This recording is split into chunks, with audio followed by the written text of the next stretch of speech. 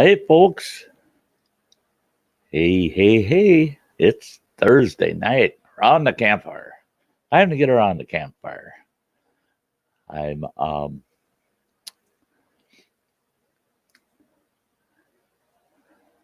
I'm kind of, hey, Pitbull, great to see you. And I see Alexander from Aristocratic Order of Prussian Hunters was in here earlier saying hello. There's Michael Smith. Yeah, great to see you. Hello. Yeah, folks are filing in. That's cool. That's neat. Yeah. It's a Thursday night. Stephanie, good to see you. I'm hoping tonight that I don't have to struggle quite as much with trying to keep an eye on the comments. I've got two ways to see the comments now. I've got my new studio equipment all set up, so I get to have the chat going over here on the live or on the StreamYard side, and I get to have the YouTube chat in big type on my laptop right in front of me. Yep. So hopefully I can, some of them that I have trouble seeing, I can see here. I can look down and see them. Yeah. Alexander says, still here too, Sty. It's okay to say Perusian. I don't see an Andy yet. Yeah. No, I haven't seen Andy yet. Hey, Recycle Dude. Great to see ya. Thanks for hitting the like button, Stephanie. Yeah, Stephanie, she's quite the gal too. Yep. The last 2 days been crazy here at my place. I got my new chair. Didn't get it till late in the afternoon yesterday and managed to get it put together yesterday. But none of my other studio equipment came, so that showed up today, all of it except one piece.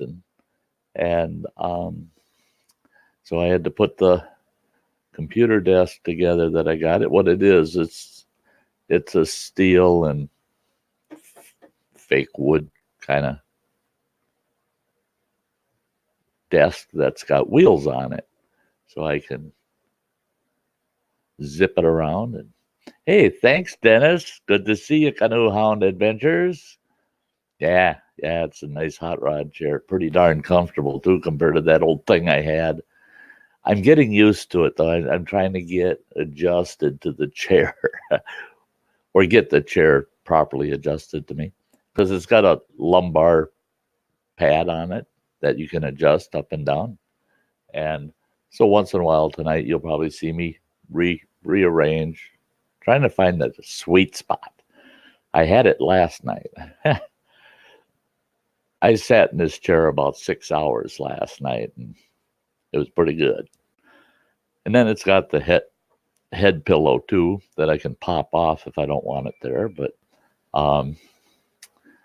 yeah, it's nice.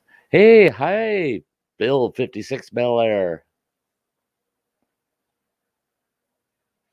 Yeah, it's a good chair.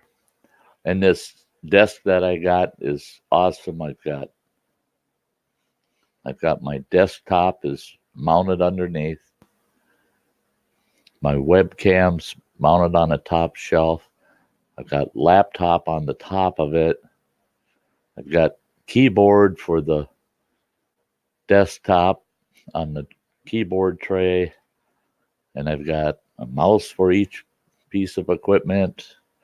I've got my sound system, power, because it's power supplied mic and the like.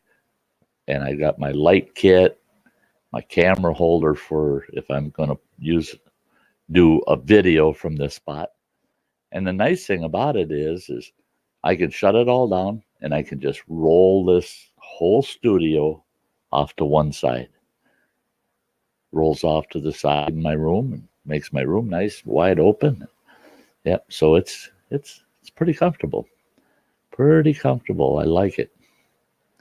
Uh, Getting ready for those long streams this winter. But I have not been able to get out this week. So that's a bummer. That's a bummer. I do not have a video going up tomorrow like I typically do on a Friday morning. I usually have a video to post. I do not have one for tomorrow. I was recording my putting my chair together yesterday evening, and you get all done, and I'm talking away to just doing a video of assembling my new chair. Get all done with it, and then I look and I go, oh, that's nice. Camera's on, but it wasn't on record. So for 45 minutes of putting the chair together, by a half hour maybe. Yeah. Camera was on, wasn't on record. Hey there, Andy. There he is. Better late than never. Absolutely, buddy.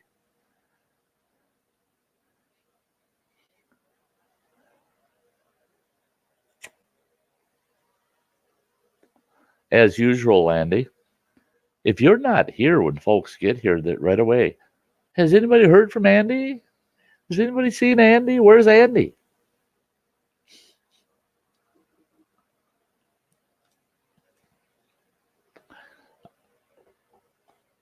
I got to get used to where everything is now in my studio. I got things rearranged. I've got a nice counter off on the side here now, a little cupboard kind of deal with the top shelf on it that I got all kinds of junk on, and it's got a couple other shelves and a big open area. And yeah. Yes, Andy is here, Dennis. He's here. He's here. He's showing off that shirt the other night, trying to pee off old Sty, bragging about his shirt. He wasn't wearing it, though. I think he's afraid to get it dirty. Hey, Freeman James. Good to see you, James. And he says, had to place a call to the Coast Guard and get them to put a warning out to all shipping in the area. Well, why was that?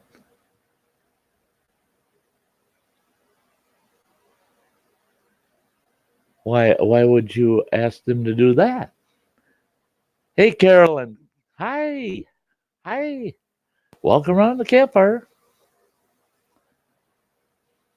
Hey, Samantha. Hi, Samantha. It is so sweet of you to show up at my streams.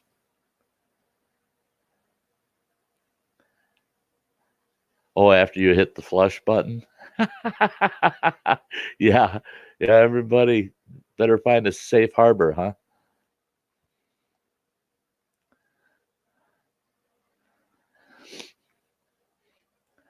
Yeah.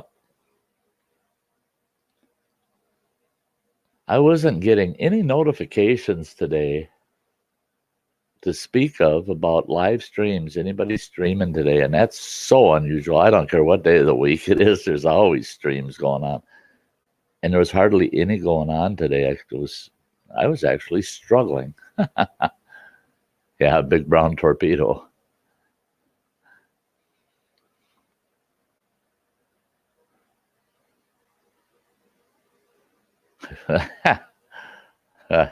Handy.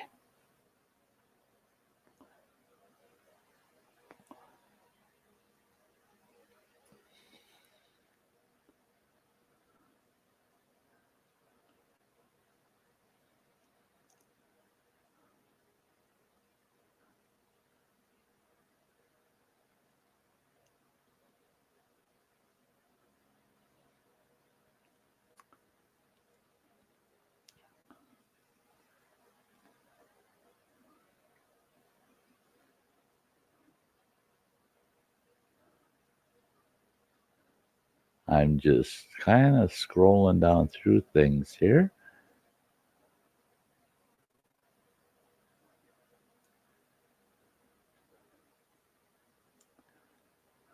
Hi, Angel.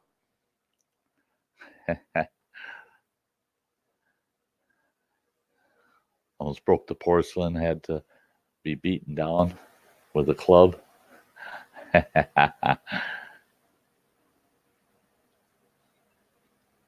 Go grab some coffee, Canoe Hound.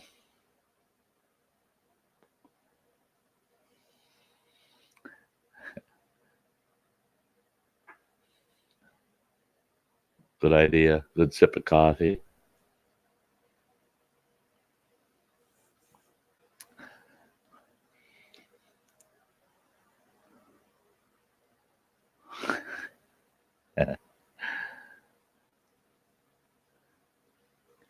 Hey, Patty. Good to see ya. All the way from Ireland. I love having you here, Patty. Love having you here, Patty. It's awesome. Still wish this old boy could travel around the world. That's one place I definitely, that's one of my, would be one of my stops is Ireland. I know I just love going to Ireland. Ireland, Scotland. Andy says I don't want to be over there in the UK, and there are a couple of spots in Britain that, down in England that I wouldn't mind visiting, and my great grandfather originated from Wales, so, and they lived all around southern half of England, but I've always been intrigued with Ireland.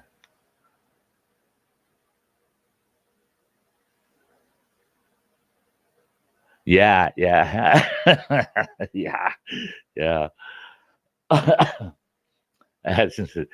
I haven't been in Denver, Colorado forever, and that's something that's kind of funny because there's a Irish pub in Denver, Colorado, and it's called Patty's. It is, and I was drinking black and tans in there before I had to go to the airport, get on an airplane to head home. They almost didn't let me on the plane. They almost didn't let me on the plane. I told them I only had 4 black and tans, but them devils were about 2 pints each. And I think it was 4 because after 3, I might have lost count.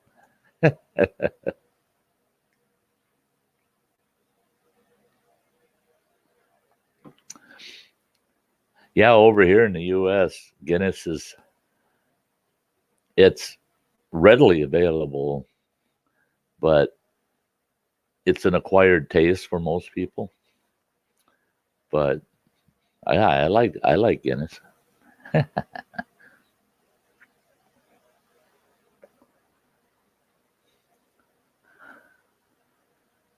Yeah, I like Michael Smith's Avatar for his channel.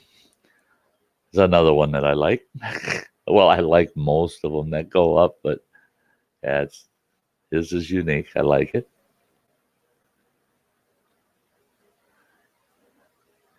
Yeah, we got 14 in the house already. Gemma, sweetheart, it's great to see you over here. I haven't I I got a couple of things on your channel I have to get to. I got to catch up on, girl. It's been a while since we've talked, girl. I hope you're doing good today, tonight for you. Yeah.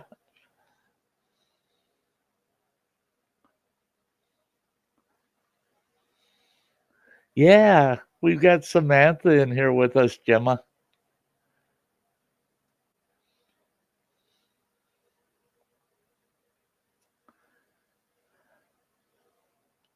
Oh, you're sick right now? Oh, girl.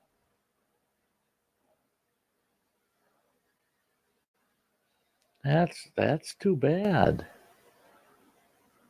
Don't don't like it when you're sick. I don't like it when you're sick. You know, a lot of people, I notice a lot of people lately out here in YouTube have been ill lately. Oh my gosh, you passed out earlier? Oh,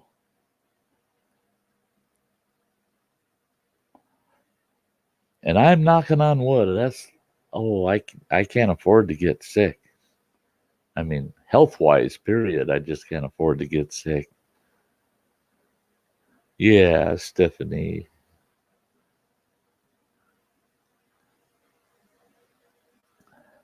You know, Stephanie, your avatar too. I mean, it's as cute as hell. I mean, I'm sorry, but it is.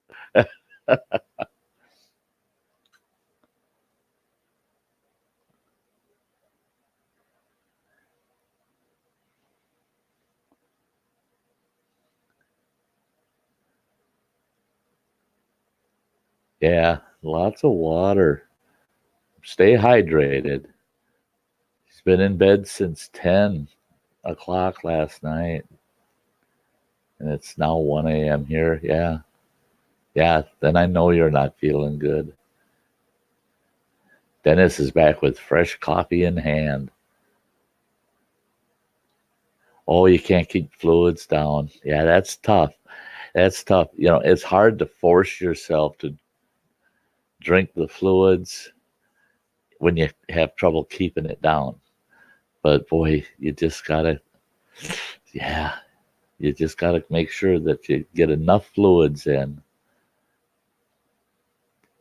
Yeah, yeah, Samantha, that's right. Um, Prayers out to Gemma.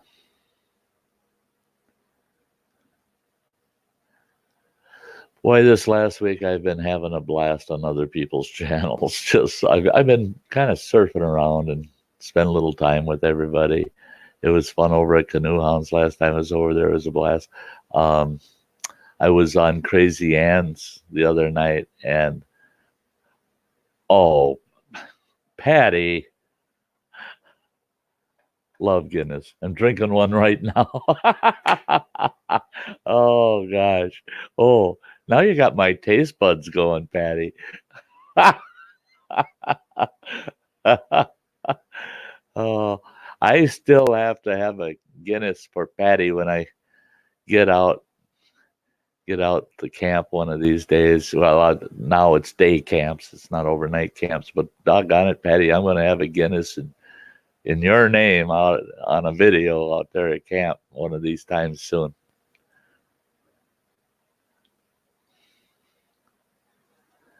Can I recommend a wrench for Faith in the Fallen, please? Those are, oh, such now that's yeah, that's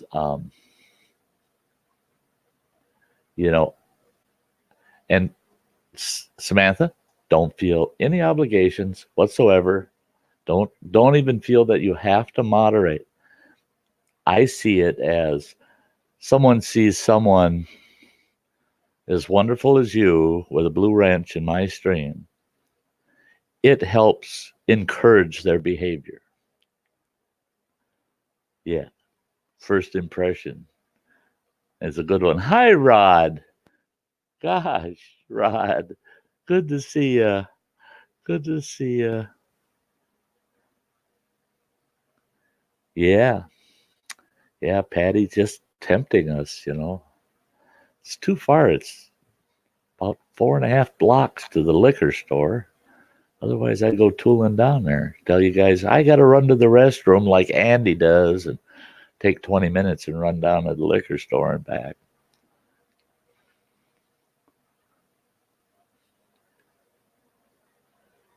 Oh, I am not. I'm not nearly as kind as I probably should be. Sam, you're just such a sweet soul. I'm sorry. You know, I hope you don't mind hearing that, but you are just a sweet soul.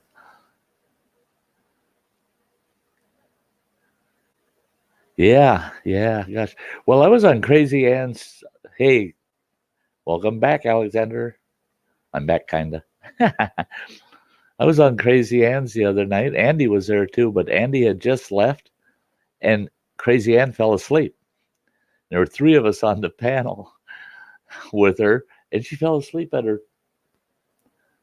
desk there, just sleeping away. And we're yelling, Ann, wake up, wake up, wake up. And we're going, we got to get her to wake up so that she can shut down her stream.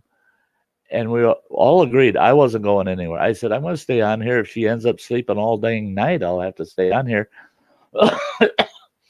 Because if she didn't have a couple of moderators on there, anybody could have gotten in the chat and done nasty things, done bad things. And so if we're yelling, Ann, wake up, wake up. Then I remembered, oh, well, doggone it. I do Facebook video chats with her. So I just went to her Facebook. I went to Facebook and I called her on a video chat. And I did it through one of our older groups.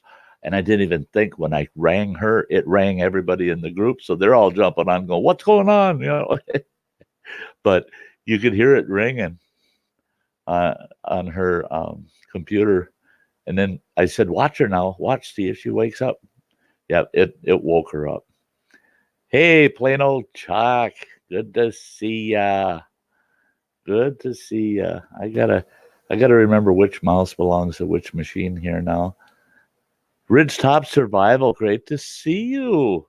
Ozzy's 1968. Wonderful. Wonderful. Getting a bunch of great folks in here real quick. Yeah. Yeah. Yeah, she is amazing and beautiful. Yes, she is. Yeah, 15 minutes.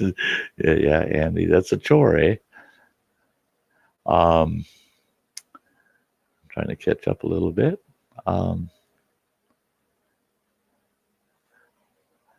Stephanie said, I'm going to go and get some sleep. Sty, thank you for the lovely welcome to your stream.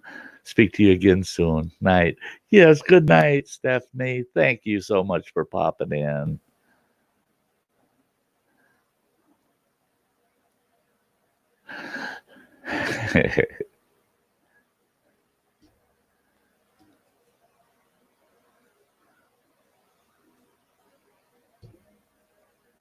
Oh, Luke had to cut out too. Yeah. It's great to see you go fish. Hope you're feeling fairly well tonight.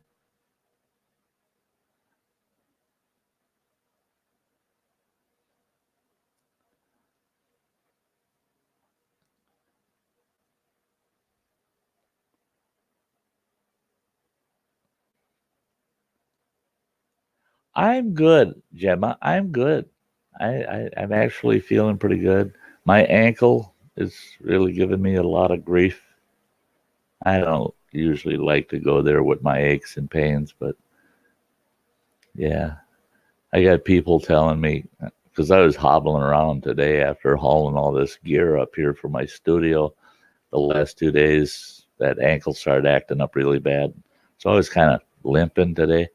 I must have had 5 people. You need to go to the doctor. You need to get that x-rayed. You never had anything done with it. I told them, I said, well, you come up with the cash or you come up with the insurance and I'll go. You know, life is life. It is what it is. And no. Chuck says, I was driving out to the camper and noticed the time, stopped at the clubhouse where we have Wi-Fi. Way to go, Chuck. Go Fish is telling Dennis over at Canoe Hound, did you see my message that a lot of YouTube people went to Discord to do channel group message being messenger on YouTube is gone? Oh, yeah.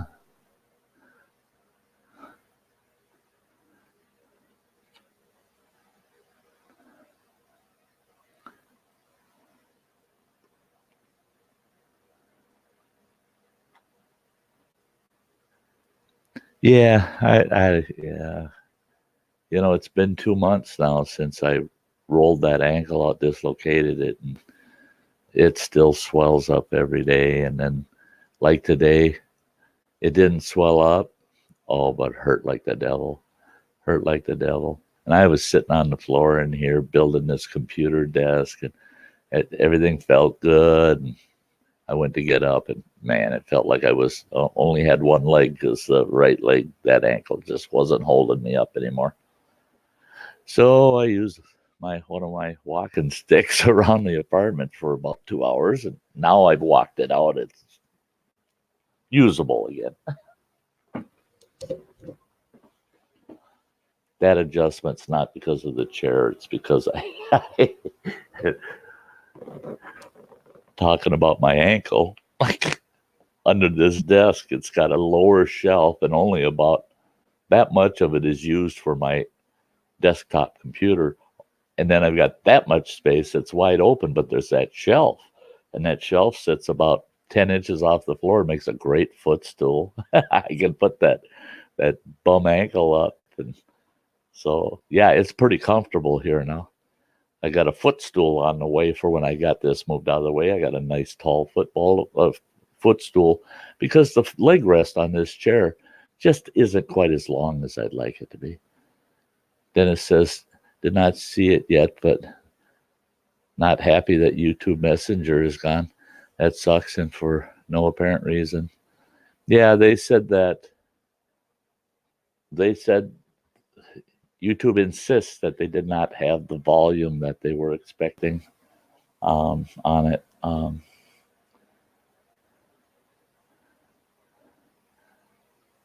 Goldfish says, I'm feeling good tonight. Thank you for asking. That's wonderful. It's so good to hear that you're feeling good tonight. Anytime you're feeling well, Goldfish, makes all of us feel better. Supermom, hi. Hi.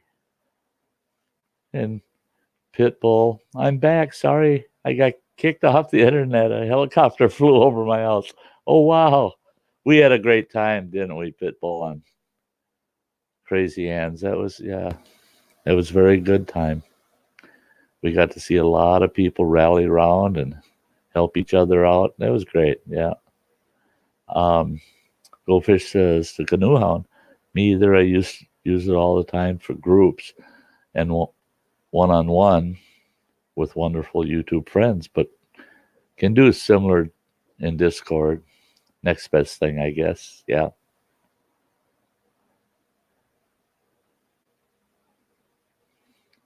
Rod says my old football coach would say, rub some dirt on it.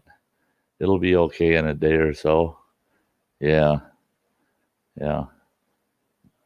Well, I'd probably take one last big ouch to somebody that told me that today, and I'd show them I can still kick with it, but it would hurt.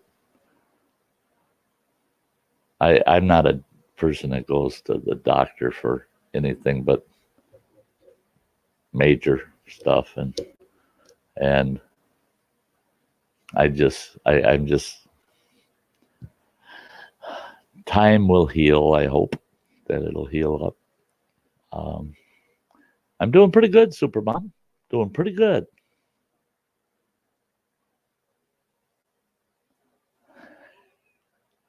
Yeah, facing the Paula sounds like my old man, Rod. Yeah. See, I'm usually one too that just says, dust yourself off and don't worry about it.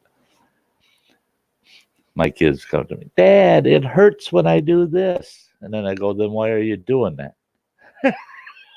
Don't do that if it hurts.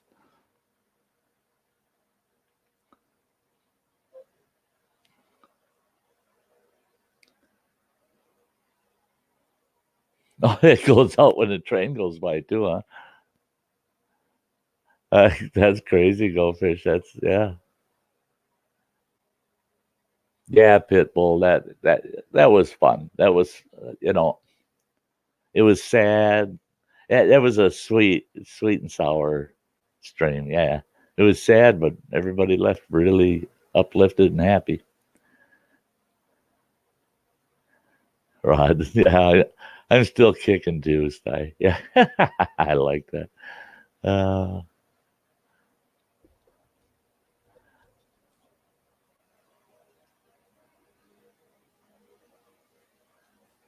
Oh, Ozzy Tucker time. Yeah. Pitbull. Went and watched some of the guy that said he was going to send me some art supplies and stuff. I watched some of his videos today to give back appreciation. Tell him for what want to send me art supplies. Yeah, wasn't that sweet of him? I mean, yeah, I went and watched a bunch of his stuff too. A little late last night, and then a couple this morning.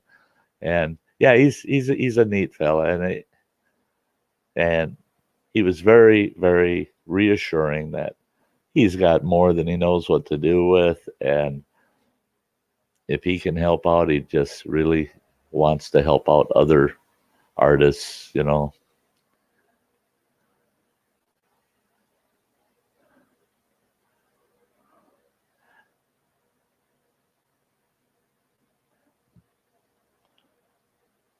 Yeah, I believe Andy did give him your name and address.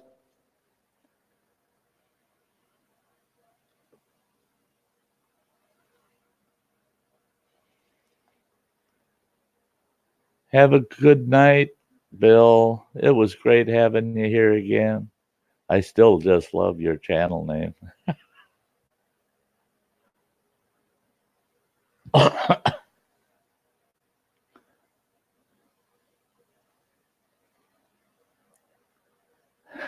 Hey, Andy, you're terrible. You're terrible.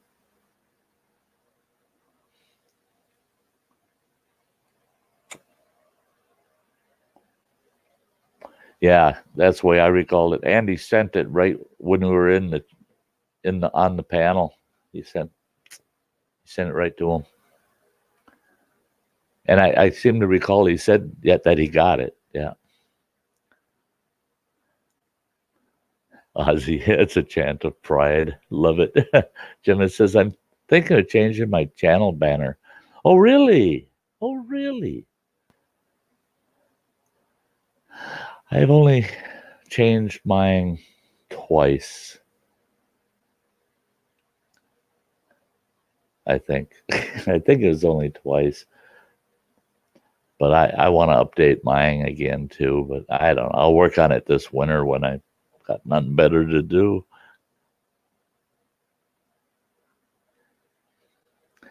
Super Mom says, "Be right back. I have to put clothes away."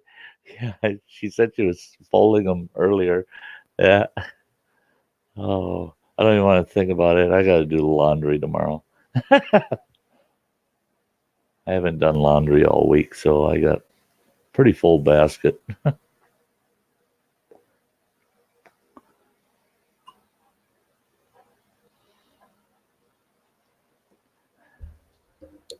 guys are so quick. I go to approve a comment. Yeah, it's already done. All I got to do is think about it. One of my mods, it's like you guys can read my mind. That would be great, Gemma. That really would. I think that's adding autism to the banner, because that's the story. That's the story. And a picture of yourself would be, yeah, that'd be awesome because that's your brand, girl. That's your brand. When people see your face, they know the channel. Rod's thinking of changing his channel name. And he says Kevin Bluesy Wilson came up with a much better one, Ozzy. Chuck a brown eye for Australia. Show them what you're made of. Show them the golden bronze. Much sweeter sports chants. Bloody, yeah. I was wondering what bluesy. Why is he saying that? Bluesy, blowsy.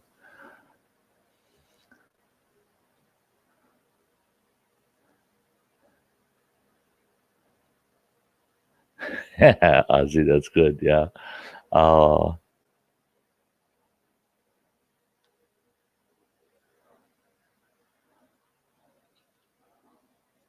Supermom is back. Boy, you're quick, girl. But something tells me she doesn't. She's not called Supermom for nothing.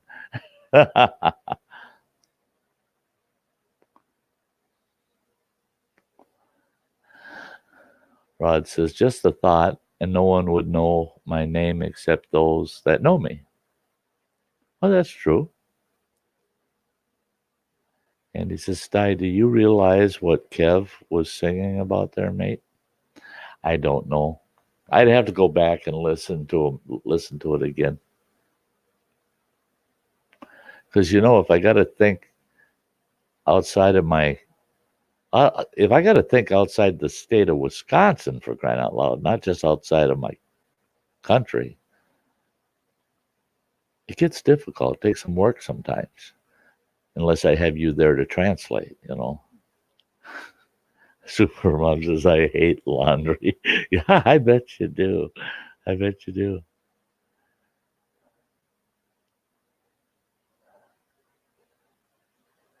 Yeah, yeah. Chuck.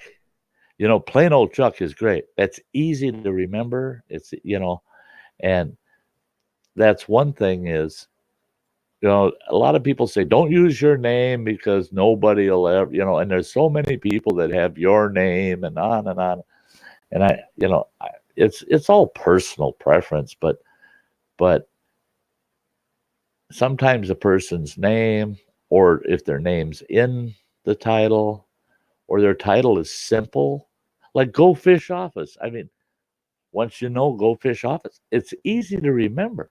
And if it's not over in my active list where it's popping up, something's been going on, I can just type in Go Fish Office and it'll come up, boom, and take me right to it.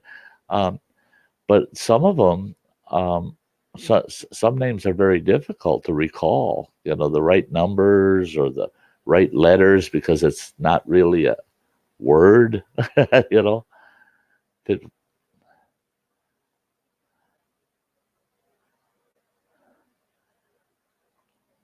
Pitbull's asking for Andy to give him a rating on a song. Yeah, I didn't hear it, so I can't. Yeah, Supermom, your name is so hard to remember.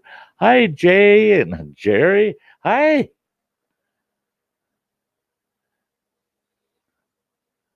Holler dog. Hey, that's kind of cool. That's kind of cool, man.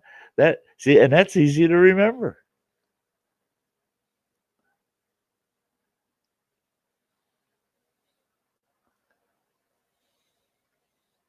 Oh, it's rap. Yeah. See, rap is. I'm not very into rap either. I just don't know why. I don't know why, but just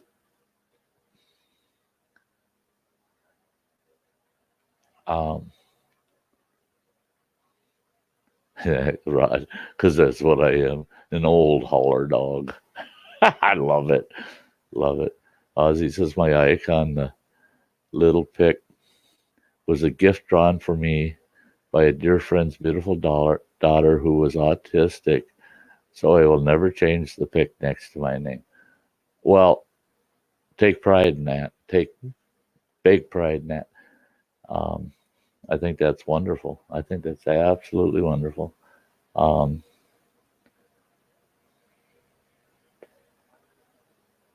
and Andy, I do rock music as well. I just have to get all my stuff set up to where I can do all kinds of music. There you go.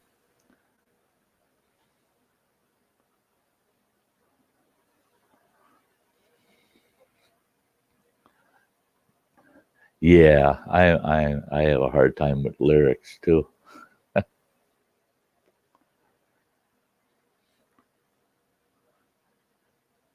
Yeah, Ozzy, that's just awesome.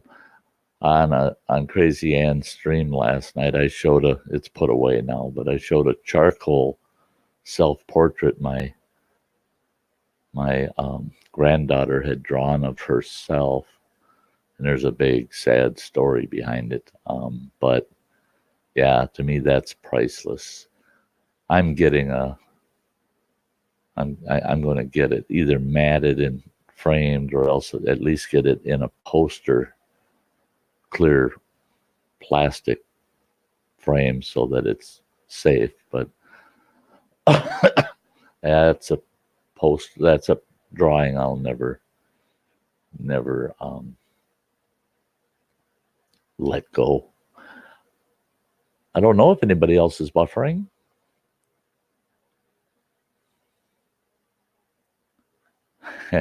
Guitar and 2,000-watt amp and the speakers and the pissed off neighbors. uh,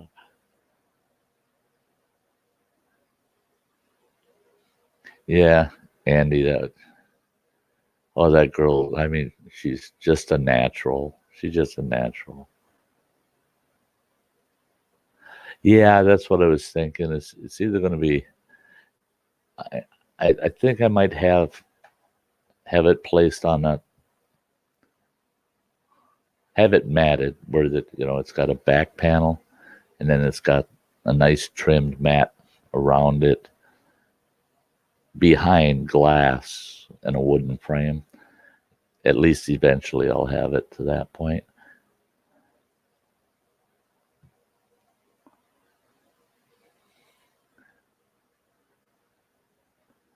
Jay says, yeah, I had to change my name from Fit to Win. Just changed it to my nickname since I was a teenager. I just tell everyone it's the 10th letter of the alphabet. That's, yeah, slick. That's slick. Thanks, Canoe Hound.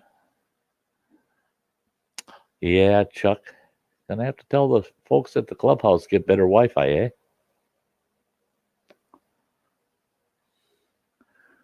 Yeah, you got to pedal a little faster, generate enough juice.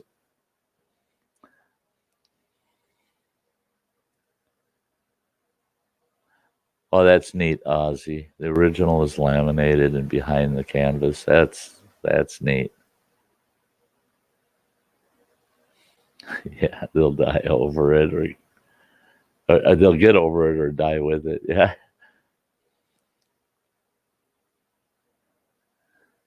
Oh, yeah, you're out at camp. Yeah. And he says, actually, Sty, I would be tempted to keep the original in some kind of safe storage and have a print made of it, getting the print framed. Yeah, well, it'll be displayed on a wall in my place here that receives no sunlight at all, and the room is dim all the time anyway. And if it's well matted and well framed, it'll stay preserved very well up. Canoe says, gee, Sty, if I could, I'd give you 2 thumbs up. Maybe someone else can give you a thumbs up for me. Hey, thanks, Canoe. Thanks, Dennis, so much. Someone missed the thumbs up? Yeah, there's always one in every crowd. There's always a thumbs down on mine, too. There's always somebody that gives me a thumbs down. Oh, well. If I don't get the thumbs down, I wonder, well, doggone it, am I short one view? You know? Probably.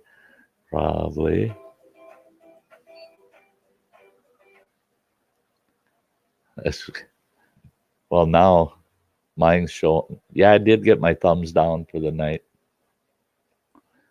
Yeah. Yeah. The person that doesn't have the backbone to tell me why they have to give me the 1 thumbs down. I know it's the same person because it's always 1 thumbs down on every stream and every video. It's just 1. Yeah. So, but I called them out and said, hey, I don't care that you're giving me the thumbs down. What I care about is that you're giving it, but you're not giving any good reason for it if nobody else feels that way.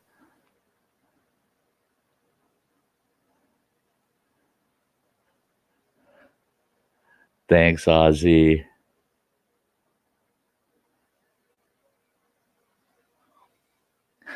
Andy, yeah. Jay says, well, I'm just sitting next to some railroad tracks, enjoying the stars on a clear night in Illinois. Where is everyone from? I am from northern Wisconsin. Yep. Just a couple blocks off of Lake Superior.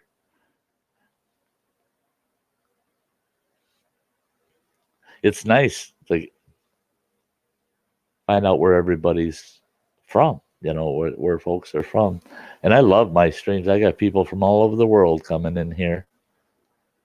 I was talking to some folks today and talking to them about all the friends I've got, all the different countries. I was just listing all you guys off, not your names, but locations. And this one fellow, he says, God, man, you must have traveled all over the world. I said, I do on YouTube.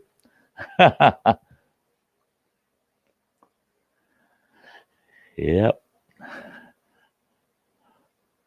We got Niagara Falls, Ontario. We've got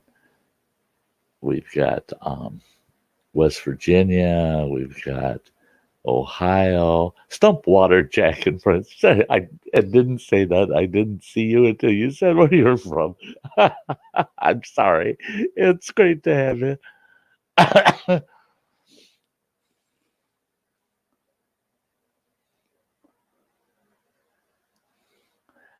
I can't even I can't even pronounce Patty's location. He's in Ireland, right?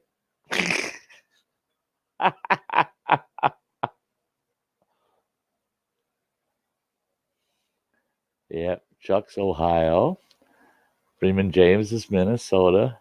In fact, Freeman James lives darn close to the town I grew up in.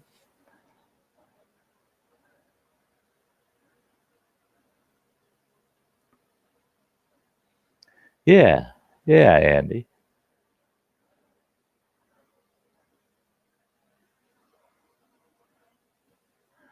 Yep, take me home where I belong. West Virginia, Mountain Mama. Take me home. Yeah. Parma, Michigan. Wow. Okay, Patty. Thanks. Awesome.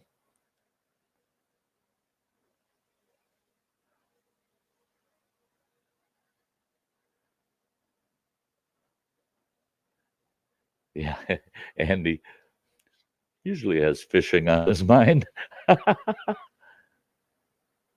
Jay says, used to drive truck and only have 5 more states left to have been in all 50. Now I work for the railroad. Yep, I can chalk off Hawaii. Haven't been there. Probably will never go.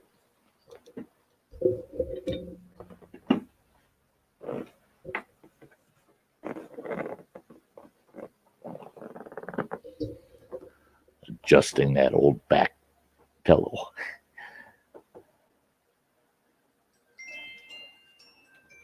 Oh, shut up. Nobody cares. My phone's restarting. Dumb thing.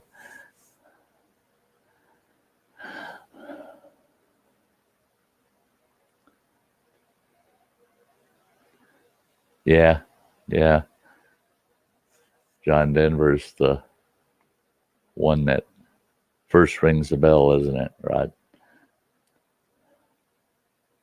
Oh, Ozzy. I came from a land down under where beer does floats and men do chunder. Yeah. I'll tell you what, I play that damn song probably 5 times a week and crank it up loud in here.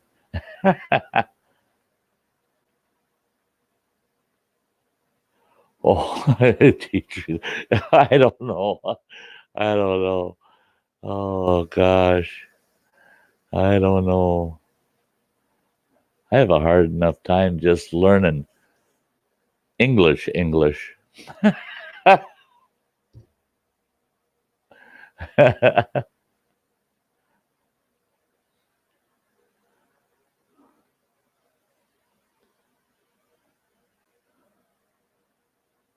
I'm gonna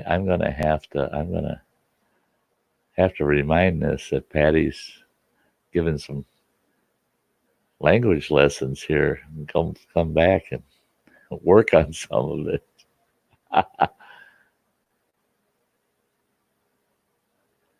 Jerry's got an ex in Moundsville, West Virginia. Huh. Yeah, Freeman James. I'm from my papa too.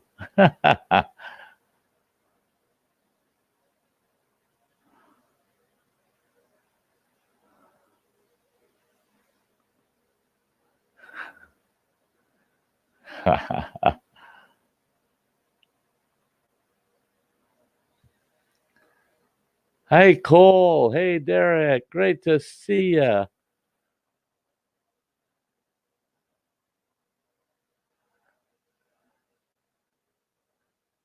English. You speak Yankonese English over there. That's what I mean. That's what I got you for. I'm doing good, Derek. I really like seeing you out on that kayak. Now the weather is going to go south on us, so it's going to be nice and chilly. um, I'm hoping next month to be getting myself some neoprene. I'm getting a jacket shorts combo and some boots, probably a pair of gloves, so I can do some real early season kayaking this spring.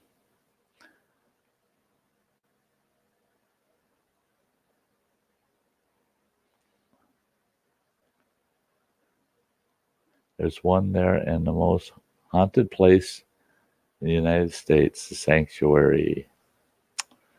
Yeah. Going to be out on the yak next week. Good. Yeah, that's a nice kayak you got yourself. Yeah, Andy K. Love me a bit of midnight oil. Yeah.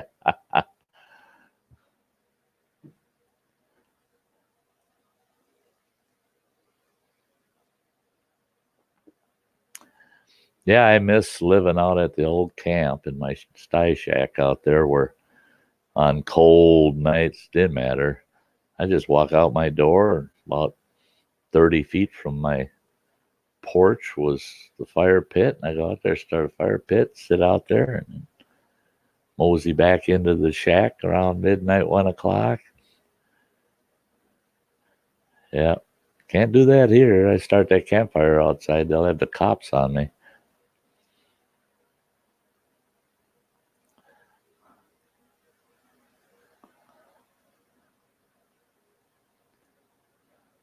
Prison. Yeah. When the beds are burning. Huh? Yeah.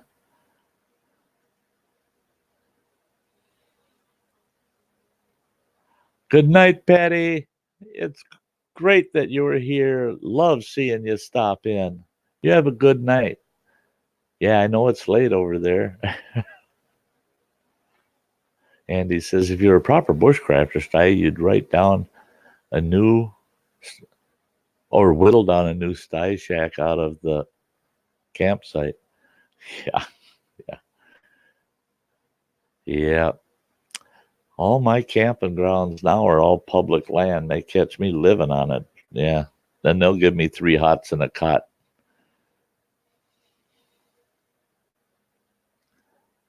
Ozzy says, Andy, damn it. Now it's stuck in my head. Trust me, even just humming scares away the feral cats. That's great, Ozzy. That is so great. Yes.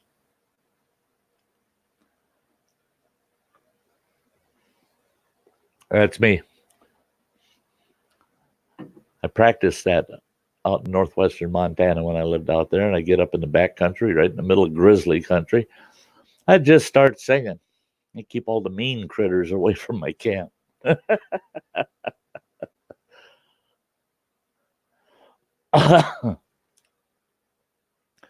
Yeah,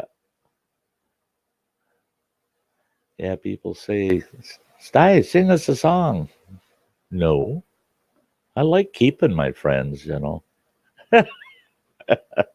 like to keep it that way.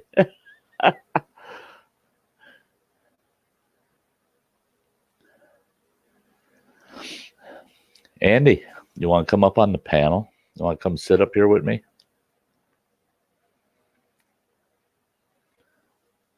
I don't think I saw you anywhere today on anybody's panel.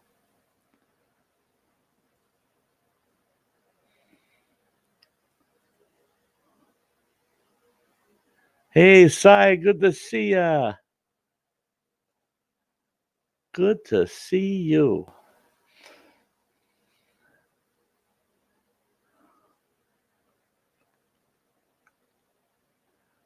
You want to see the chair?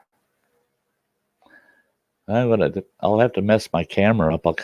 I'll show you guys my studio a little bit.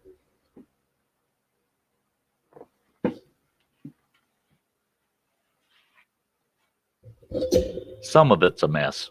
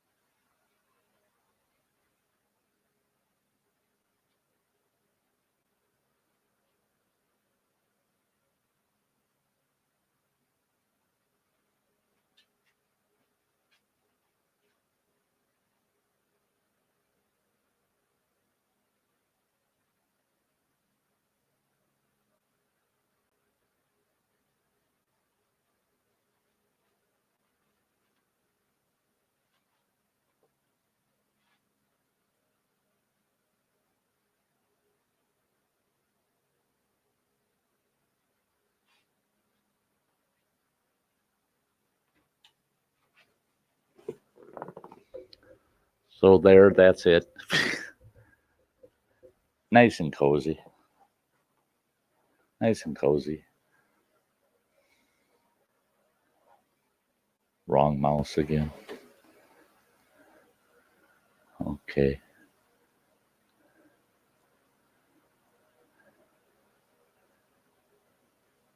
Andy ate that old fart with his lovely chair.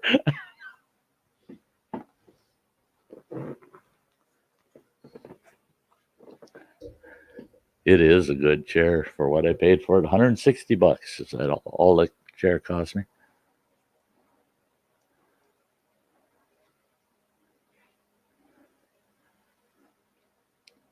Ozzy says, and people are scared of Aussie animals.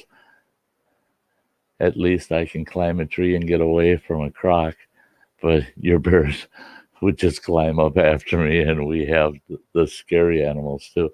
Yeah, and that's the thing is all the different regions around the world, and each region's got its own nasty animals,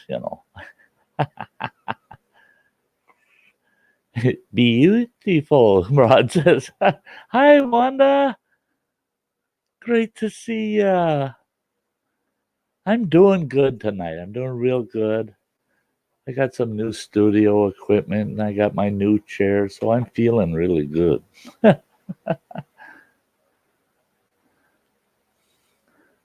Yeah. Hopefully the granddaughter's doing real good. That little one went through some tough times, some tough stuff, boy.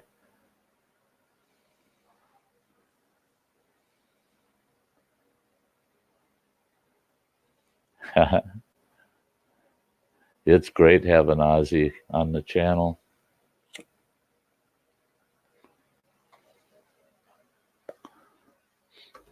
It's absolutely wonderful. It's wonderful that all you folks are here.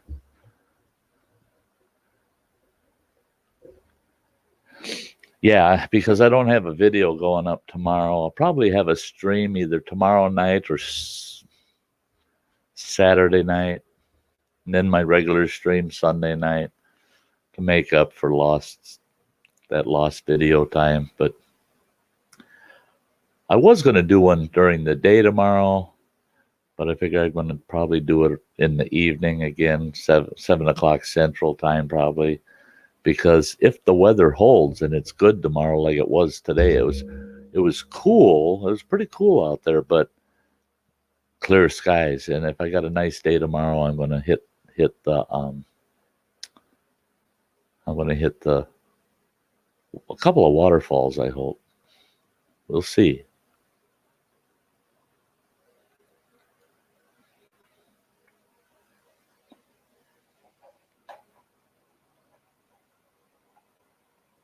Andy, does this guy know how to butter up an audience or what? What do you mean? I'm serious, man.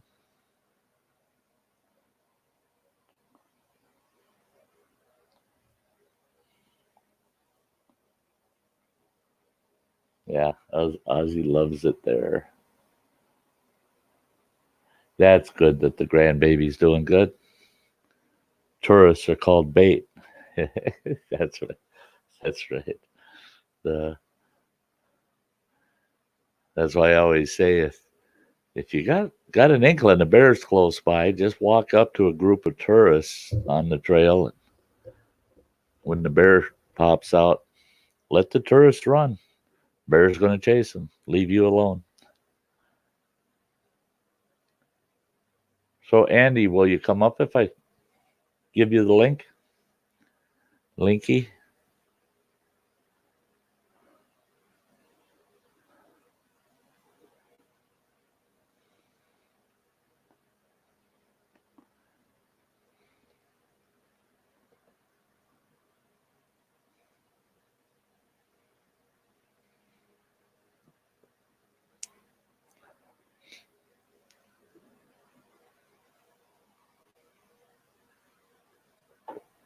He's so well behaved tonight.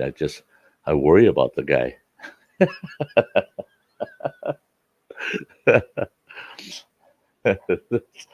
Oh, yeah. Yeah, you old like fart. that, Could almost be twins if you had hair.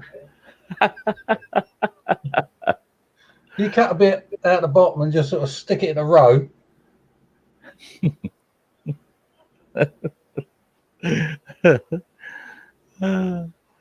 So everybody, welcome our favorite troublemaker.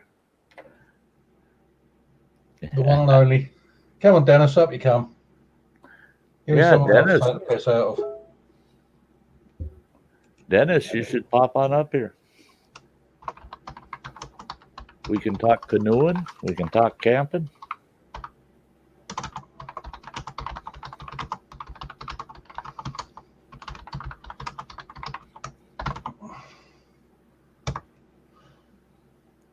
Yeah, go fish. You're right. Ozzy fits right into the family here. Oh, God. Dennis has got to put his makeup on. In other words, a couple of feet short and about half an inch off top as well. All right, Sty even. Before anyone complains, it's gone 2 a.m. here. The fact I haven't sworn yet speaks for itself. Yeah, I mean, there's been a few streams the last week. You've been pretty well behaved. I was just amazed. Yeah, I weren't on them. You weren't on them.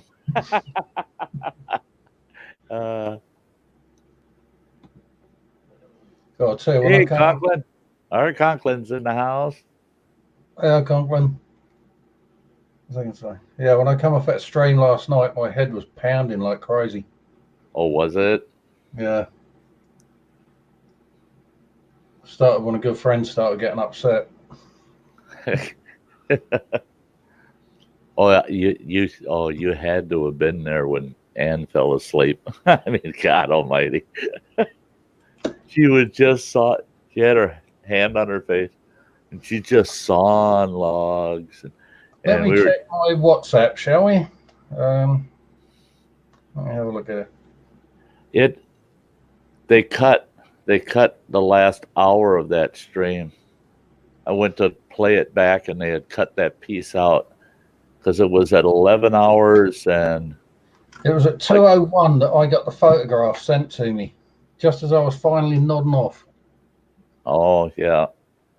I never misbehave, Ozzy. You know me better than that. I am the perfect gentleman when left in a swine of pigs. When he's all by himself in a room, he's the perfect gentleman. because he's the only person in the room. I wouldn't even go that far. I'm never alone. You know that, Sty. Uh-oh. Uh-oh. Yeah, I just saw that little circle. Uh-oh. Uh-oh. Should I? Everybody be ready. It's going to scare the hell out of you.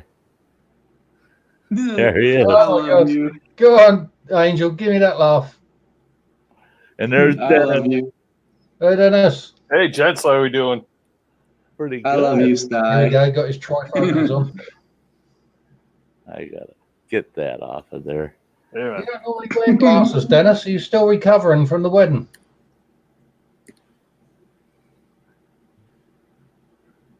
Earth to Dennis. There we go. That's better. Andy was asking if you're still recovering from the wedding. Oh, yeah. You know Oh, what? It's funny. It's funny. It Wearing took glasses until tonight. hey, Shalano. yeah, it took until like Tuesday before we kind of were up and about it again. I'm so glad you came online tonight, Dennis. Thanks, buddy. I got a letter in the post today from America. You did. Oh no! What are you going to tease me with now? Oh, well, you had that last week. Oh, he just burning my butt. I tell you what, he showed that sticker off, and I told him he bought me 3 packs of soft baits from R5, and they always put that sticker on their packaging. Yeah. I got nothing but plain, clear Ziploc Nice bag, shirt, man. and then he's showing off Not that bad damn shirt cross-dressing too. Outdoor gear. Yeah, he does that to torture me, you know. Yeah. The best in cross-dressing outdoor gear. That's all right. That's all right. Hey, if you look half as good in that shirt as I do, you'll be doing all right. If I look half as good as you do, mate, I'll be worried. That's true. Because it's like, Holy smokes! Bless you, Angel. I could do with that hair gel, thanks, mate. Yeah, I knew it. something about Mary. Hey, Dave. Great to see you. Great to see you. Dave, What? Beasley's keeping an eye on Dennis here. Davey boy. Hey, David, how you doing, brother? Chileno Sanchez. Yeah, Ozzy to the Welcome, giggling mate. angel. And scrapping together.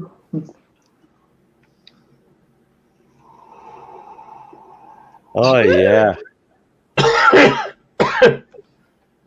Wait until I breathed out. Yeah, wait till Andy's done exhaling, then Yeah. laugh. Otherwise, he'd be blowing smoke out his ears, eh? Yeah. I don't think he'd have too much trouble doing that.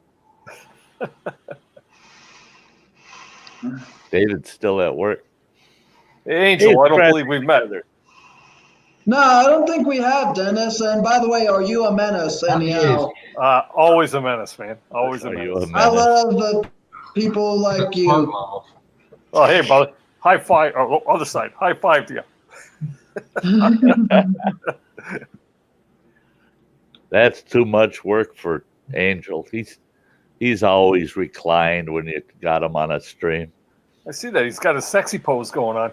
Yeah. There's not Usually your- he's laying on the couch wrapped up in a blanket like a little baby. Well, the reason why I haven't done that in a while is because I have no couches. Because barely anything is in here. Because if I had my webcam plugged in, I could show you the entire apartment. But behind me, all there is a TV hooked up. Over there on that side, a few empty boxes. There's no couches or anything like that because they're being delivered tomorrow. Oh. Those And boxes people are are like complaining, hey, can you quiet down the echo? Tone it down a bit. Well, Yeah. the echo is out of my control because I don't have anything hung up yet. I'm trying to find some form of picture hangings like movie posters, frame pictures, etc. to hang up to spruce up the place a bit to absorb the echo so it's not annoying to some people. I still think you should just take a I still think you should just take a flashlight. Put it on the wall. I think you should take a flashlight and a blanket and throw it over the camera and just sit there with the flashlight, and then there's no echo. He's in.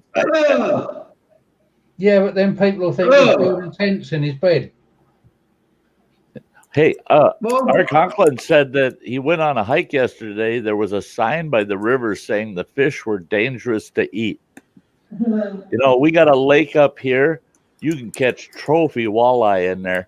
It's not uncommon to go out there and take a 34 to 36-inch walleye out of there. Signs all over the place. Don't eat the walleyes. They're full of mercury. So I started looking at the history around that lake. Hell, there's nothing they've ever done around that lake that would have contaminated that lake. So I thought, now wait a minute. Ed used to have a huge Chippewa Native American village on that lake, and they survived on the fish out of that lake for centuries. Somebody should have told them back then, you're all going to die. You know, don't eat that fish. And you talk to them old timers, and they say, yeah, it takes a dumb white man to come up with the idea that them walleyes don't taste good. And that's it. Is they find mercury in fish in every single lake on the continent. It's the levels of mercury in them for women that are pregnant and for little kids. That's where you got to worry about it. And I told him, I said, me? Do you think that mercury is going to hurt this old fart? If anything, I might end up an inch taller in the summer, But I'm sure not going to not eat them walleyes. Well, if the fish are full of mercury, why not just dry them out and hang them on the wall and just mark the temperatures off? There you go. Yep, that's the way to do it. Either that or cut the tail off and swing them around by the head. All that heavy metal should force its way out. Andy, you didn't see it the other day, I don't think, when I was chatting with Dennis, and I said, yeah, I'm going to have to get some decals on that trailer next summer, and I'm going to be getting a hold of you. Open my big mouth in a house full of sign and sticker and decal makers. Yeah, that was funny. Yeah, and I'm going, oh no. Yeah, so I had to commit myself. I'll spread the love around you guys. I'll let you do Screw something. them. Here I thought, yeah, I'm just gonna promo Dennis. He's the sticker man, and all of a sudden, the house is full of them. What the hell's going on here? That was funny too, Sty, because Jim, the traveling wanderer, right? He was actually one of the guys that won some of the stickers I gave away, and he's the sign guy. And he's a printer. Yeah. Mobile. So now he could critique my work, right? Right. Yeah. Or else he won't say anything, thinking to himself, "Gosh darn it, I got to step up the game." Yeah. Well, there is the other side of that coin as well, Dennis. What's that? He's now got to send some to you. Yeah. And you'll be able to critique his work. Yeah. Now he's actually got a really cool project going. That guy, he's building a mobile print sticker studio that he could take to events and do stuff. That'd be cool. I think that'll go over well. Yeah. Well, he's retired, right? And he just wants that as supplemental income, right? So good idea, really good idea. It is. I mean, that's a flea market gold mine. Yeah. You go to a hot rod event, a motorcycle event, you go to a boating event, like a fishing contest, big fishing tournament. Yeah, he won't feel retired. Probably he'll probably feel he's got to be out on the road doing those stickers all the time. Yeah. No, he's doing it so he can actually almost live in the thing too, right? So it's going to be like a camper workshop, right? So, yeah. That's all right until your sweaty underwear ends up going through with a T-shirt that you're printing. Yeah. Yeah. Like I got to try and figure out how to do a canoe print shop. Yeah. 40-foot canoe. That would be my dream come true right there, right? Yeah. Yeah. Just go around the campsites or around the lakes. Yeah. Yeah, because that's really in demand, right? Got a YouTube channel? Yep. Want to buy some stickers for it? Hey, Bradley. Good to see you. Hey, Bradley. Hey, Bradley. It's the same old, same old. Do you We're remember hanging me around saying the campfire on a Thursday night. Sty, do you remember me saying about that knife that I stuck into the left thigh when I was trimming that battery cable? I remember you telling me about it. I found the bugger the other day. I ain't got a long blade on it, about 2.5 inches, but that went down to the handle.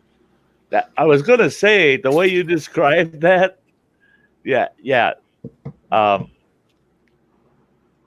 That's all the knife you're lucky it wasn't any bigger, because it would have been farther into the bone. I could upset Dave at Beasley now by getting out my custom knife that was built for me, but hello, you got a spy behind you, Dennis.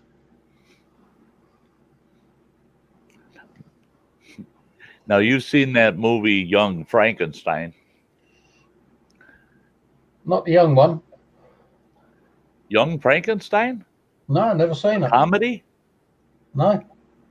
I don't normally watch comedies much because... You got it. Yeah, I'm not telling you nothing. What? Damn it, that spoiled my fun. No. There's a scene in there where Dr. Frankenstein gets all pissed off and he's holding the scalpel in his hand like he's holding a knife ready to stick somebody. And then he gets mad and he goes to pound on his leg and he sticks that scalpel in his leg and he pulls his hand away and it's just standing there just stiff. I had a buddy that did that, got pissed off, and he had a a buck 810, I think it was, holder, about a 5-inch blade on it. He'd done that, stuck it in his leg, right in the top of his thigh, hit the bone, and he just sat there staring at that thing standing there. And I go, Christ! And I went to grab it to pull it out. Don't touch it, he said, don't touch it. You know that fillet knife I sent you? Yep. My brother bought me one when I was a kid. Same size, same handle, everything. And it fitted my hand beautiful as a kid. It felt like a nice thick handle, etc., etc. And I was there in the hallway and I checked in the kitchen, no one there. So I pulled the kitchen door to, kicked it with the left leg, stabbed the air with the right hand, and it went smack right on the back of my thigh. And all it felt like was my hand thumping my leg until I looked down. There's a big length of stainless sticking out the front. I screamed. My dad came out. It was whack. And I woke up. You think that hurts? The knife was gone. The worst bit was the next morning, because when you sleep, you tend to go into the fetal position. And of course, I tried to get out of bed to go to the toilet, and my right leg wouldn't straighten out. I just stood up on the left leg and bang. Oh man! I had a buddy that, he thought he was going to be a cowboy, And whenever we go out pheasant hunting together all the time, and he's carrying a 22, an old Colt 22 revolver, and he's carrying that thing with him all the time. Well, we were out back of the farm we had, and he says, you mind if I shoot some tin cans in your junk pit there? I said, no, go ahead. And he set up some pop cans and soup cans and stuff. Beer cans, yeah. And I watched him. He unsnaps that holster, and he takes that I'm Doc Holliday stance, and I'm going, oh, Jesus. He grabbed that pistol, and before it even cleared leather, I heard it go, pow! He turned, and the look on his face looking at me was pathetic. And I looked, and I could see the blood running down his shoe. He was wearing tennis shoes. It was running down the side of his shoe, and I go, you got yourself. He goes, yeah. And all of a sudden his eyes rolled back in his head and he fell over. So I go up to him and I'm checking him out. And I looked and that damn 22 round went in right at the base of the holster, went into his leg up here, 2/3 of the way up his thigh. It went down, and it came out behind his knee, went into his calf, and traveled all the way down and came out his ankle. Jesus. And I thought, that's impossible. I popped that revolver open. I dropped the rounds out of it so it'd be empty. I didn't, because I didn't want to have to deal with him and worry about the kids walking up and grabbing his loaded gun. I dropped one. Here, he's shooting round ball ammo out of it. Now, if he would have been shooting a hollow point, it would have just left a, pretty good wound up here in the thigh. No, it was just, that was a jacketed round ball round. It just kept going. And so we get him to the doctor. The doctor looks at it. Guess what he got? He got 4 stitches and 4 Band-Aids. That's it. And that sucker couldn't use that leg for 3 weeks. He couldn't walk. His leg puffed all up and turned all black and blue. He said it was, the doctor goes, oh, that's the worst kind of wound because there ain't a damn thing we can do about it except plug the 2 ends and put Band-Aids on them. It's lucky that was the worst of it. In each hole is all, that's got to heal on its own, but oh, God. He's lucky that was the worst of it, eh? Yeah, he didn't have his pistol cross his belly for him to pull out. He could have ended up shooting Sammy Jules, then he'd have known about it. Yeah. Or tucked in his pants. Yeah. Yeah. Yeah. He could have hit his hit a main artery and killed himself, and he could also blown off his main vein, Or he didn't play cowboy anymore after that shit. I was going to say, did he learn? He learned. Yep.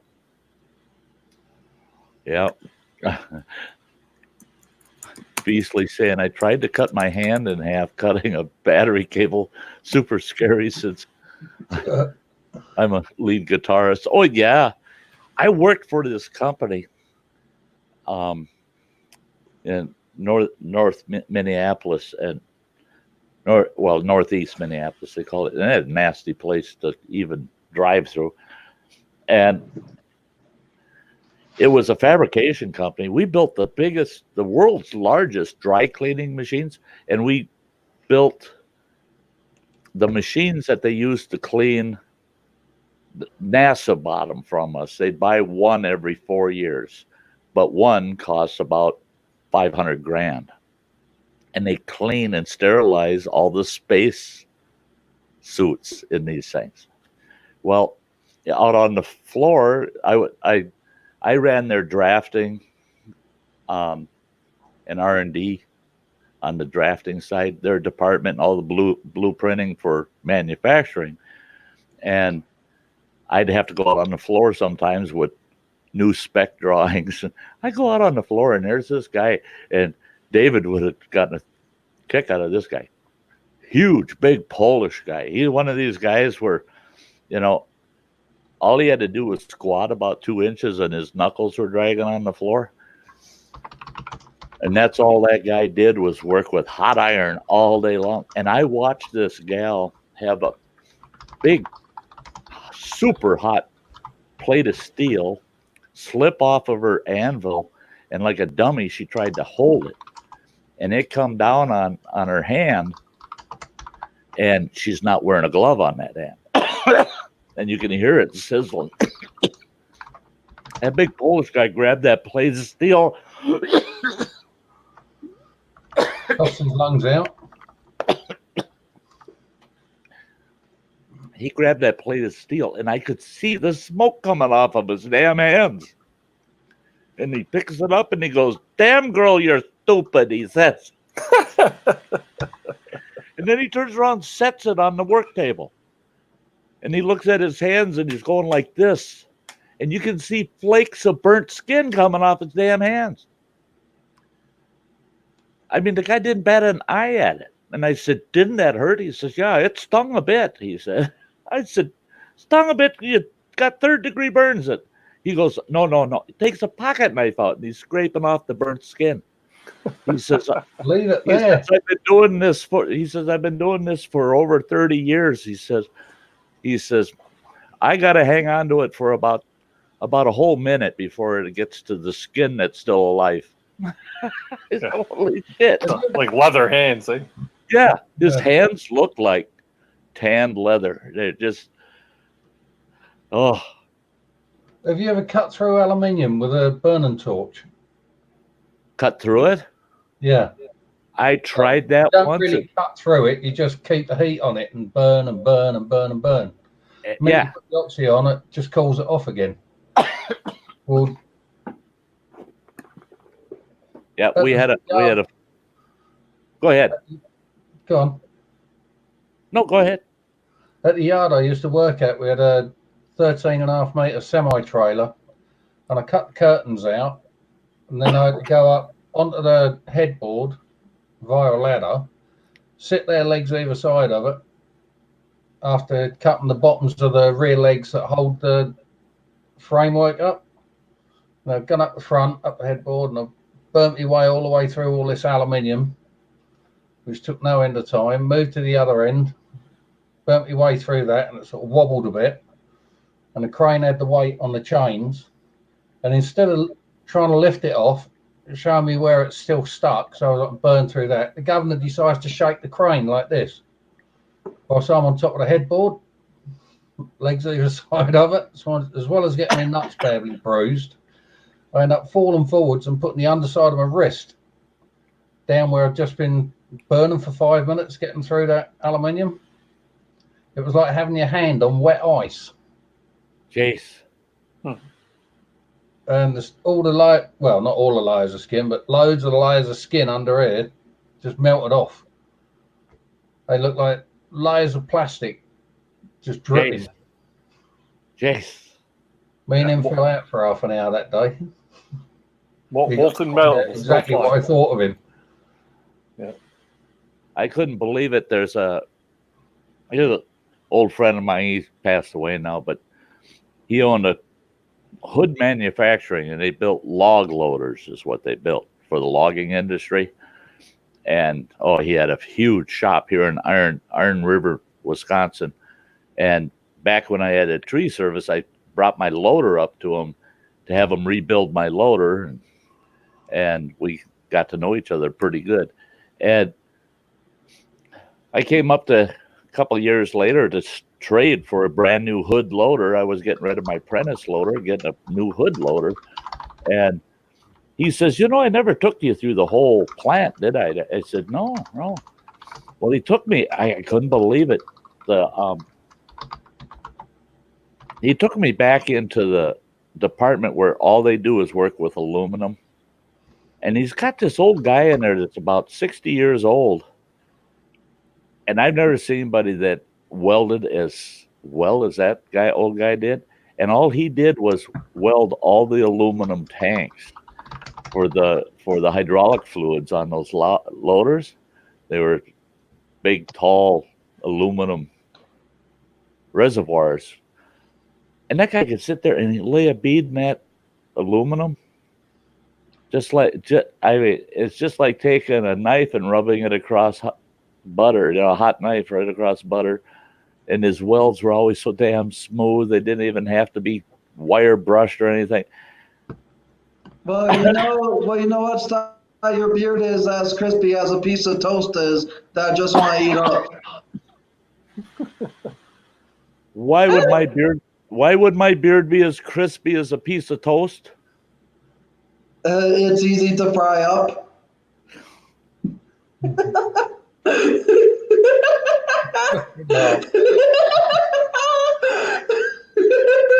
I love you, Sty. I love you. He could end up being toast. Could you imagine that as an audience generator for laughter on a live TV program rather than some twat holding a sign up saying "laugh now"? Right. Or just have them out in the crowd. Yeah. At a live event, right in the middle somewhere. And, with a microphone. And put an earbud on them and say, "Laugh, Angel," and he'd have that microphone. He'd get the whole auditorium just roaring and laughing, and the rest of the world would think that what happened on stage was so damn funny. No, it's because everybody in that auditorium heard him laughing, so they burst out. I still think, though, if you took him on a safari and you got out in the middle of the prairie somewhere and he laughed like that, by hyena. a whole frickin' pack of them hyenas would show up. You'd have the females turning up to see if it's a new man, and the males turning up to see if it's a new female. Yeah. I love you, Sty. You're a great guy. And that's the thing. That's the thing. Is with hyenas, the females have Peters too. They do. Yeah, don't you watch nature films? I've got a TV. Well, go rent one. I don't want a TV. That's why I haven't got one. No, go rent a. 2003, I got rid of the things. I got to pay £130 a year just for the privilege of owning one. I know you told me that them guys need a license to take a dump. I mean, yep. God Almighty, there's nothing you can do. I need 3 licenses. 1 to take a dump, 2 for the toxic waste, and 3 for the hazards to shipping. See, now, if Dennis and I flew over there to visit you, we'd both get arrested. We'd be fishing where we're not supposed to. We'd probably go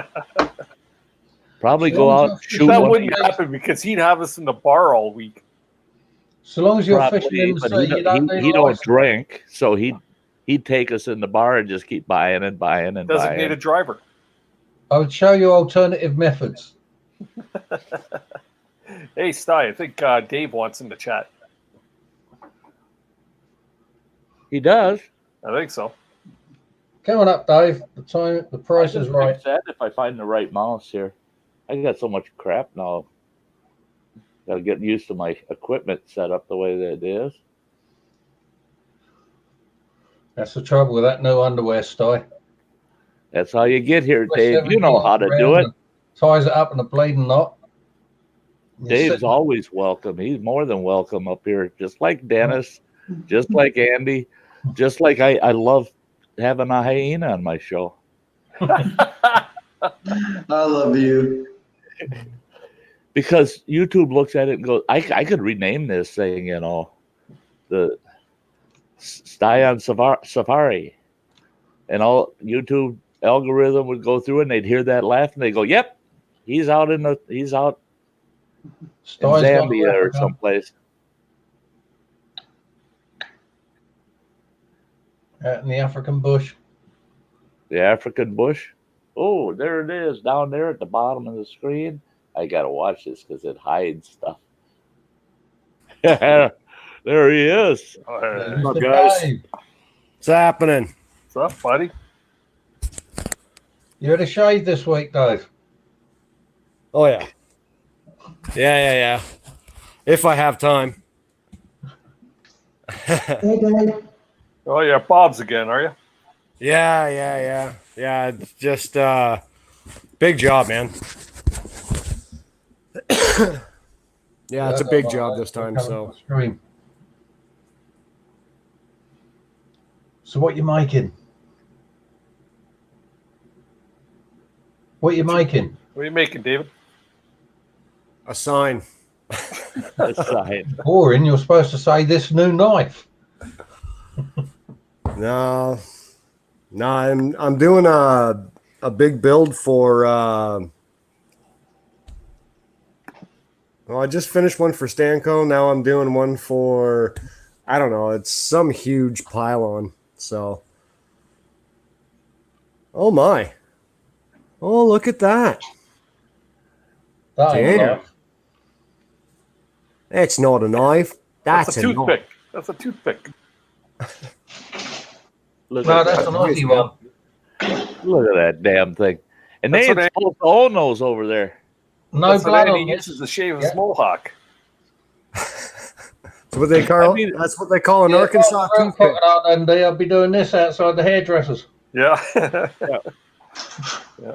Even the coppers over there can't get a permit to own that damn thing. Hi, Mike. Permits. If the police raid this house, that knife will be the least of my worries. Yeah, true. They probably will just pass it right up. First thing I'll do is offer each of them a cuppa. Yeah. 1 tab or 2. 1 sugar or 2. Well, one Andy, thing that's a nice knife, but I can top that with a Canoe Hound Adventures hat. That's right. And stickers. And stickers. My truck's all loaded with them, man. It's awesome. Yeah, you're going to have people stopping you saying, "Oh, you Canoe Hound Adventures? Can I have your autograph?" I'll be like, "Oh, no. He's the ugly guy down the street." Yeah. I'll take that. And if I ever someone ever asked me about Sty, if I were ever meet him, and I would tell people he's the sexy guy with the bodacious fired beard that can be burnt to a crisp. I keep telling you, Angel, that's not a beard, that's a saddle.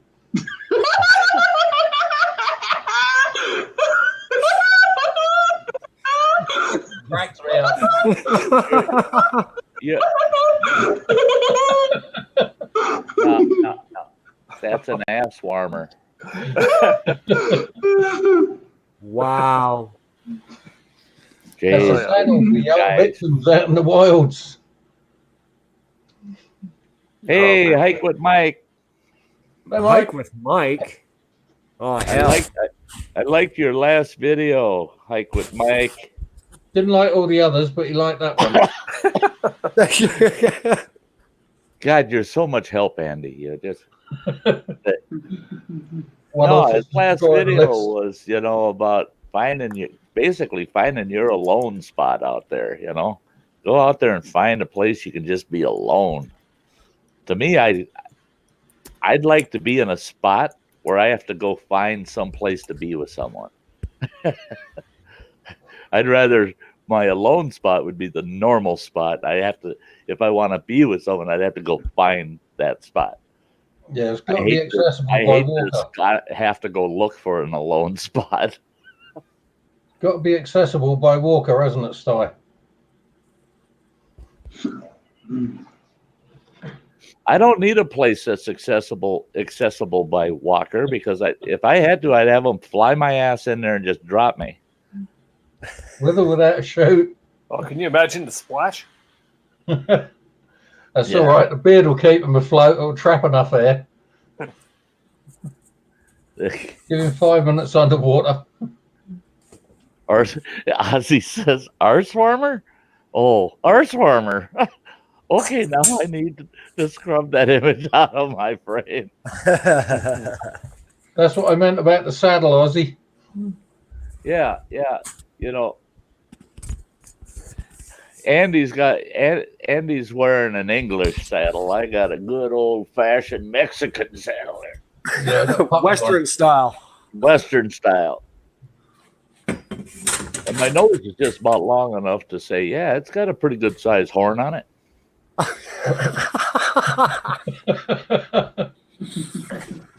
Oh my.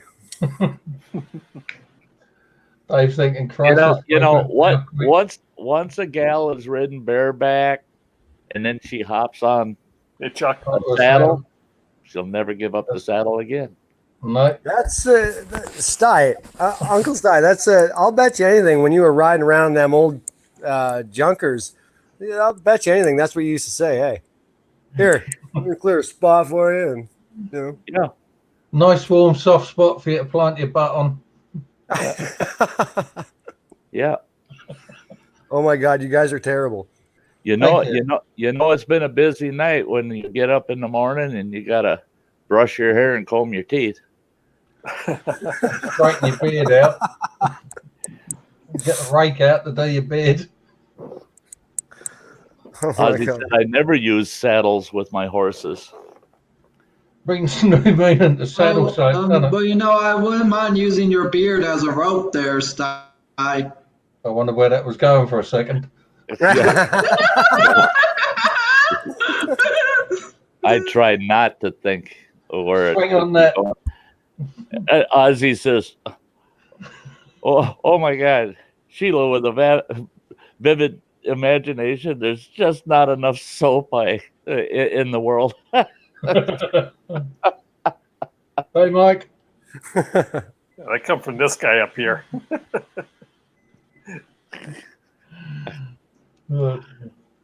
Hey, Dave, that sleeping bag come in today, eh?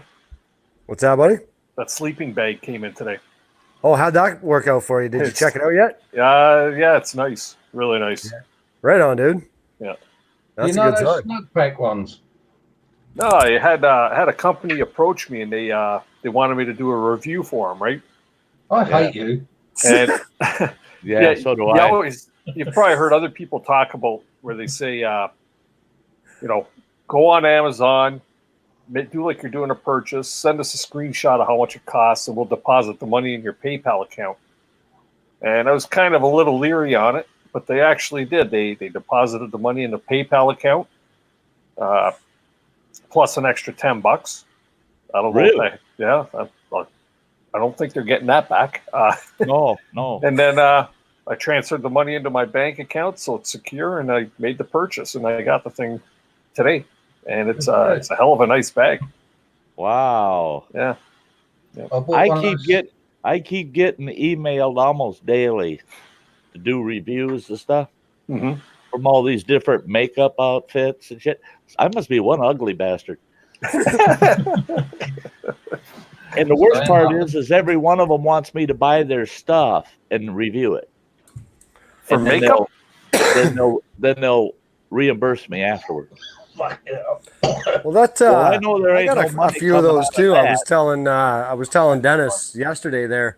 I was like, yeah, like I open up my email, checking stuff out, and somebody says, yeah, well, we sell guns and stuff like that, and I'm like, okay, how'd you find me? Obviously not YouTube, because I don't do guns. I do knives. So, right. Maybe they want you to make them a gun. Yep. Yeah, the only way I got them to quit sending me them damn emails is, they give a forwarding email because they don't want you responding to the one you received. And so I just sent them a picture. Nice close-up.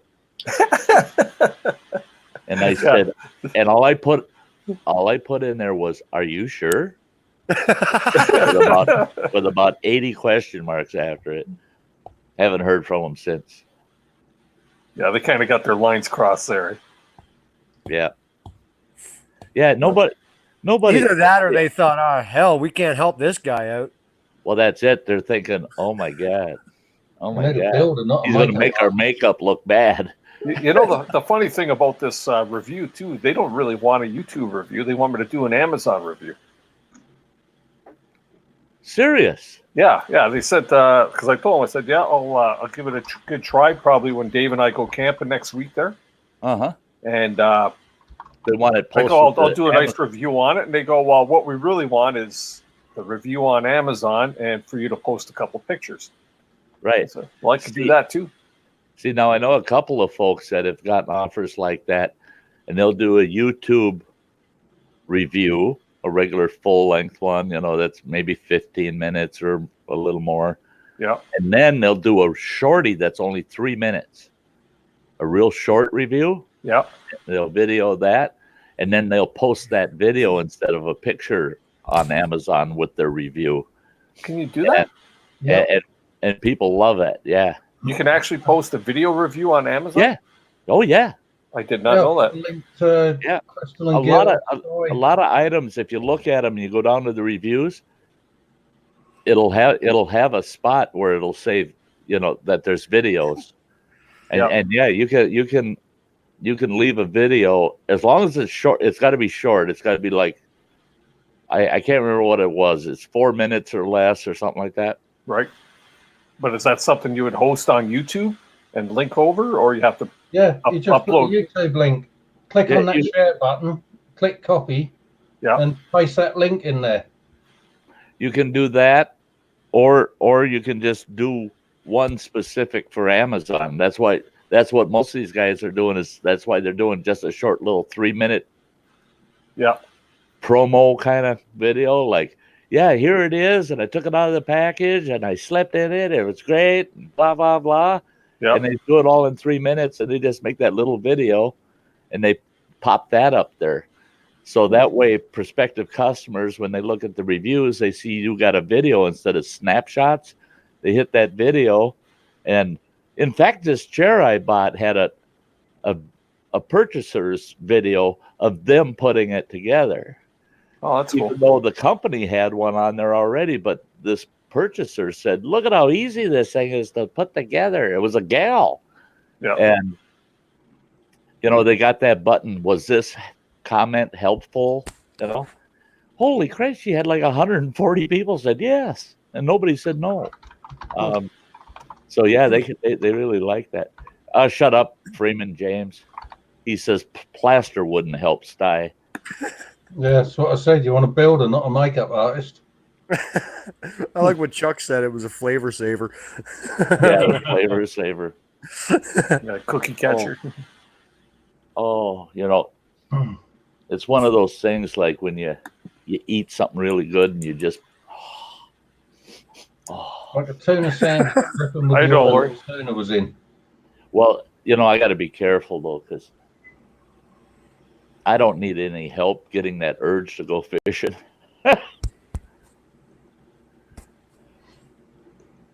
Oh yeah, kippers. I love my kippers. Hi, Lori. Lori?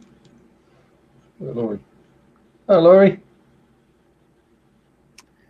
Good evening. All right, why don't you guys throw another log on the fire?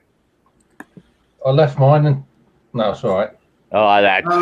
Hey, Andy already flushed his. My log is in the drain. Mine's out in the North Sea somewhere, taking down super tankers and bulk containers. Yeah. Andy's the kind of guy that cuts an 8-foot long, 14-inch around chunk of dead wood and throws it on a little 2-foot fire pit. Why not? Yeah. Either that or remove the fire pit. Well, if it's Andy's log, you don't want it on the fire pit. You don't want that anywhere upwind. Just out of curiosity there, Sty and everyone, am I really trouble to you guys? And be honest, because every time I join someone's stream, you're like, uh-oh, here's trouble. You're loads of trouble, Yeah. Angel, but that's what we love about you. That's it. You gotta learn to accept a compliment when you get one, you little ass. You should be listening, man. Yeah.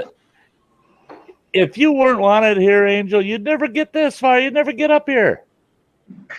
Yeah, Sty's got the power. Yeah, hell, I only let people I like up here, And I tell you what, that laugh, yeah, it keeps my audience Entertained. amused. Yeah, puts a smile on everybody's face for sure. That's a very sly way of stealing his wire stripper. There you go, David. There's a nice sander behind you. Walking wander around, stuff your pockets full. Heck. Lori, I'd read that comment, but I don't want to encourage these animals I got on this panel.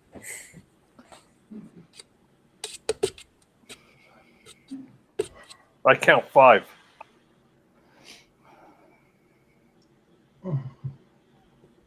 Five That animals? covers so Yeah. many things.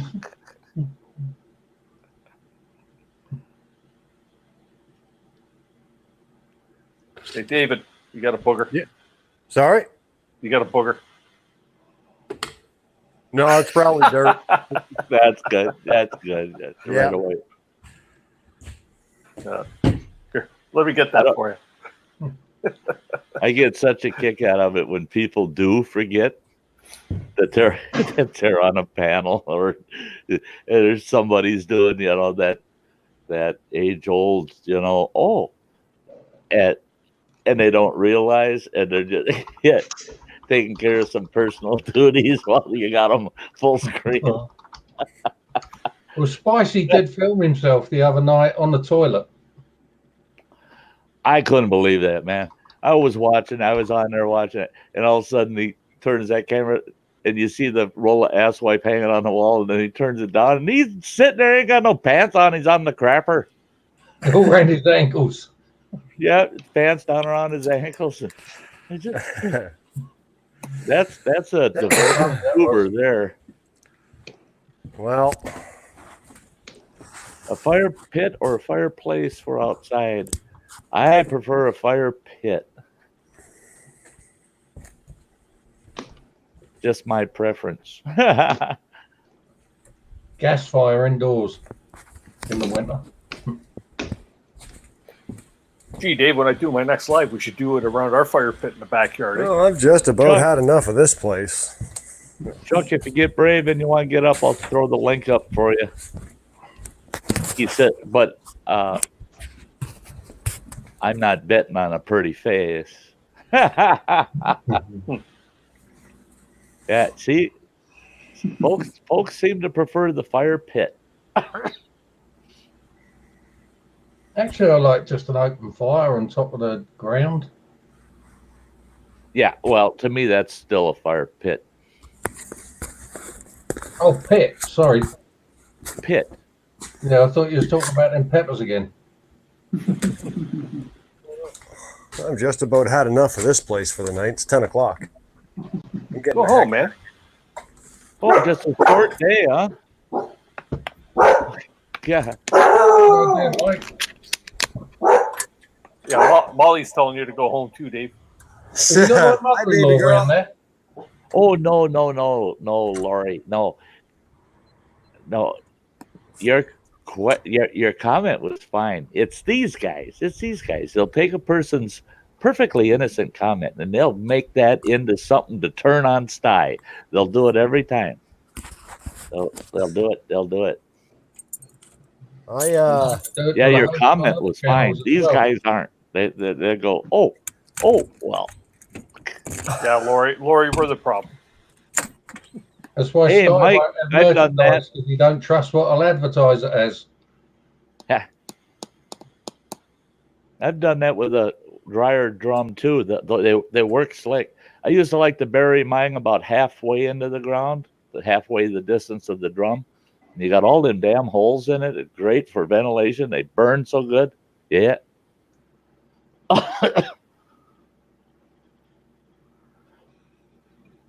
Yeah. Cumbersome thing to lump about with you, though.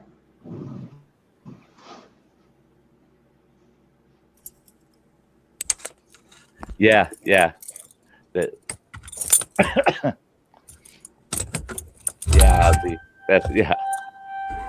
That's what I mean. Is I understood the comment, but I know these guys they can distort them. Truck rims work great too, especially off of a tractor trailer. They make great fire pits. Tractor rims make awesome big fire pits if you want to. That's what I got. I got a transport truck rim. Oh yeah, there you go. There you go. Yeah, I really want to get the fire going. Leave the tire on it. Yeah.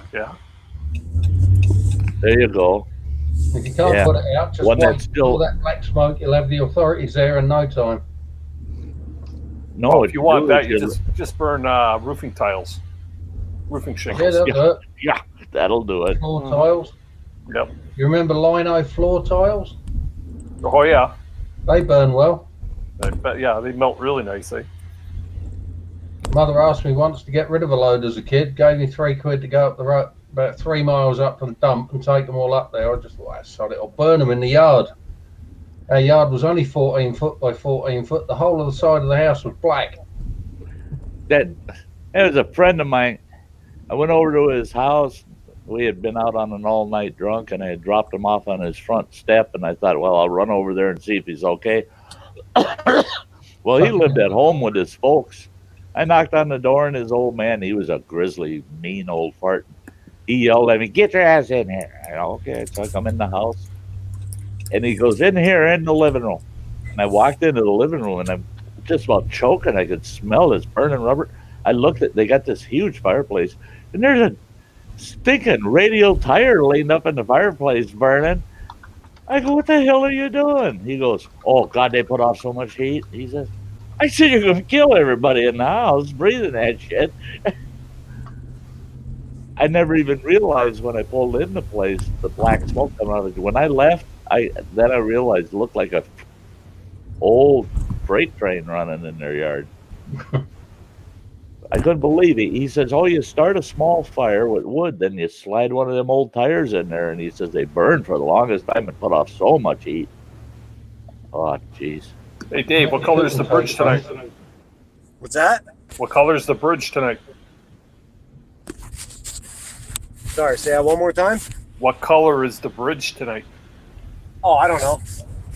I don't look at the damn thing because they raised my property taxes like almost $900 when they finished it. Yeah. And I'm like, really? Oh. Be lucky. The only reason why I cross it is so I don't have to go to the other side of town to get to my house. Yeah. Other than that, I wouldn't even cross it, suckers. So I'll take a look. What color is it?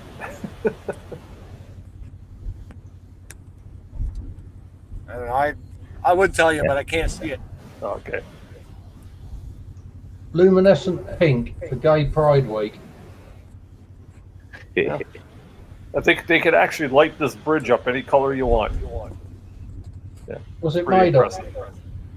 What's it made of? of? Yeah. Steel. It's an old bridge on the Welland Canal that it's decommissioned. And the city of Welland's taken it on as their landmark, and they put all these decorative lights on it so they can light it up for whatever, Gay Pride Week, Oh, my World God. Cup color, Rainbow whatever. Week. So they decommissioned it. They're not using it. They're just Right. using it as a decoration. Exactly. Well, it's a functional bridge. It doesn't go up and down anymore because they redirected the Welland Canal like 30 years ago. Okay. Yeah. It used to be a drawbridge, A lift bridge. a lift bridge. Yeah. Yeah, we got one of them up here in Duluth Superior, Yeah. and they keep that one's still functioning. They still use it. It's either it has to function. It's a historical marker too, but they got to have it functioning to keep it because the big Lakers got to come in and support. And yeah, that Oh yeah. bridge was- I keep thinking or forgetting you're on the same waterway as we are, pretty much. yeah. Yeah, you'd think he'd paddle over, wouldn't you, Dennis? You would think so. You know, he's got a kayak and all. It'd only take him 16 months to get here. Yeah. Yeah, especially me. Yep. Just think though, Sty.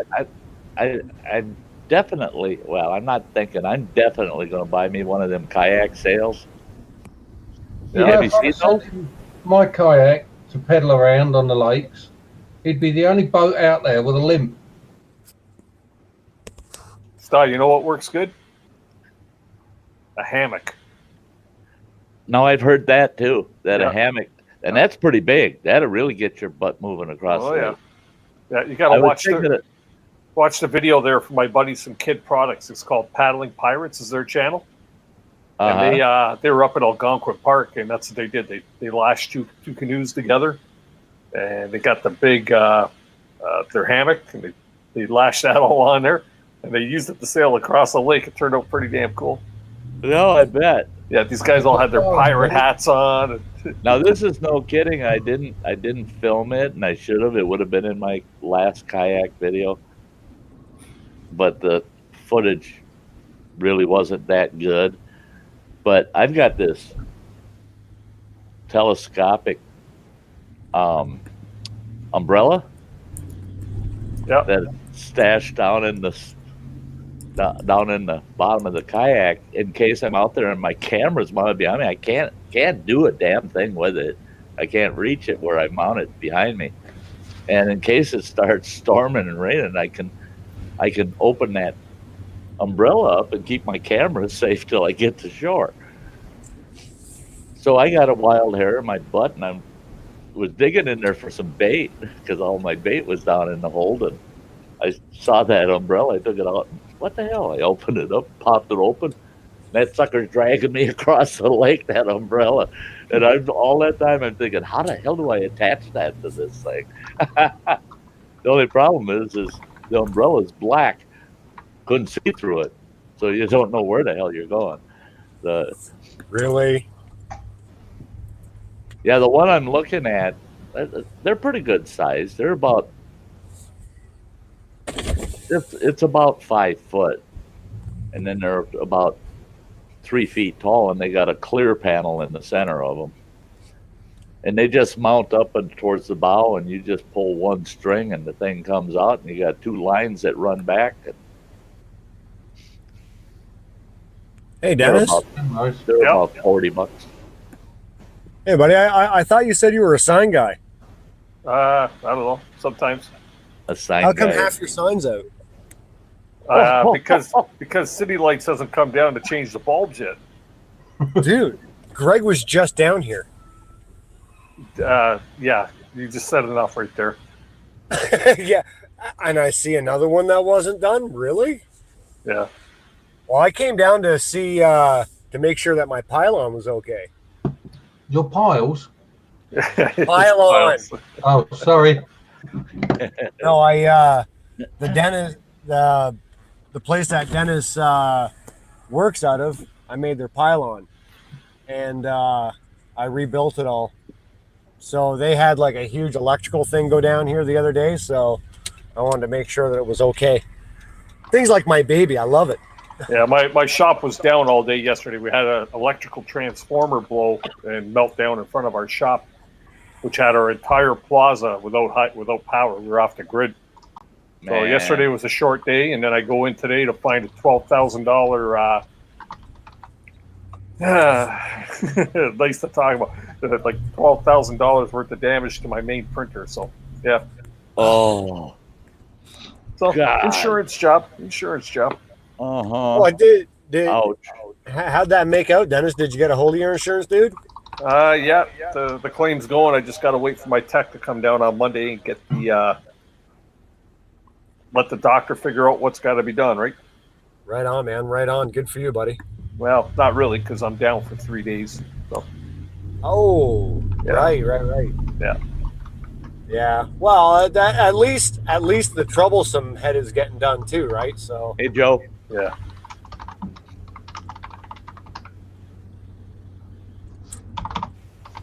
Joe. Yeah, and he always blames, I've got dyslexia. typos. That's the way he talks. I've got something else on my mind, obviously. You should get that looked at. His next snide remark is what was on his mind. No, it was whether or not to fill this up with something other than cough candy flavour. Yeah, Lori. Yeah. If a person doesn't have if their balance isn't very good, a kayak or a canoe really only works unless you put outriggers on it. I'll tell you though, my one's really hard to capsize.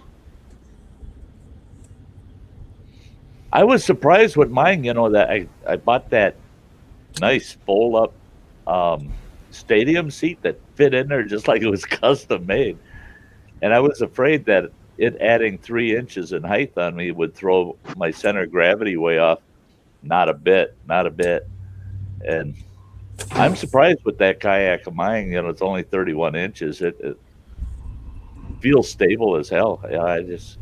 If I had a kayak style, I would take your hair from your beard and put it all around the kayak for a layer of protection, even though it will get wet and soggy, and the only thing missing would be some shampoo. Weave it together and make a fender.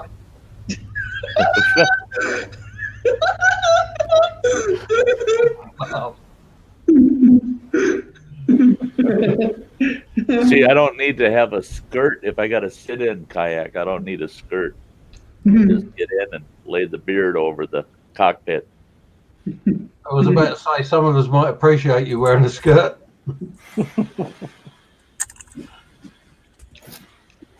It's called a kilt, Andy. I meant over the kayak. while you're paddling around in Mother Nature's finest condition. Yeah, that's not her finest, I guarantee you. Chuck said, I flipped my 12-foot John boat last year. Haven't flipped my bass boat yet, though. Yeah, good, good. And don't.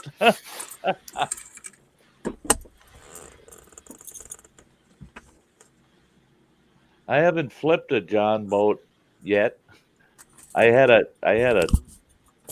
16 footer with a 25 horse outboard on it, and I was flying down this reservoir. Great fishing in that reservoir. But the problem people don't realize with reservoirs, all they are wide rivers. I mean, they still got current in them.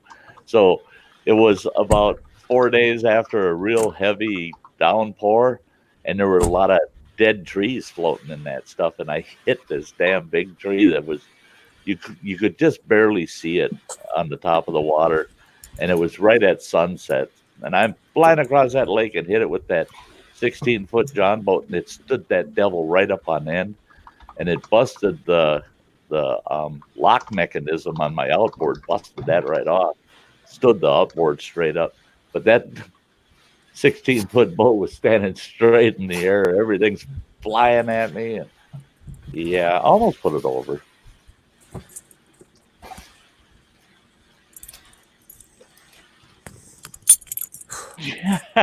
Thanks, Andy. What? Chuck says, yeah, right. Alcohol was involved. Yeah, that's a great green side up situation, isn't it, Dennis? Yes, for sure. Yep. Sunday My granddad, he had a great big wooden boat that was about 20 foot long, fishing boat, and he didn't have much of a motor. I think he had a 10 horse on the back of that big, heavy wooden boat. And the outside of the boat was solid white. The inside of it was painted forest green. And he used to say that all the time because he couldn't swim and he wouldn't wear a life jacket. He always said, all I got to do is keep the green side up, just like laying grass, he said. I said, okay. Yeah, you try climbing up on it when the green side's up, though. Yeah. There we go. Davey Boy's back in his shop. Yeah, I decided to come out to the shop instead of going in the house. I'm married, you know. When my son was 15, he wanted a boat. And I gave him a choice of about 3 different models he could choose from that were basically unsinkable. And he worked on this paper out for a whole year, didn't spend a penny of it. And he bought this boat. He said, Dad, will you come tow it back for me? I went, yes. Where is it? He went, right down on the south coast. And I was like, fuck's sake. So we go down there and pick it up, and it's a little 13-foot dory with a cathedral hull. And it's got a 40 horse on the back of it. First day he took it out, he had it nearly vertical in the air, running into the wind and the waves. I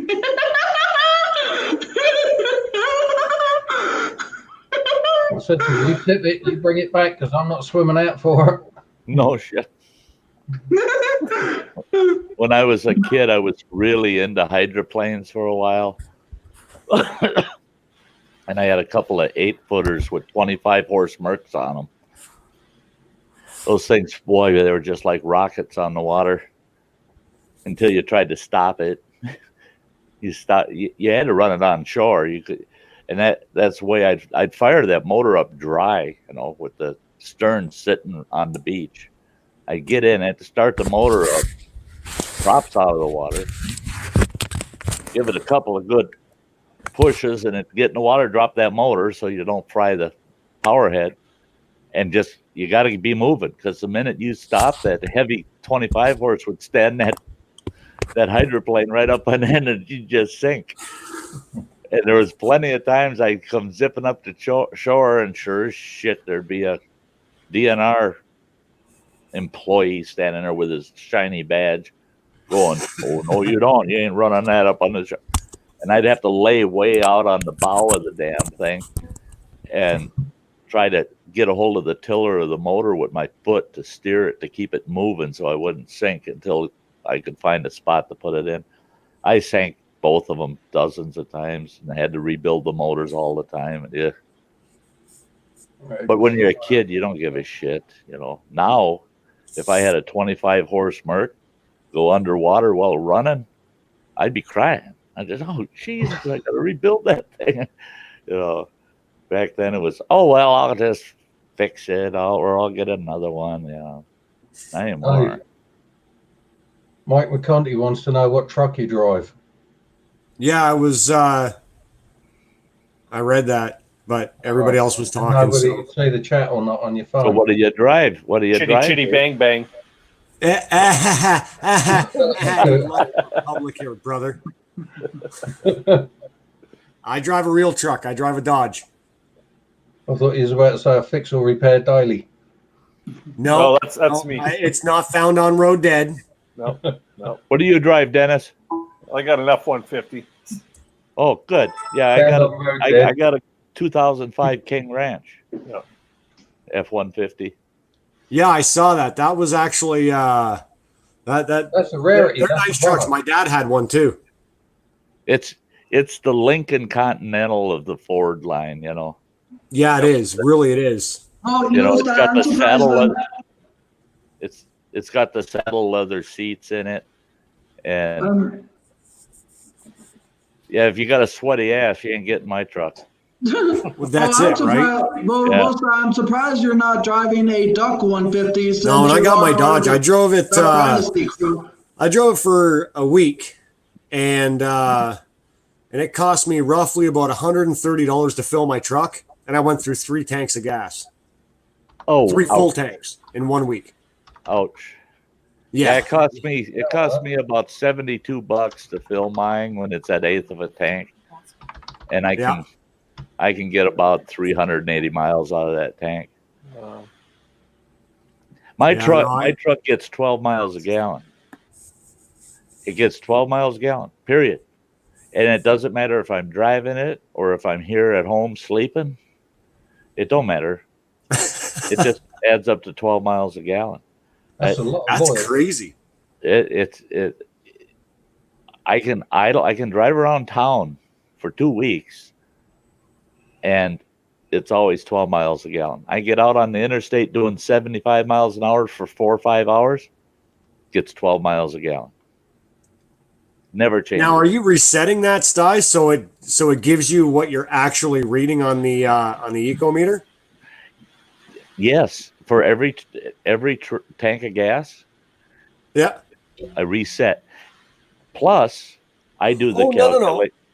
No, Plus you can reset it like in my Dodge, right? If I'm going through town, yep, I might get 15 miles to the gallon, right? And as soon as I get out on a stretch where I can just stay at a positive 50, right? Yep. With no lights or anything like that, if I hit my select button, it will reset and tell me actually what I'm using per gallon. At that time. And I'll average out at about 21, 22 miles per gallon. Oh, Jesus. No, See, my last Dodge Ram ran like that. So when I got this King Ranch, I said, well, that's the trade-off. I get the nice saddle leather seats, and I end up with saddle sores paying for gas. So. Well, Dennis's was actually really good on gas. I was pretty impressed with it, like hauling a boat and all our gear and his dad and me and Molly and stuff like that. It was actually pretty good on gas. I was pretty impressed with it. See, that's the thing with my truck is I've pulled the adventure trailer packed full of crap, knowing damn well it's over legal weight limit for its legal payload. And still 12 miles a gallon. And the thing is I didn't trust the meter because it was always coming out to 11.5 to 12.5 miles a gallon all the time, no matter where I was, city or highway. Yeah. So I started doing it the old-fashioned way. Write down the amount of gallons I put in, clear my trip meter, actual miles to actual gallons used. After I go fill it back up, and sure as shit, 12 miles a gallon. I go, damn it. Wow. I was hoping that the meter was off, but no, it's 12 miles a gallon. So people, up until just a week ago, I've been driving around all summer pulling that trailer around with me all the time. Everybody's going, how can you afford the gas pulling that trailer around with you all the time? You even pull it to go down to the post office. I said, it doesn't matter. It gets the same gas mileage. So I don't get. I sold one of my kids to the traveling gypsies. Yeah. You get them over there too, eh? Well, you sold them, Dave, or rented them? Oh no, you don't get as much for the kids when you rent them. But what you do is you sell them, right? But you teach them how to pick locks so they always come home. Oh, okay. Yeah. Yep.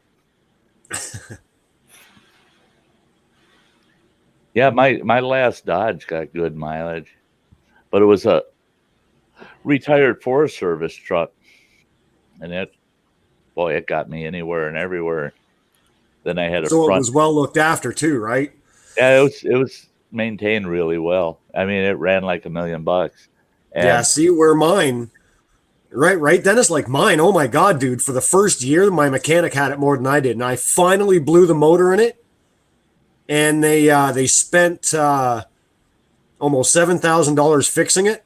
Ikes. And I'm like, dude, 13 days to the day. I'm like, I brought it back into them, and I'm like, dude, listen, if I do like 20 mile an hour and then I step on it to get it up to 50 mile an hour, like there's black smoke coming out of my tailpipes that I can't see the cars behind me, and it burns so rich. I had good fuel mileage, but dude, that black smoke is it's brutal. So the mechanic came out, he looked at my dipstick, he's like, Dave, you've burned through 4.5 liters of oil in 13 days. Jesus. Whoa. Like, wow.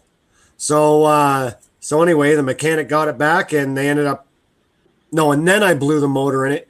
And then I told him, I said, see, like, I'm telling you, dude, like there's something seriously wrong with this motor. I've been telling you for like 365 days now. Nobody will listen to me. Now that I blew it up, it's on you now. And they swapped out the motor, and I haven't had a problem with it since. Well, first mistake, you bought it from Niagara Motors. Well, yeah, they talked a good story, but and I didn't see it coming, man. But then I got smacked in the forehead with a 2x4. I'm like, oh my God. When I actually sat back, because I took out a loan to buy the truck, I bought a 2010 Dodge Ram. Okay, so here's how it turns out. Is I've always had 2-door 88 Chevys, Cheyennes. As long as it was an 88, I had an 8-foot box, a 2-seater, possibly 3, and so I had an old lady wipe my truck out for me. She pulled right in my lane, and I went up and over her hood. It was kind of a neat little trick, and I watched her turn snow white right before my eyes. And anyway, she wrote my truck off. All of a sudden, my wife said, her hair. She says, I have 2 stipulations on your next truck. I was like, you're going to put stipulations on my ride? Really? All right. Well, this ought to be good. Let me hear it. And she says, it has to have 4 doors, and it has to, what in the world did she say? She said it has to have 4 doors and air conditioning. That's what it was. I was like, okay, all right. I says, as long as I can put stipulations on my own. She says, oh, yeah, what's that? And I said, it has to be a 4x4 with a 5.7 liter Hemi. How's that grab you? So I went and got one. Yeah. Hey, Will. Fully understand. Will says, Uncle Sty, Andy, Beasley, Dennis, Angel, good evening. I am sick with a bug. Hope you all are wonderful. Unclean. Yeah, me too. And I want to stay that way, man. Yeah, I'm glad you're over in the boy States. don't handle sick good anymore. Yep. Yeah. I tell you what, Dave. This King Ranch I got. I would never have owned that damn thing. Except I was my Ram, the front end went to shit on it bad. It was going to cost me about $1,600 to fix the front end, and I had stole that truck to start with. I got that truck off of them for $400, and they could have easily gotten $1,500, $2,000 for it. It was, nobody wanted it because it was Forest Service green, and of course they had their decals, their sticker on it for 8 years, and they pulled that off, and so you got this nice bright green spot on your door, and everything else is sun faded to death. And so when I found out the front end was going to cost me that much, I said that it's time to and I was going to retire in just a few months. This was last fall. I was going to retire that following April. And I said, I'm going to buy myself one last good truck. And so I started shopping around, and then I run into this buddy of mine that he runs a shop. It's called Tomlinson's Towing. And there are heavy rig towers out here. They can tow in it. They could tow a D9 Cat down the road, but they also run a mechanic shop. And I saw this King Ranch parked out front with a for sale sign in it, and I thought, I'm going to zip in there and talk to this boy. Dean was his name. I go in there and I go, hey, Dean, how much do you want for that King Ranch out there? He goes, I want book price for it. He says, I want blue book for it. And I had already Googled up blue book on it, and it blue booked for $12,800. And I said, what's your lowest dollar? He thinks a little bit. He goes, I have to get $10,000 for it. And I said to him, $9,000? I said, what the hell? It ain't worth $9,000. And he says, I said $10,000. I said, fine, $8,000. I can do that. I can do $8,000. And he just shook his head. He says, you're such an ass. He says, you show up with $8,000 cash, it's yours. I was back in about 15 minutes, dropped $8,000 on his desk, and I said, I'll take it. All in pennies. I should have. I should have. Bring 30 wheelbarrows full of pennies in there. But he says, you know what I've done to that truck? I said, because I know the prior owner. I said, I already talked to him. And I said, I didn't know where he had it and who was selling it for him. And I said, I know what you put into it and how much you gave him for the truck. And he goes, yeah, and I'm going to make about $300 selling it to you for $8,000. I said, yeah, I know. I said, it's a sweet deal. I can't pass it up. He had the whole top end of the motor was replaced. All new injectors, new rack, everything. All new exhaust straight through the whole truck. And it's welded exhaust. It's good exhaust. And new transmission in it. Brand new transmission. They're definitely nice trucks. And I asked him, why did it need all that work? I said, knowing what you did to it, the only concern I have is why did it need that? I said, the truck's only got 130,000 miles on it. And he goes, it's found on road dead. He said, it was the prior owner. He says, the son of a bitch for 30,000 miles never changed oil. He was an add oil man. And the worst thing you can do with one of those Fords is not keep that oil change. For one thing, you get any blow by, it's getting in the injector rack and it trashes your injectors. And so, he had a few $100 tied up in replacing everything on the top end, and the tranny that cost him an arm and a leg because that was OME. It was original equipment he put in there, and miles on the tranny. So he said, yeah, it was just plain and simple. It was no lack of maintenance by the owner. And he says, but the whole truck's been gone through. He says, there's nothing. He says, so I told him, I said, that's good. Let's do the paperwork. I pulled out of his parking lot with that thing I got in it, fired it up, ran like $1,000,000, pull out of the parking lot. As I'm turning out of his parking lot, there's a little pothole, and I bounce in that pothole in the passenger front door window. Boom! It drops. I put it in reverse and backed all the way back up to his garage. Got the tail end of the truck to the garage, started honking the horn. He comes out, he goes, "No, I'm not opening the garage." I said, "Open the garage, open it." He opens it. I put the truck in the garage and I said, "Fix that window." He goes, "Oh, son of a bitch." He says, "Were you completely off the lot?" I said, "Nope. Your pothole, my window, you fix it." That poor bastard, he bought a new actuator for the door, put the new actuator in, got everything working again. 2 days after I had the truck, the driver's window, same thing. Actuator went to crap. What it is they've got it's plastic pieces that the drive cable connects to, and when the window goes full rise, if they don't have those set right, there's too much pressure and it'll bust the cable right out of that plastic piece, and you can't replace that piece. You can't. You got to put a new actuator in. That's all. Only thing you can. So he had to put 2 window active actuators in my truck. How much does that suck? Yeah. And right now, driver's door actuator busted again. So I chewed him out, and he says, "This time I'm not doing it for free." He says, "You've had that truck for almost a year. I ain't doing it for free." He said, I said, "Oh, no, don't worry about it." He says, "What I'll do is I'll give you free labor. But you got to pay for the parts this time." I said, "I already got them." He goes, "No, you got to get them through me." I said, "No, you're not writing it up 10% on me." I said, "I already got the part." So Yeah, now, you're a cheapskate, man. now he knows he's double screwed. So he is doing it for free. But yeah, I love the truck, especially for traveling. I'm hoping next year all goes well. I mentioned it to Dennis. I'm hoping to get up your guys' way.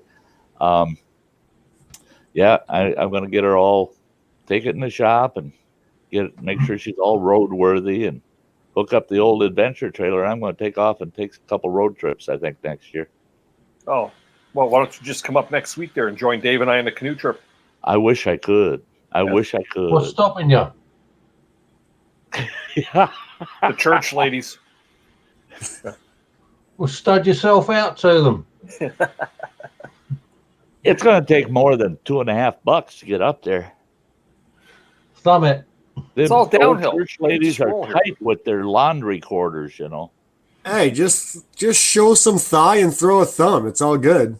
Yeah. Oh, Sty thigh. Sty thigh. Yeah, that's it. Sounds like a bad movie. Yeah. A Sty movie. Thigh. They'd say, "Oh shit, there's our Thanksgiving turkey." That old turkey leg standing out there. Some cannibals would pick me up for Thanksgiving dinner. Sty. Just want to see how good Dave's eyes are. Put us on large screen a minute. No, I ain't going to do nothing bad. Put you full screen? Yeah.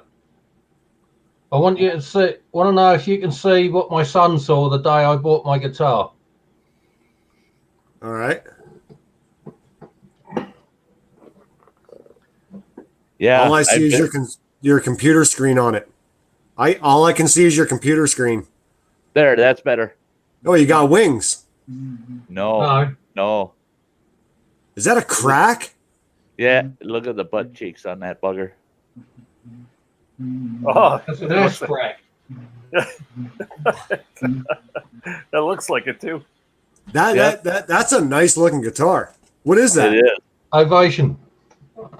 You know, I've heard a lot of good things about those, man. I can't bring myself to get one because I've heard a lot of bad things too, but I've heard a tremendous amount of good too. I heard one years and years and years ago.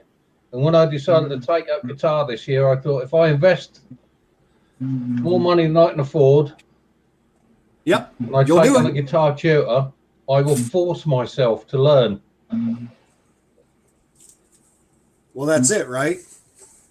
Dude, don't mess around with YouTube, man. Go find yourself a really good guitar teacher. Start at the basics. Learn how to read notes, man.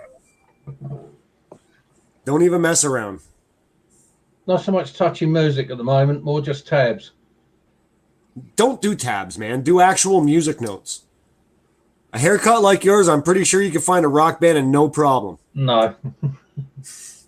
Hey, you could be the next Beatles sensation, dude. Don't hand me that stuff. Yeah, with the Who right am I going to join? Sid Andy, Snot and the Scrotum Scratchers. with the right band, Andy, they'll just With the short right band, cable I'll you get and bare not bottles let you galore plug thrown in. into the amp, and they'll just let you stand there in the background and play away. They won't give a shit how good you are. They just want the look. Hey, gents, I'm going to call it a night. My wife is here, and I just want to go spend some time with her. So thanks for having me on panel, Sty. It's awesome, and we'll see you Have a guys great next night, time. Dennis. Yeah, Right, thanks. Dennis. You too, Angel. We'll been talk awesome, to you, man. brother. Been awesome. Thank you, man, for coming over. And maybe next week, Dave, when I see Andy and Sty, maybe they'll be a little happier, right? I'm happy. And Yeah, right, next week, once I Just see maybe. Sty again, Do he much can. more to make him happy. I know. Right? It takes fantasies to make me more Hey. happy. Hey, and you and- guys, you guys, with your doings coming up, you make sure to video all that stuff. Oh, for sure. You betcha. You See you, take brother. good care. Have a great night. And congrats, father-in-law. Yeah. Dennis, congratulations. We're almost over that. We're How we engaged. going, guys? Good night to everybody in the chat. Take care, brother. Right, mate. Yeah. You know, Dave, I got to thank Dennis a ton for introducing you and I. Oh, for sure, right? Yeah. Oh my God, Are you it's kidding, like man? channel. Yeah. Believe it or not, Uncle Sty, you are like the only one that goes live that I make sure that, besides Dennis, I make sure I'm part of every time. Even if I can only just stop in and smash the thumbs up and say, hey, man, what's up? And then run away. The minute I see Ironworks up there, yeah, it lifts me right up. It is so great to see you at you know, what the heck was that show, that reality show, something Forge, God, what was it, where they compete and they'd make Forged in Fire? What's that? Forged in Fire? Yes, that's the one. My youngest boy, he's really into medieval kind of stuff, and he went hard stuff. Yeah, and he went and overspent. Well, he didn't overspend because I guess he got a sweet deal according to him, but he got himself an authentic samurai that set him way back. I said, that's like a mortgage on a house, you moron. Yeah. I said, and if somebody breaks in my house, they're losing their head. I said, you look at that thing on the wall and say, I got to use something else. That's my gun. That's like that shiny new Weatherby. You're not dragging that through the willow brush to shoot a white-tailed deer. You know, I said, that's too sweet of a blade to be using on somebody. You know, I said, that's a collector's blade. You know, yeah. I've got a Damascus katana, a samurai sword, and the blade alone is 7,000. That's without the handle and the Fuchi, Kishara, Suba pieces and Habakis and stuff like that. Just the bare blade. Just the blade alone, it's absolutely crazy. If I'm right, he's got close to 10 grand he invested into that one. Yeah. And that's why I said it's like a mortgage on the house. I told him, I said, Jesus. And then I went out and bought him a Harley Davidson. I'm a broke old man. I got a little savings in case I end up crippled or something. And I felt sorry for the kid. He wanted a Harley so bad. So I went out and bought him a Harley Davidson. Then he went and he bought that damn sword.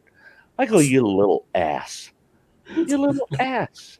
I said, if I would have known you were going to buy that sword, I would have told you, ride the sword. Yeah, just be careful which way I was pointing. You can just go ahead and ride that sword, because that sword wasn't that terribly much more than I paid for his Harley. So see, the whole problem with somebody that don't know what they're doing buying a sword like that. Right. The problem with that is the very first time that they draw it out of the saya, okay, they can actually ruin it. Right. So And to get it fixed, damn near cost just as much as a sword. Sword did, yep. Right? Oh, so because you got to rip it all apart. Yeah, everything's done by hand, and I don't know who the individuals that he was working with were, but the sword actually went to one of them first, and then he came to them, and they walked him through what they called lifelong maintenance of that sword. Yeah, and they told it's lifelong maintenance. They told them, they said, one foolish mistake and you can lose your full investment. Well, that's it. Exactly. Yeah. And they said it's simple mistakes. They kept telling them it's simple mistakes that'll fuck you up, they said. So. Oh, yeah. Yep. Like yeah, in fact, his older brother went to grab that thing out of the case. It's in a glass case on his wall. Yeah. And he opened the case, went to grab it, and I haven't seen those two boys actually physically scrap in years. But my youngest boy nailed his big ass, knocked him right on the floor. Said, "You ever touch that sword?" He says, "I won't have a brother anymore." He said, oh, "Holy shit!" I said, "Yeah, I guess he's serious." What stones you got for your sword blade, Dave? What was that? I was saying to Dave, what stones you got for it? What stones? Oh, for my katana? Yeah. Well, I've got up to 5,000, 6,000 grit. You want something around the 15,000 plus mark? What's that? Do you want something around the 15,000 plus mark? No, because like mine's Damascus. If I was trying to get my Hamon line to come out again after I just sharpened it or something, then absolutely I would. But I don't do a whole lot of mirror polishes like that, just because they get scratched so easy, right? Yeah. Yeah, it's but if you're keeping that for more of an ornament, like if it's a really good stone, they can cost up to like 3, 4, 6 grand for some of them. It's stupid how expensive they are. Buy Welsh slate. Welsh slate. It makes a really fine slurry, and it's really gentle on the blade. He sent me a Welsh slate with a slurry stone, and I use that now on all my knives. And that I don't consider it a sharpening stone. That's a polishing stone. Yeah, you don't soak them. You polish just put a few drips of water on it and slurry it up. And as it starts to dry out, you just put a few more drips on it, because they cannot absorb the water.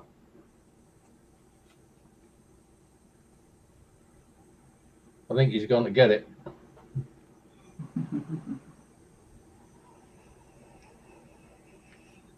There's blood on his one as well.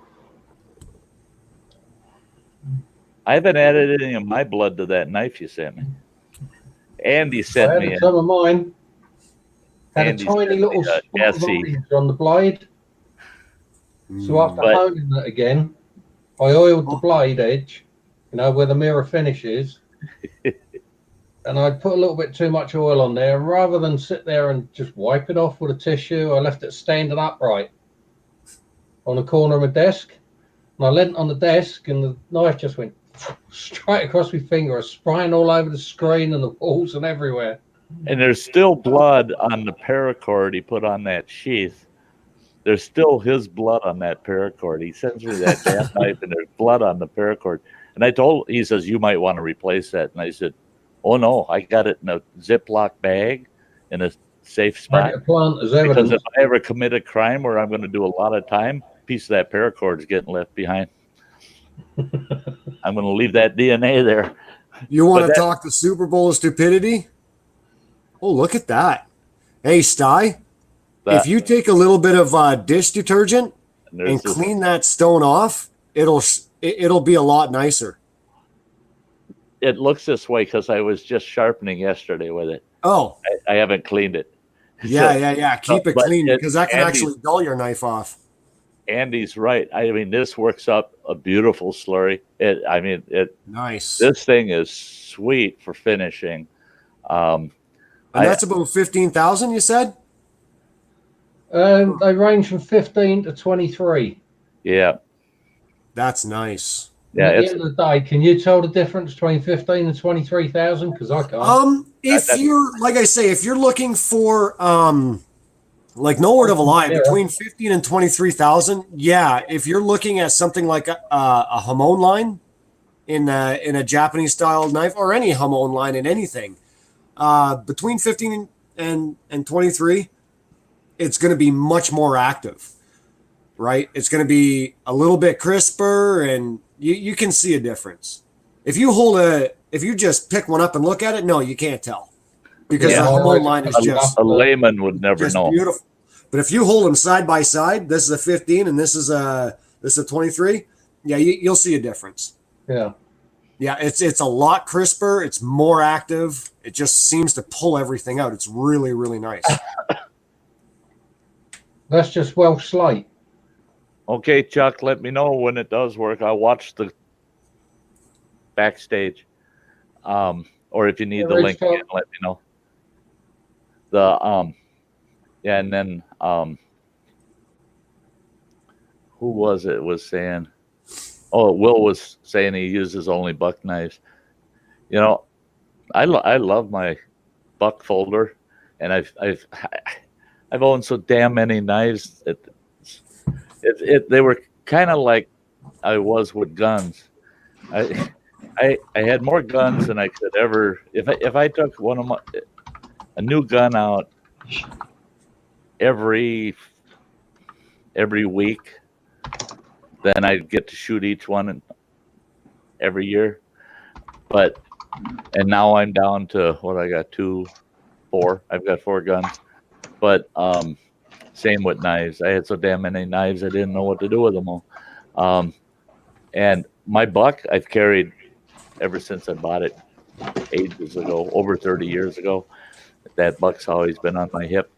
But I usually carry anywhere from 2 to 4 knives on me. So,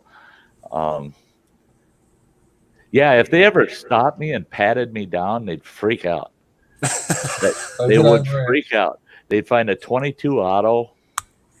They'd find my 9mm or else my 10. And they'd find 3 or 4 knives on me that could do pretty good damage. Yeah. It's a good thing I have a conceal and carry, though. Yeah. That shit's good as well, Dave. Oh, yeah, Smurf poop. I tell you what, that Smurf poop, I've gotten to really like that. Really fine rubbing compound? Yeah. Polishing compound? It's a lot finer than the green and yellow stick that I use. And for a couple of my knives, that Smurf poop I prefer. That's about 4 years old, that block. Well, yeah, that big old block you sent me. Where the hell did I put it? I moved things. Damn it. Oh, yeah, you've untidied the place. But I figure that stick's going to last well before I'm dead and gone. If I'm stropping, so I like that Smurf poop. I've got that on, I've got a 3-sided strop, and I've got Smurf poop on one, I've got the green on another, and the yellow on the other. And I pretty much still got to figure out which knives like which. Yeah, that'll all depend what hardness they are. That's it. That exactly. Yeah, the quality of the steel really makes a difference, and whether they're stainless or, Yeah, I don't like stainless really. It's the shitty for sharpening. That's the thing. I don't like sharpening stainless. Well, stainless, there's so many different stainlesses, but over here you're basically restricted to Sandvik and Sheffield. Yeah. But I tell you what, I just love watching Dave working in his shop making knives, man. I love watching guys work, sitting here in my chair. Makes me realise how comfortable I am. Something tells me, Andy, you like the guys working. Yeah, there's that too. Oh, I love. You said it, not me. Well, for me, I love seeing Sty's Sorry. beard twerk. I love you, Andy. I love you too. All right. You. Yeah, we're all a big happy family. Yeah, I always You love guys when want to see Sty's the beard is twerking. You guys want to see the Super Bowl of stupidity? Yeah, on, what? The Super Bowl of stupidity. Here we go. So when I'm hand polishing my knives and stuff like that, I use a knife vise. Mm-hmm. And it's one I made. Right? Here we go. There's one I'm working on. Yay. Yep. Yeah. Right? So I put my knife in here, Okay. just like let that. me get this. They're stabbing And I themselves. crank that down. Okay? And it don't move for nothing. And then I put that in my vise. Okay? Yep. And then I can hand sand it. Okay? Up top here, I got a whole bunch of, I've got like miscellaneous nuts and bolts up there.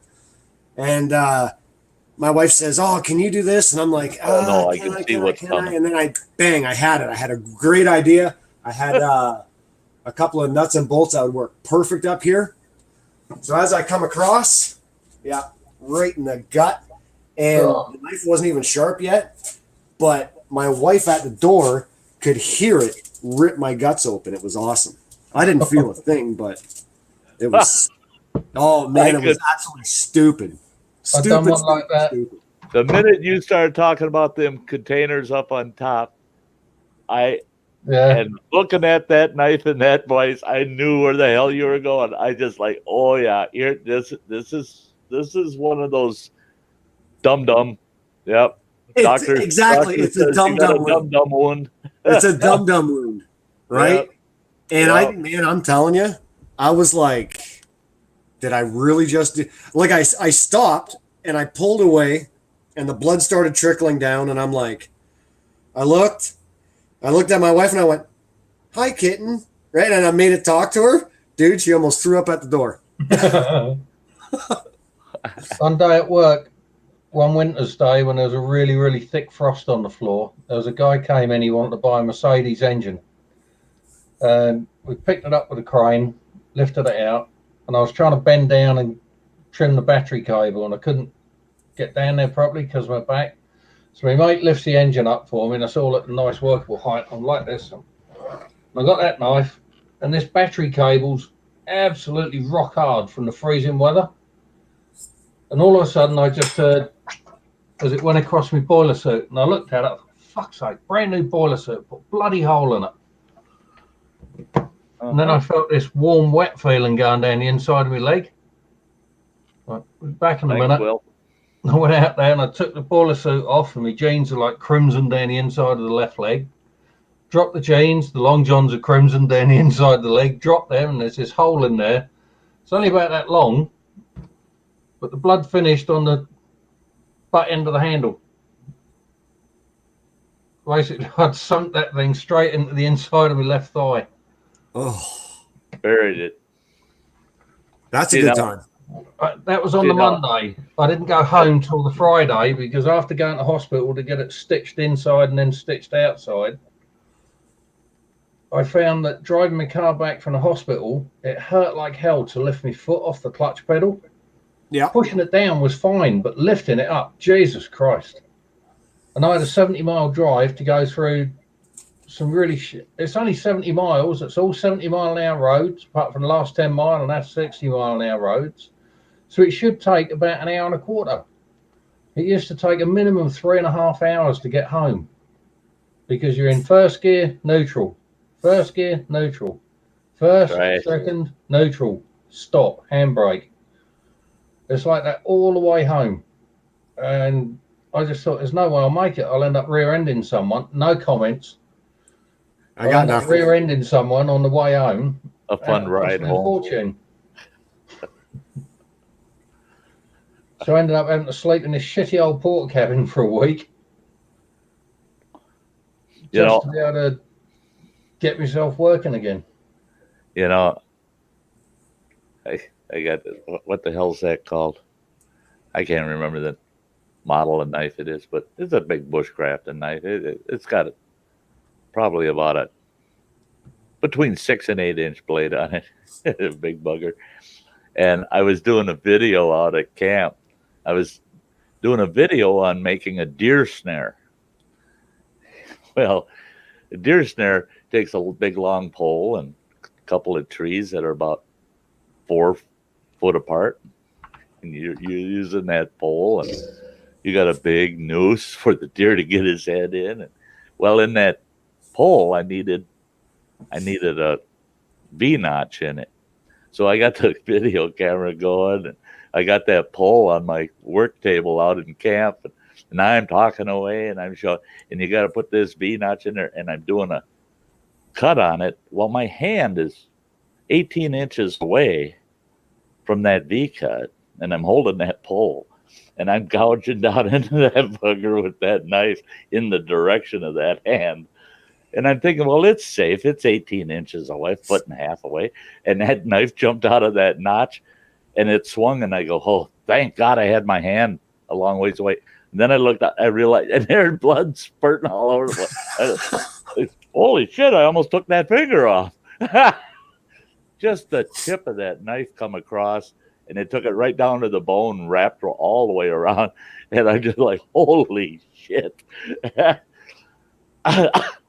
I had to run to the homestead, and I wrapped that thing all up, and just like Andy, I drive into the hospital holding that hand up, trying to keep the blood from spilling over. And people are driving by, and they're, oh my God, look at that! I'm just covered with blood. It sprayed all over my face, and when after I got it stitched up, it took it. I think there was 8 or 9 stitches to fix that one. Oh yeah.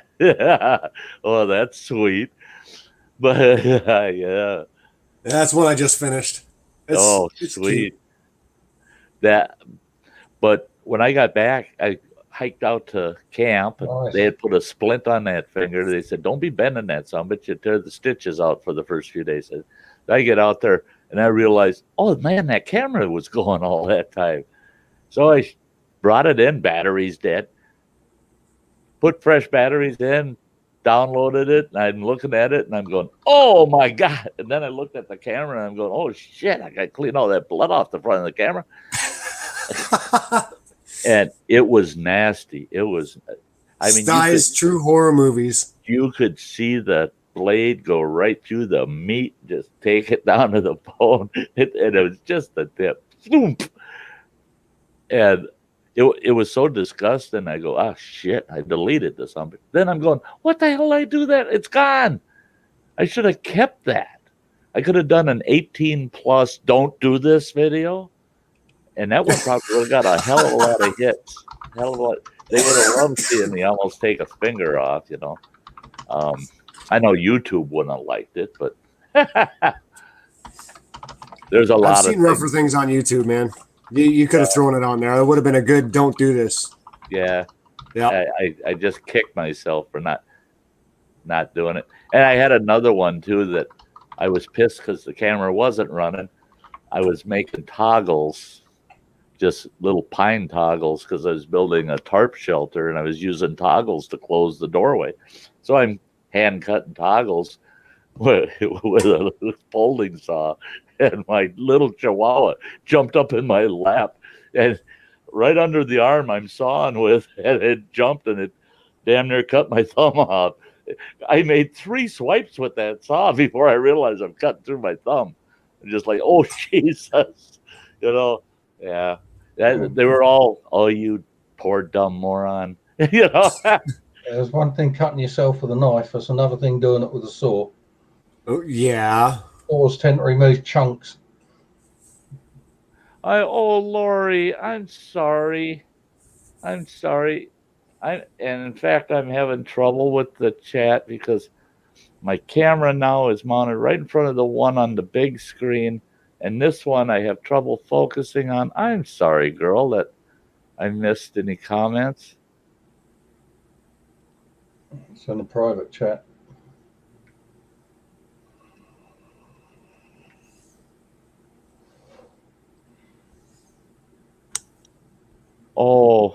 I'm sorry. Yeah,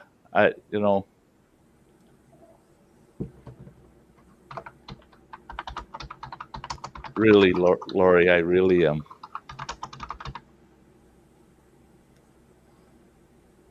Yeah. Yeah, there was a word drop that she didn't care for. Actually, I think that was my fault. I think. I'm not sure. Yeah, it could have been me. It could have been me. Or me. And I feel bad that I missed her comment because she would have gotten full apology. I can't even see the comments. Like, yeah, to be honest, I'd be like typing away on my phone, but I don't even in this system. I have no idea how to reply back. Yeah, and it was at 9:37, so that was a bit back. She said, "Stop by. I don't like that word. Please use physically challenged." Yeah. Well, look at us. Didn't we just fumble the ball? Yeah. Yeah. And that's it. We're all human, and the hardest part is we try to get to know each other well enough that when we do drop the ball, we do know the intent behind it. Yeah, well, that's it, right? It's surely not to hurt somebody. It surely is not to hurt somebody, and it doesn't hurt for us to be reminded once in a while to be a little more sensitive. Sure, that's it. That's it. It's all it is. It's all it is. It would be. Yeah, I wish I would have caught her comment because, it goes back to my one and only rule is to show respect well, that's it, right? Yeah. So sorry, Lori, right from my heart. Sorry. Chuck saying, "Okay, night guys, can't figure out why the link won't work. Probably a loose nut on the keyboard." Yeah, a big loose nut. Yeah. Yeah, the one using it.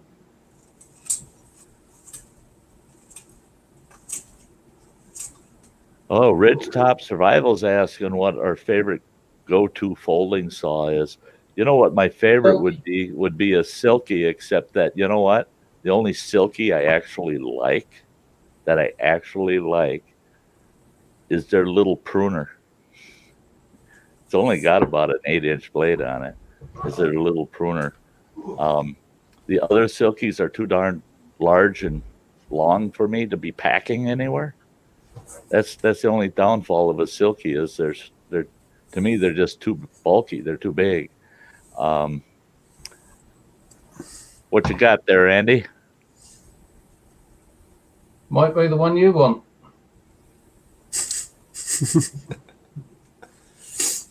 It might be what? Might be the one you wanted. Yeah, that's a nice one right there. Look at that thing, man. That thing's a brute. The teeth on it. Yeah. Yes, I know. I should take better care of it. Whatever. It's a saw, dude. Nice. I wouldn't want to take that across my fingers. No. And that's a back cut, isn't it? Cuts on the back stroke. See, and that's what. Oh, and it pisses me off. See, I'm like, this is something that Dave would do. He'd say, "Oh no, that's old tools. You don't lose them."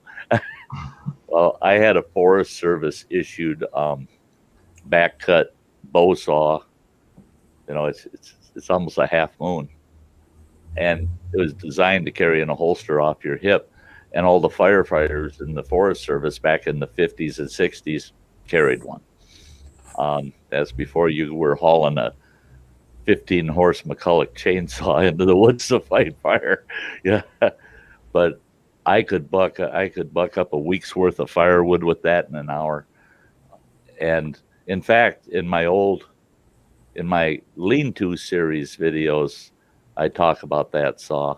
I just loved that saw. I just loved that, and that came out way before Silky ever built a saw, and those were American-made saws, and yeah, I loved them. And now I look, they're still making them. I can buy one, but it's going to cost me about $60 for that saw. I think it was the other Dave, Really Big Monkey One. He was saying he bought some couple of dirt cheap folding saws from somewhere like Home Depot. They were absolutely brilliant. He said even if he only gets like 1 year out of each one, yeah, more than got his money's worth. On a cost-effective basis, you betcha. Yeah. I carry a Gerber dual blade. You know, it's got the fine cut and it's got the coarse cut.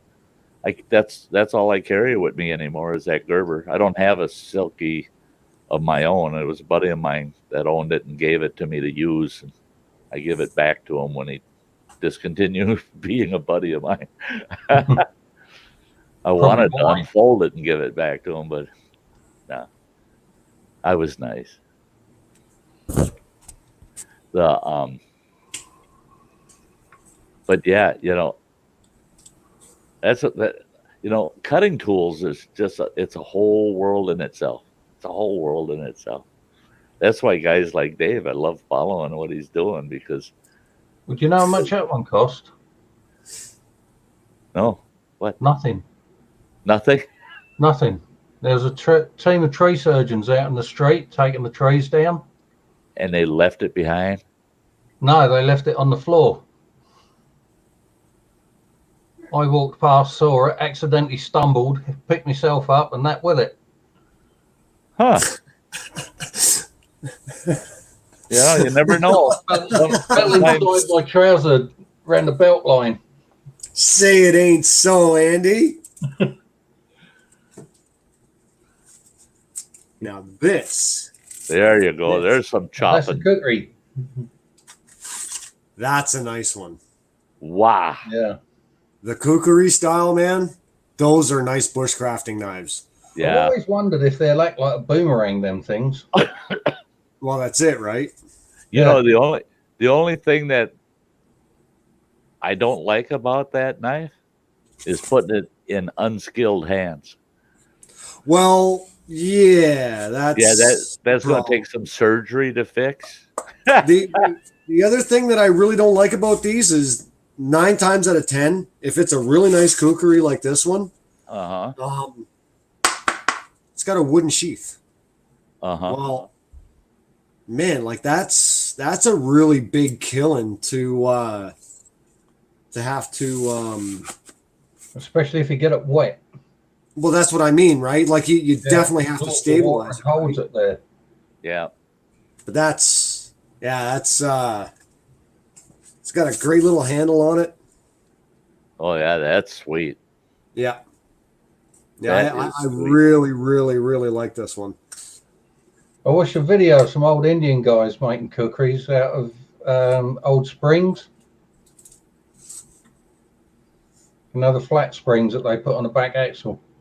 See, now I remember a Forged in Fire episode when they had to make, that's what they had to produce.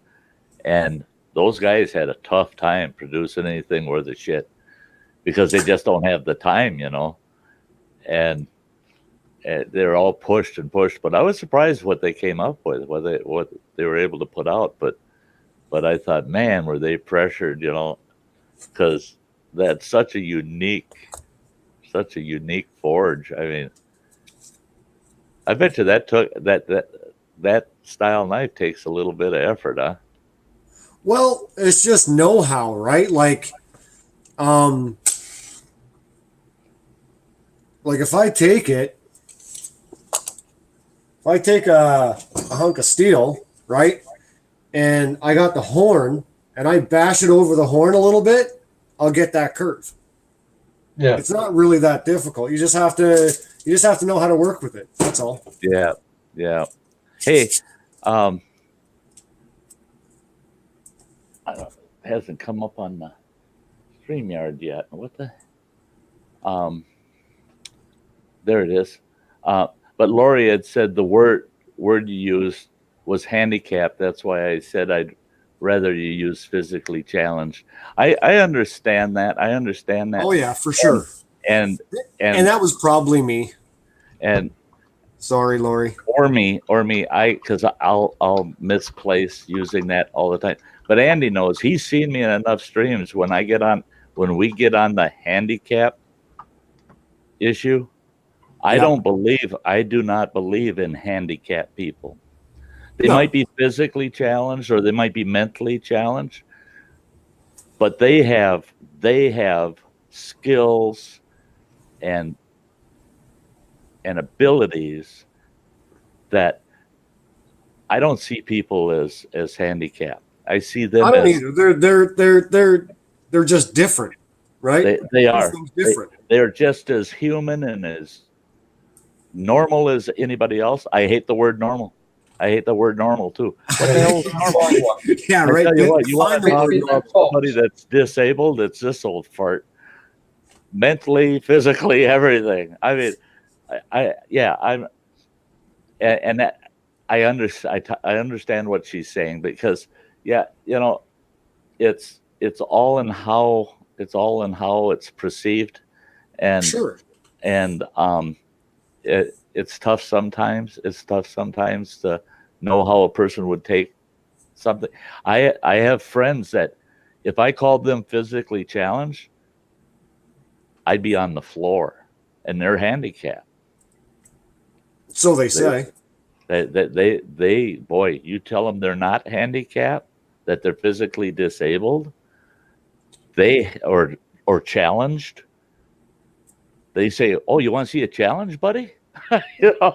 Come within reach of this walking stick. That's why I admire people with physical or mental differences to other people, because they're as important, as strong as anybody else. I don't like it when anybody tries to disparage somebody that's got different skills or abilities as somebody else. My cousin, he's legally blind, and he works for some hospital, and he does like top secret research, whatever. But his room completely black, and he's like this close to the screen when he's trying to read it, right? Uh-huh. And he's just crazy, man. Because he can't see nothing, right? And he built his own kitchen, his cabinets, everything to fit his needs. And you still got all your fingers, bro? He's like, yeah, of course I do. Why wouldn't I? I'm like, how'd you measure everything? He says, the kids did it. This gal I grew up with, blind from birth, has never seen anything. Mm-hmm. Growing up with her, I mean, I was in close contact with her until I was in my late 20s.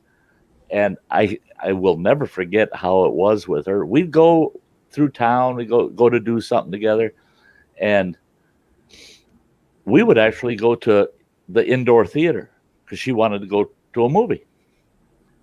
And this is no crap. In the middle of the movie, she would say, "Did you see that?"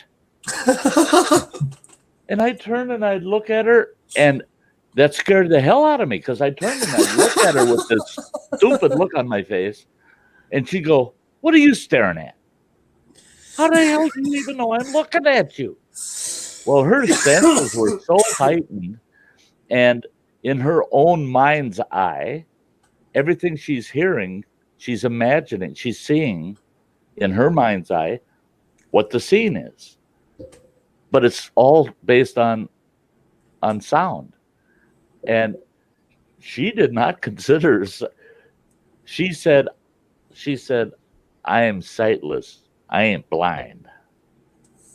She says somebody that's blind, see, and that's where certain people with certain terms, it affects them differently. She said, "I can't stand the term blind because that means that," she says, "I know people that can see just fine, 20/20 vision, and they're blind as bats." Yeah. She says, because they can't see the world around them. They can't see what's going on. They miss everything.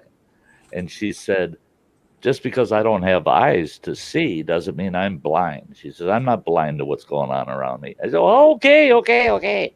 But you freak me out, because she's got skills I'll never have, That's the thing. That's why I say don't ever disparage somebody that's different, because you get to know them, you'll find out they got skills you will never have. Yeah.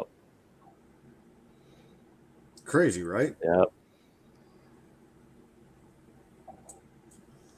Well, it's nice to know That's exactly right, Lori. Yeah, that's exactly right. It's actually nice to know. I just checked the chat out, and it was nice to know that it wasn't me that upset Lori. Was it? Yeah, it was one of you two. Yeah.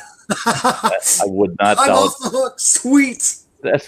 I would not doubt that it was me. I feel bad for it.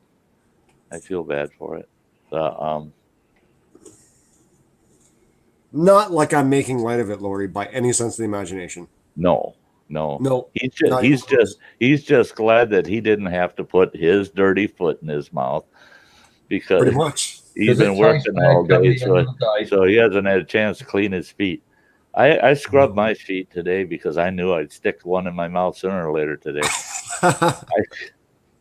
I always tell everybody I got the cleanest damn feet in the world, because I keep sticking my foot in my mouth every time I turn around.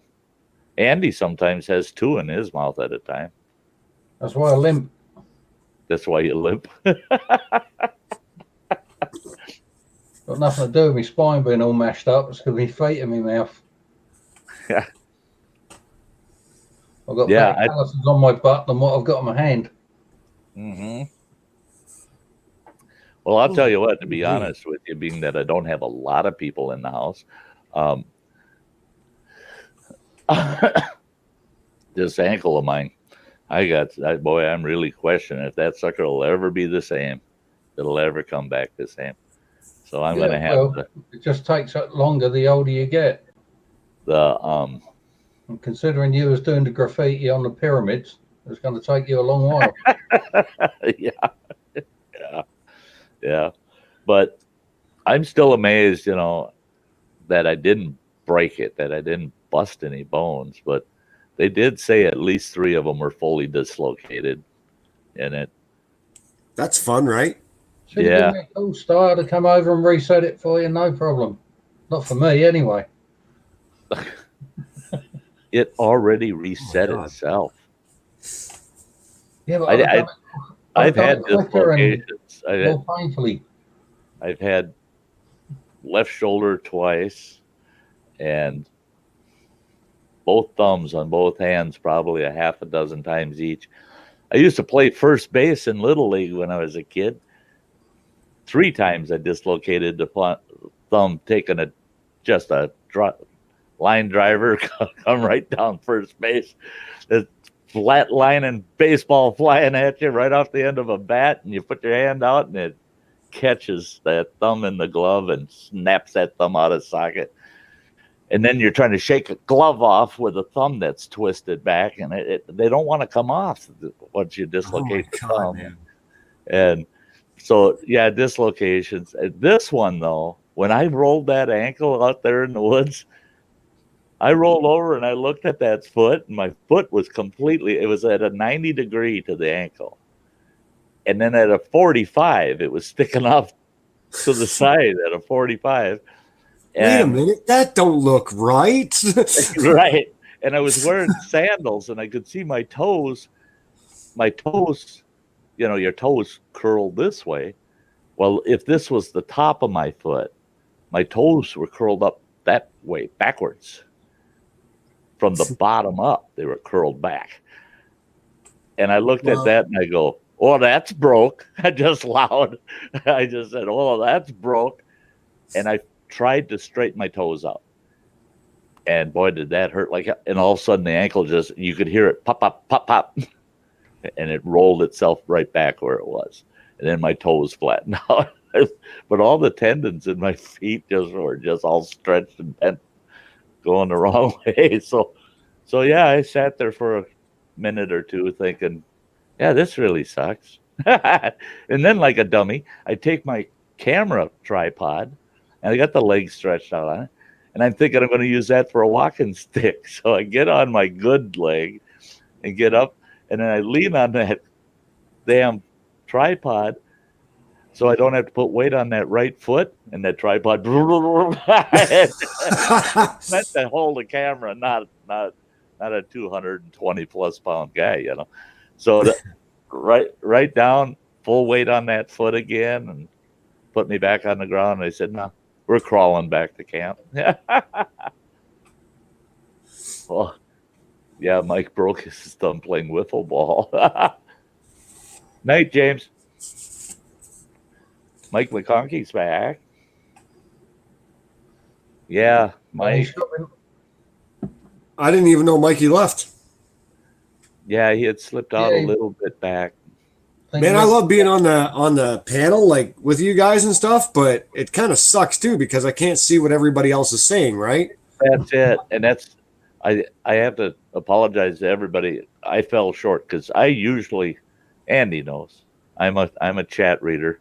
Andy goes, have you got the private chat on there, Dave? I know that if I hit the chat button, I can see what everybody's saying. Like, you know, Lori says exactly just because we can't see what's going on around us. I don't know what it says on the phone screen, but on a PC screen up the top right, you've got private chat and live comments. Oh. You see that up there? Oh, okay. Look at that. You hit live chat, and it'll give you the live chat. So private chat, that's what somebody sent me.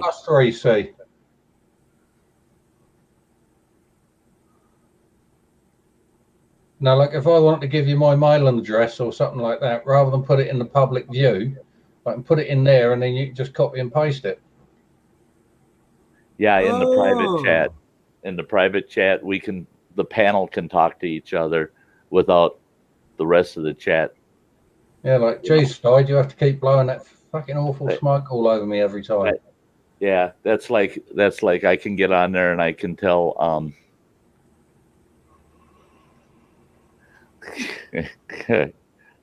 yeah, old fart, he's in there all the time. But yeah. I was actually just reading what old fart said there. Yeah. Someone who's disabled. Yeah. Yeah. But yeah, but that private chat for us on the panel comes in handy because I could tell Andy, God, I got to take a dump so bad. Nice talking to you, Uncle Scott. I'm gonna let everybody know I need to go get a cup of coffee. You keep them busy. You know? Yeah, I've got to run to the store politely coffee as well. And then he gets to mute his mic and hear all this grunting and straining from the toilet because there's only a few. And my poor viewers don't have to experience what I'm going through. Oh my God, man! I just choked on the smell. But at least whoever's on the panel knows. Oh yeah, Sty's going to be cutting out of here. He's yeah, we consider that the emergency off stage discussion. Yeah. Oh, I just gotta go. I gotta go. It's a bit like the secret word for when you've had enough. Armageddon. Yeah. Armageddon. I love that video, man. That was hilarious. Isn't that hilarious? Armageddon. Armageddon. So many years ago. It happened so many years ago, that live broadcast. But do you know the story behind the newsreader, Dave? Whenever he read the news, he was very monotone and very boring in his presentation. Yeah. Talk about a local thief and it'd be, and the thief, you know, he'd growl it out. And on that, he's just cracked up, and he cannot hold it in. Right. Oh man, I'm telling you, I was listening to it and I can just see the tears rolling down his face. Right, he's laughing so hard. Again. The very first time I heard that was on a radio broadcast down in Minneapolis, Minnesota, right in the middle of the rush hour. And I'm driving a little, I don't know if you know what they are, a little Chevy Love pickup truck. I mean, it's like a 1/4 ton pickup truck that you used to make. Those things are just tiny. And I was doing chimney sweeping, and I had two, when they're folded up, they were 18-foot long ladders on the rack on that little truck. So I had to be careful because I had a crap load of ladder hanging off the front and the back. So when I'm weaving through city traffic, 4 lanes of traffic, and I'm weaving through that, I could drag a ladder right across somebody's roof, So I'm trying to drive, and I heard that broadcast. Damn it. Sure enough, I drug that ladder right across the top of a station wagon that was in front of me, and it totally effed up his luggage rack and everything. And by the time I got stopped, I sat in there and I had to finish listening to that before I went to talk to the guy. And then when I got out of the truck and I walked up there, I'm laughing. I got tears in my eyes. I'm laughing. He got out there. He said, "Some bitch laugh at me." Well, yeah, no, it wasn't. No, he says, "Oh, you think it's funny? You smashed the hell out of my car." No, you had to be there, bud. Yeah, Mike, Sty, Humpty Dumpty, yeah. Sty had a great monkey balls one, Dave. Sty again.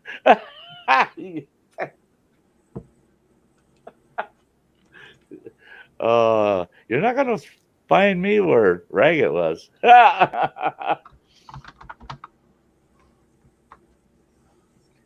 Yeah, leaning on the tripod, Lori. I thought it was gonna help me. It didn't. It didn't help me a bit. And the worst part was my hiking stick that I always have with me. I mean, that I got a hiking stick there. I got one over there. I got 2 in my truck. I've always got a hiking stick with me, and usually it's right there to grab. No, that bugger's sitting up in camp. I could see it from where I fell. Just like, yeah, that ain't doing me any good.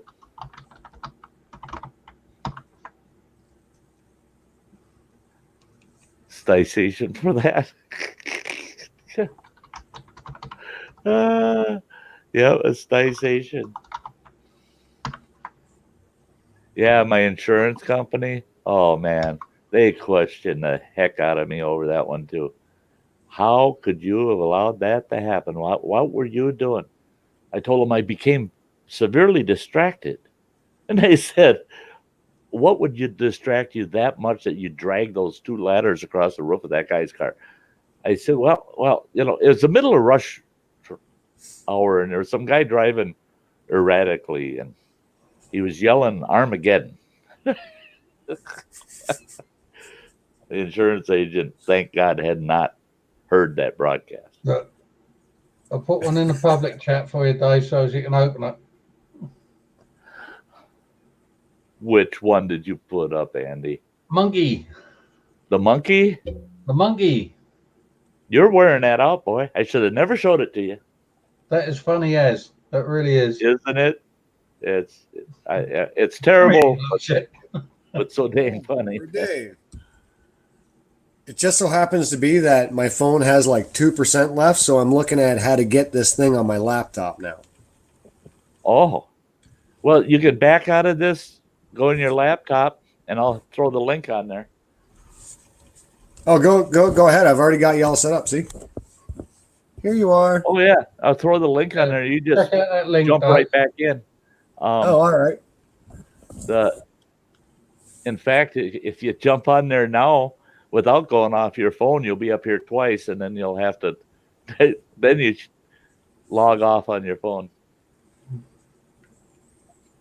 Andy was doing that to me one night, and I said, no more than one Andy on the panel.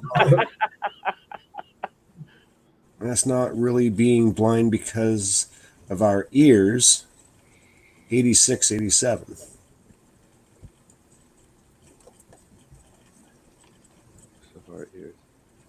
Please read back the statement that I made about legally blindness not really being blind because of your ears. Right. Yeah. Lori was talking earlier about how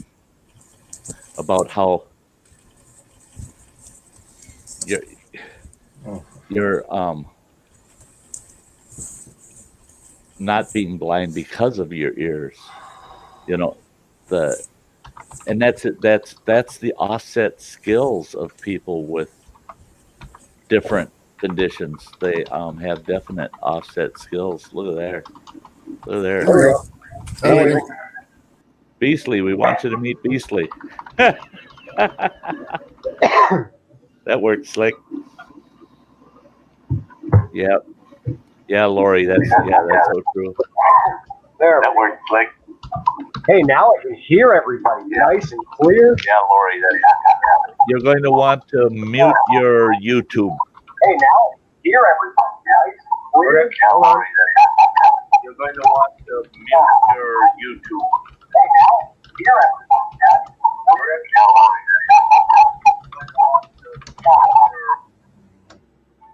There you go. Sorry, guys. Yeah. You know it's your stuff, right? Come on. Give me a break. Hey, right now, I figured it out. I've done, I think it's 30, this is my 33rd StreamYard stream I've done. Yeah. And I would say about 50% of them I goofed up and forgot to mute my YouTube. People are going, echo, echo, echo. Yeah. Well, and they say, Sty, you're supposed to know that stuff. You know, you're the host. Yeah. I'm not trying to make it, excuses. I'm just. Oh, shit. Oh, my. That is funny, isn't it, Dave?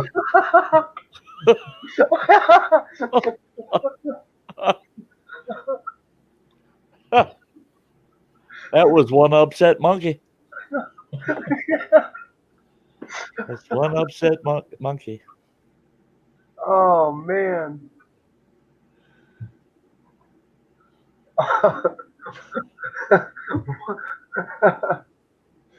Get out of here, you little shit. Done. That's crazy. That's crazy. Yeah. Here, let me give you a hand. Here.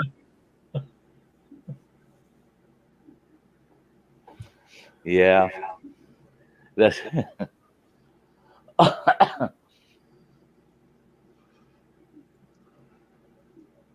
the two mice that I use for my computers are identical except in color. One's blue, one's black. And I never looked down at it. I just grabbed the mouse and I keep grabbing the wrong damn mouse, and I got my chat on the laptop right in front of me, and I grabbed the wrong mouse and I click and some bit chat's gone, and then I grabbed the other mouse, forgetting that no, I have the right mouse to pull the chat up on this side. Jesus, I got to fix that. I got to get one that's bigger or smaller, because. I hate not having any beer out in the shop. It's all in the house. Not allowed to show beer on YouTube now. A kid might want it.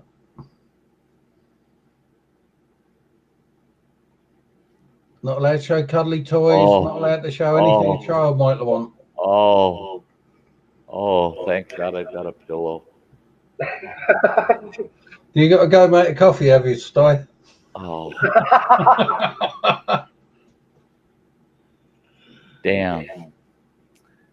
I complained about that in another stream the other night, and that I went to the fridge, and I was sure I still had 2 cans in the fridge. Nothing. I've got a whole bunch of Stella in my fridge if you want it. It's my son's that's been in there nearly a year, so it's well cold. Oh, I'm sure it is. God, dump it, man. That's just wrong. That's his beer. I don't drink. Yeah, bigger to a bigger beer is beer, right? No, sir. Ooh, and that's the thing is I watch Dave and especially Dennis. Dave with Dennis. Dennis is really into all of the IPA, the microbrewery beers, and as long as it's different, you know. Oh yeah, And yeah. I watch these. I can't believe these ads now, you know, and all these guys. Oh, a nice ice cold bush. Oh God, you can't beat a nice ice cold bush. We used to buy 12 packs of bush. We'd buy 3 12 packs for the price of one 12 pack of anything else. That's the only reason we drank bush. It's because we could afford it. It's cheap. That's right. It's cheap beer. And it's not very good, but at least it's cheap beer. That's it, you know. Yeah, And, yeah.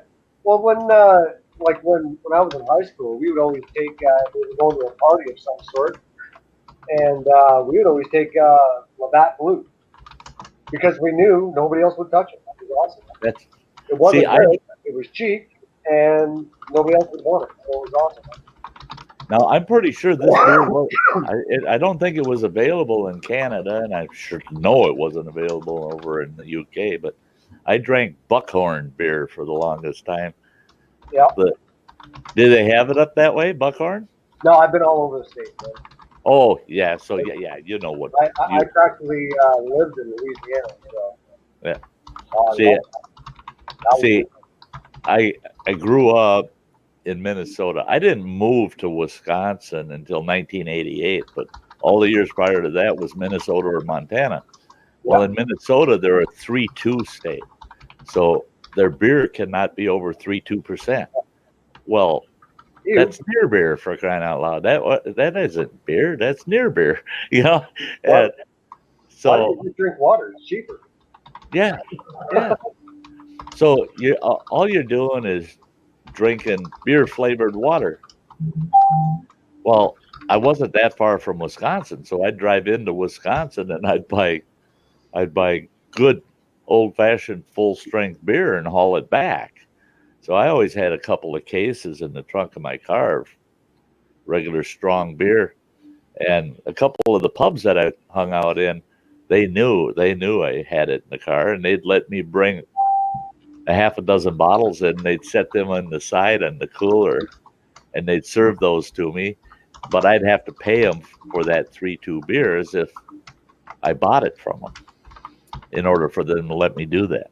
And people could not understand how I could get smashed in the bar drinking 3.2 beer all night.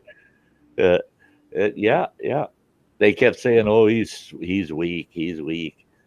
No, you should have been drinking my beer tonight. You'd understand.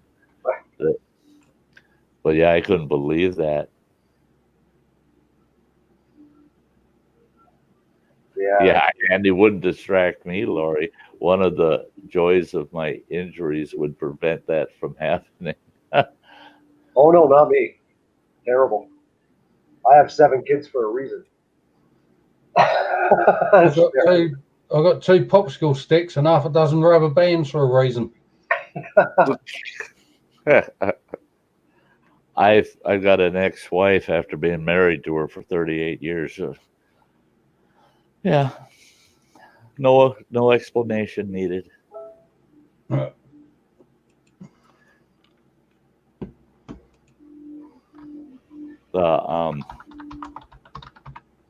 I still have a few gals that they seem to think that I want, that I need a lady companion. I said, I don't mind having lady friends, but companion? Not even. I got no companions. If I need a companion, I'll get a dog. They don't talk back. That's right. Dogs are so much less hassle, less demanding. And they're cheaper to feed even. Yeah, even if you spend $10,000 buying one inside of a year, you've saved money. See, if I buy a bag of gravy train, I can make a hot dish for both me and the dog then. You guys realize that if Lori could reach through that screen and strangle all 3 of us at the same time, she would. Yeah, I think so. All right. And we'd probably deserve it, guys. It's one of those deals where after the strangulation, you're going, I kind of had that coming.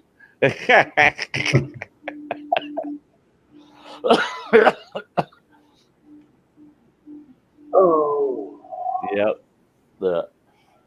this working 2 jobs is for the monkeys, man. This is stupid. That's nuts. That is a big sign job you got going, isn't it? Oh yeah.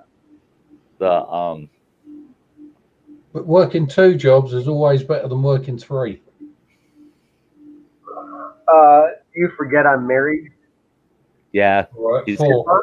If I'm not working here, then I'm working at Bob's. And if I'm not working here or at Bob's, I work for Senior Psychopath, aka my wife. Uh-huh. Please don't tell her I said that. And if you're not working for We her, won't you're have getting to. She'll thoroughly watch it. beaten.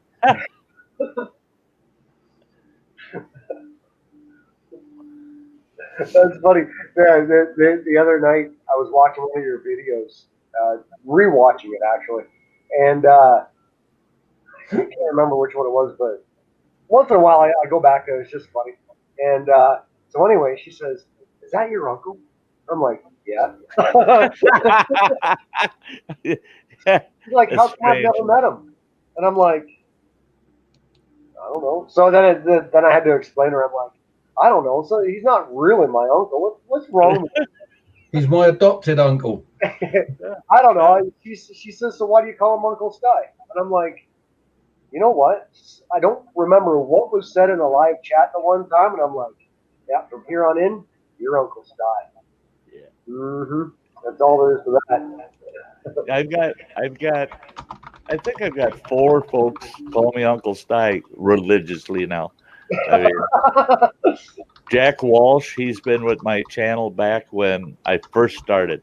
In fact, I look back and I saw the first comment I ever saw from him was, I think, on the 3rd post I ever did.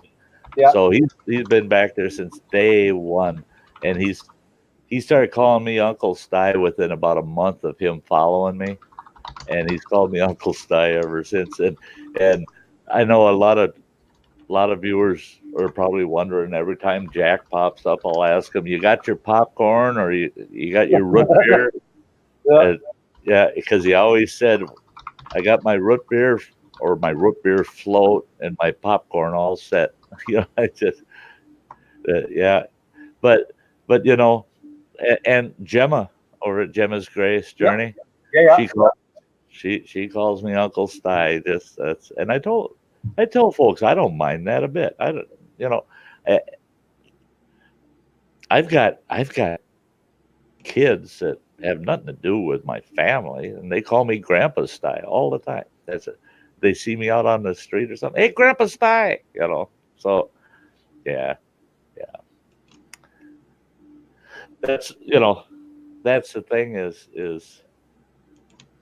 I want people when they come over here to feel that they're part of the family, and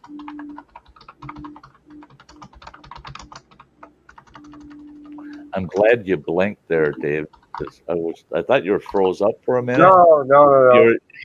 You're one of those few folks that can just stay still for the longest time, and then I got to watch them and see if they blink. That's like Crazy Ann the other. That's like Crazy Ann the other night falling asleep during her stream. I go, guys, she ain't moving. Hopefully she's sleeping, guys. Yeah.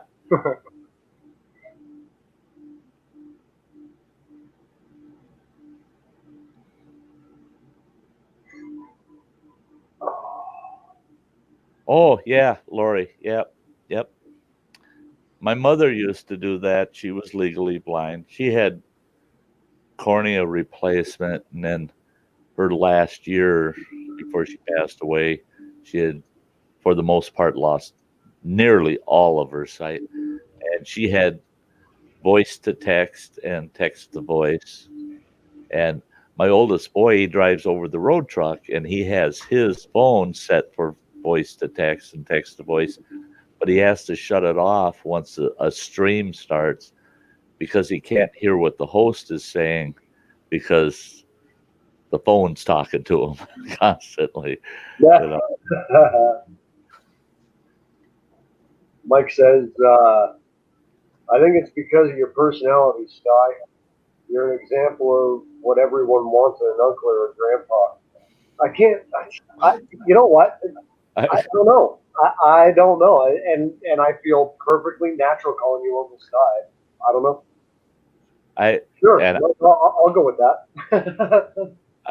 you know, yeah, I don't know why, Mike, but being on the receiving end of that it's always a grand compliment to me when someone decides to call me uncle or they call me grandpa or brother. I mean, yeah. Great grandpa. Oh, I forgot about Andy. Well, but the Yeah. real thing is that you take it with a grain of salt, especially from somebody like me.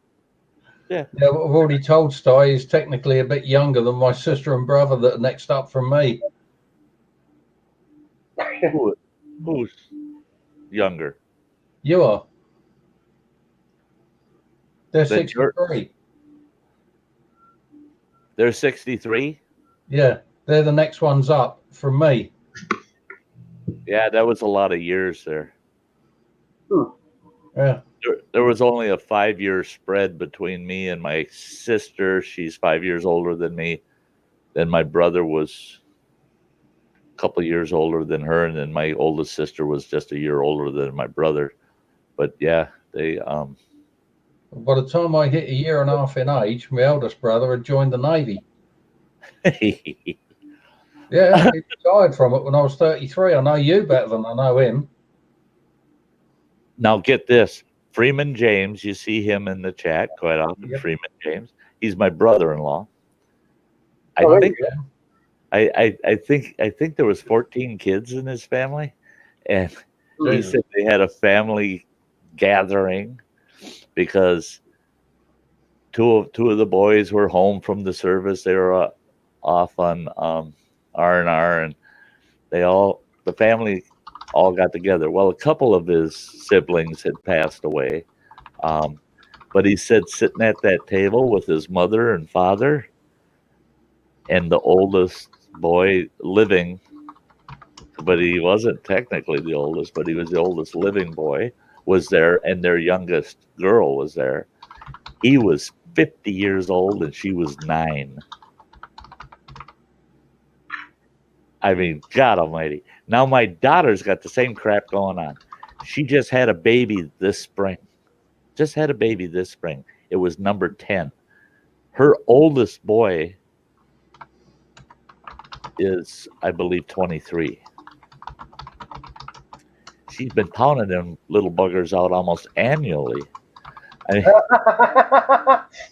oh my God, dude, get the heck off of me. That's it. I mean, it's time to call it quits. I mean, there you go, Lori. Yep. A couple of nice pets really make up for a companion. but no, and now my oldest grandson is like 23. He has is he 3 or 4-year-old son. So I've got a great grandson that's 4 years old. And I said, now this is ridiculous because my daughter's got a grandson that's 4 years old and a baby that's about 8 months. What the hell is wrong with that picture? I mean, I love my grandma, but I wouldn't want to see her have a kid. I don't want to, and what the hell? I don't get it. Wipe the cobwebs away. Away you go. I've known a lot of people over the years where through a split marriage and then a remarriage, they have step siblings that were much older than them, to the point where they had their own kids. And it gets kind of weird when you're calling somebody auntie or uncle and they're 5 years old and you're 24. Watch it. My uncle's going to kick the crap out of you. Oh, really? Oh, when he grows up, I guarantee it. Yeah.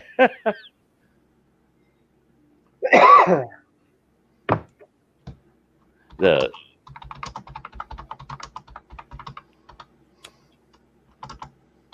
Well, ladies and gentlemen, I am going to have one more smoke, and then I got to get some shut eye. it's got to be that time of the night. Because I have You're to an hour ahead of me. imagine that I have to be at work super early tomorrow. Oh, geez. And here you're sitting yakking with us. Are you kidding? Well, to be honest, I get all the sleep I need when I'm dead. But, this is way more fun. Well, we try to have a good time. Are you kidding? Yeah, Lori, she's using voice to text. We know why you've stayed here so long, Dave. You don't want to go indoors and start the day all over again. Pretty much. That's it. That's it. Honey, before you go to bed, can you do? I Right. couldn't get away from them. They had me on chat. Yeah. Actually, I just I took a picture of my computer and I sent it into her. I'm like, I'm out in the shop. I'm on a live, so don't come out complaining to me, all right? I'm trying to get away. They won't let me go. Yeah. Unless you want the whole world to hear you ripping on me, don't Well, come that's out here. it, right? Because I'm going to make sure it's still running when you come out here and chew me out. I need witnesses, And everyone's going to see you losing it. right? Oh, yes. Oh, and Mike's an hour behind. Yeah. Yeah, I'm going to wrap this up in 15 minutes. I'm at 12 o'clock right now. Yeah. Yeah, it's 446. 10:46 here. You're 4:46? Yeah. Yeah. In the afternoon. Pardon? In the morning. That's in the morning for Andy. Usually, if I run a stream till midnight, he opens him curtains and we watch the sunshine come through into his place. That's awesome. Well, why don't you do that then? Why do I do that? Because I'm too tight to keep that electric light burning. Because See, that's I'm what I doing like. it for the planet. I don't give two hoots about the planet. That's what I worry like about about my bank place. account. That's what I like about my place is this is an all-inclusive apartment. Oh, yeah. And they charge you extra if you run the air conditioner. So they charge you $30 for 3 months, $10 a month. That's pretty good, actually. Yeah. That's cheap. I'll That's cheap. guarantee it cost you more than that on your electric bill if you was paying it. Well, that's it. And they're charging you that, they say, to offset the additional electric costs. And I just laugh. I go, oh, really? Okay, yeah, here's your $30. I'm glad I was able to do my part because it was just part. You're a moron if you think I can run that thing for 3 months for $30. Well, when I got my delivery of this desk, I had all my electronics all set up and ready. All I have to do is build the desk and move the crap all on it and everything. Nice. And I had two things going on both my big screen TVs. I got a 65 and a 46 inch, and I got something going on both of them. Plus, I had the computer on. They come in and they're dragging this box in here for me, and I'm going, this is cool. They think I'm an old fart, can't do this shit myself. That's fine. So I said, yeah, bring it on, drag it in.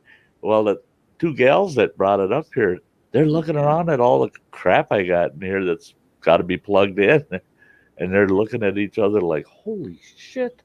And I said, are you worried about the power I'm using? And they said, it looks like you're using a little more than most people. I said, yeah, I got a big fan going in the bedroom. I said, yeah, I got a big fan going in here. I said, yeah, power's included, right? And they said, yeah, but I said, but what? But what? I said, if you can show me that I'm using more power than any other resident in this building, I'll pay the difference. I'll pay more. And they said, we can't do that because they're not separately metered, these apartments. I said, exactly. You That's can't what I'm prove saying. whether I'm using more than them or not. I said, you're just assuming I am. I said, everything here is very low wattage, very low wattage. It's like running a few 60-watt light bulbs. Yeah, They're like looking my at me like, amplifier. yeah, you lying SOB, you know.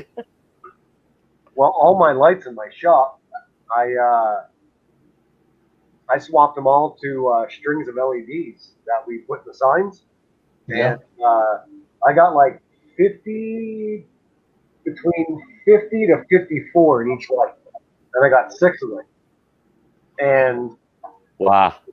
it's Don't cost a fraction. way brighter, and it runs off at 12 volt opposed to 120. So it's awesome. But my compressor in the corner, Uh-huh. right Drinks it. there, that's the hose coming out. Yeah, that's the killer right there. Yeah, Yeah. but how often are you using the compressor compared to your lights? Right. Here, look, I'm also a body man. Yeah. Oh my god. I'm a custom car painter by trade, so I use it a lot. Is that the same one you had a couple of months ago saying I'm doing this for either a friend or a brother-in-law or something like that? Oh, dude, down the street. And yeah, guess what? Since that video, I haven't touched it. I gotta get it primed. I gotta get it out of here, dude, because I got all this room, and I'm stuck to this little aisleway here to do all my forging. It sucks. Yuck. Yeah, I had, when I was out in Montana for one full, well, it was a winter and half of a summer, I had a dock business. We were building docks, portable docks, Well, that's a good time. and it was making me good money because I bought timber contracts and I'd go and cut these cedar contracts. And it was selective logging, so you had to go in there with horses. And I had 2 horses and a donkey, and I'd use them to skid the timber out. And then I'd haul that timber to the local mill, and I'd trade raw timber for kiln-dried cedar, red cedar. And then I'd take that red cedar and make docks out of it. But my shop, oh my God. I rented this shop from a guy, and he come over one day and he goes, "What in the hell are you doing?" I said, "What?" And he goes, "What's with these 2 electricians in here? What's going on? They got that box store off the..." I said, "Well, they're relocating the service." And I said, "They're putting a second service." And he goes, "A second service for what?" And I said, "I got to have 3-phase." And they go, "What?" I said, "No, I got to have 3-phase. I got to run my planer, and I said, "I've got a couple pieces of equipment that run on 3-phase motors." I said, I gotta have some hot juice coming in here." He goes, "That wasn't in the deal." I said, "It was. You're right. It wasn't in the deal, whether I could or Wasn't couldn't." out of it either. I said, "So yeah." I told him, I said, "Just think of it. When I'm done with your shop and I move on to do something different, you got 3-phase put in for nothing." Oh yeah. So he got smart. After my partner, it was a partnership. My partner did not disclose to me that he hadn't been paying his taxes for 4 years. Yeah, that will. And he was a pilot for Flying Tigers, making about 230 grand a year, and had not been paying his damn taxes. Hadn't even been filing them. Well, of course, they want every asset they can get their hands on, so they come out and they basically closed our shop down. I had to pay hell and high water to get some of my equipment, but they see stuff that wasn't his, it was mine. So I told them we're liquidating the bit. I bought the business from him on paper because I wasn't going to give him any money. The IRS was going to take it. So bought it from him on paper. Then I turn around and I liquidated it was a limited liability corporation. So I just liquidated it. But the guy that we leased that shop from, run into him about 6 months later, and he goes, "You son of a bitch." I go, "What? What?" I said, "I paid the lease off. There was a penalty at the end, too, because I broke the lease early." I said, "I paid you all off. You're all paid off." He goes, "Yeah, yeah." He says, "I thought I'd be nice, and I told my kid, you can take the shop and do whatever you want in the shop." And he says he hooked up a couple pieces of equipment to that three-phase. He says, so he had to go out and buy this high-powered crap. And he says, the problem is he's not paying a lease on it, and he's not paying the utilities. He says, "God, man, how could you pay that electric bill?" I said, "Well, yeah, it's a little spendy running three-phase, ain't it?" Yeah, he was pissed. Yeah, he said, "You should have never put that in there." Yeah. Yeah, my compressor is three-phase 240, and I wired it all in. I don't care. Yeah. Right. So, yeah. Lori's asking if where she can get a sturdy wooden desk with a lock on it. IKEA. Yeah. No, not really. It's not really sturdy, and you have to put it together yourself. Yeah. You know, I like when someone asks me, where can I get a piece of furniture of any kind? I tell them, Amazon. That's where I get all of mine, guys. I got a footstool that'll be here Monday. I could probably go down to Walmart and buy it, but I'm too damn lazy to go shopping. I found one I like on Amazon and said, "Yep, buy it." You should have said, Sty, I had a butt stool earlier. A what? A butt stool. You could have used that to rest your foot on. Got its own internal heating and everything. I accept very little from you anymore, Andy. Very little. Yeah, especially when it's got hazardous labels on the envelope. Little Willie won't go home. Yeah. That Rod says, so you were a doctor for a while.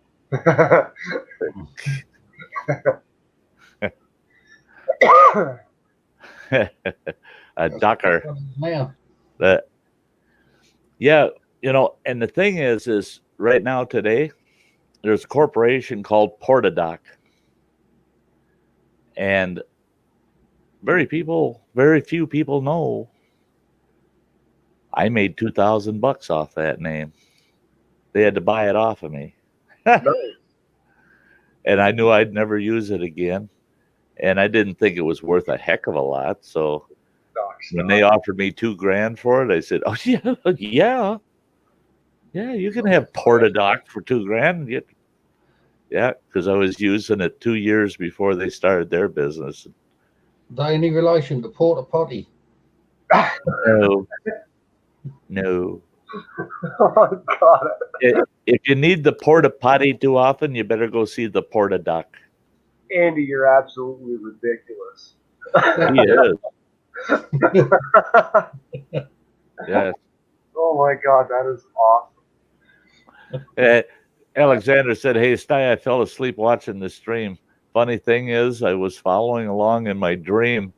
Oh, at least got a funny one to tell you on the Facebook. Okie dokie. Yeah. Ooh, Facebook. Not tonight though, Alexander. Sty's burnt out. I'm probably going to do a stream tomorrow night. I'm not, I don't expect anybody to show up for it. It's just if you're available, stop in. Because I don't have a video for tomorrow, I figure I'll throw a stream up tomorrow night. Because I'm going to be out and about during the day, out in the woods, I hope. Hopefully my ankle will get me there and back, not just one-way trip. But and I'll do a little video work on doing that, and that'll go up some of that Monday morning. But I don't know if you guys can see this or not. I was just actually about to pull up your thing there, Uncle Sty, and then my wife posted this. Sorry. And that, my friends, is how baby carrots are made.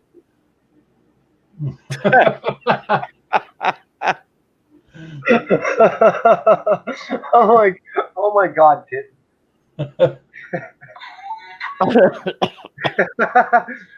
I always wondered where them little buggers come from. All right. You see a tray full of these little baby carrots. What the heck was that movie, Sausage Party?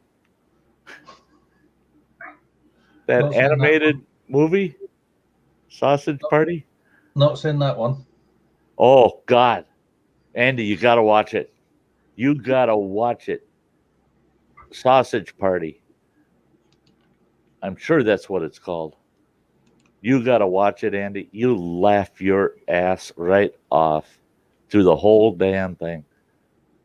You got this wiener that he gets out of the wiener pack, and him and this one bun out of a pack of hot dog buns got the hots for each other, and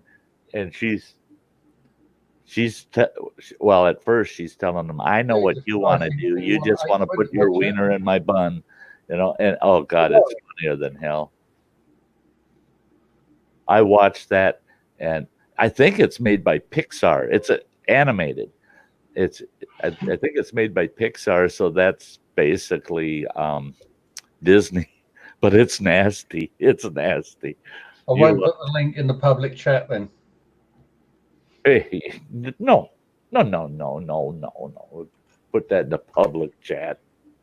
You'll have to copy and paste that one, Dave. What's that, buddy? That link I just put in the private chat. That's for Sausage Party. Okay. I wonder if that's the same. Oh, it's definitely the same. You only have to see the picture for the link. I'm throwing it up in Google to see what comes up. Oh, it is YouTube though. All right. So I'm part of the Sty Shack now. Yay, winning. I take it if you opened another workshop, it'd be the Sty Shop. With 2 P's and an E. Yeah, there it is, the full movie. They want £8 for me to watch that on YouTube. Oh, wait a minute. Google Play and buy it. That's not the right one. That's when it's saying, okay,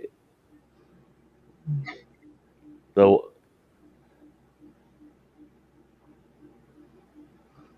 party movie, but every time they swear it goes faster. Huh. Sinfix review. That's a review of it. See, I think you'd have to yeah, the actual full-length movies, you can't just click on it and get the link. Right. But that'll give you an idea. That'll give you an idea of the movie. Yeah. Yeah. I rented that movie. I had 4 of my grandkids staying with us for a couple weeks. And you rent a movie called Sausage Party? Well, yeah, because it was animated and it was made by Pixar. That's all cutesy movies, you know. Not made by Pixar. It says made by the Vatican. I thought it was Pixar, but it doesn't matter. It doesn't matter. Old man Sty saw this cute pack of wieners and buns on there and Sausage Party, and I rented it, brought it home, and all of a sudden I heard all this screaming in the living room, and my ex-wife come out ready to skin my ass alive. She said, you have got to move the DVD player right under that television. I go, why? I like it near my chair. She says, it's almost 20 feet to the TV. And she said, how in the hell was I to block that TV so the kids couldn't see it and turn off the DVD player? I said, oh, yeah, that was a stretch, wasn't it? I said, why? What happened? And she goes, that Sausage Party. I said, oh, they're watching it? I wanted to watch that. she goes, "You can watch it. You can watch it in the bedroom. You ain't watching it anywhere where anybody else is going to see it." I laughed my ass off when I watched that. I was just the whole storyline, everything. There's a lot of what some people would say is just improper innuendos, but that's the thing, though. It's intended to not be politically correct. Yeah. So if you go and watch that, do so with a pinch of salt.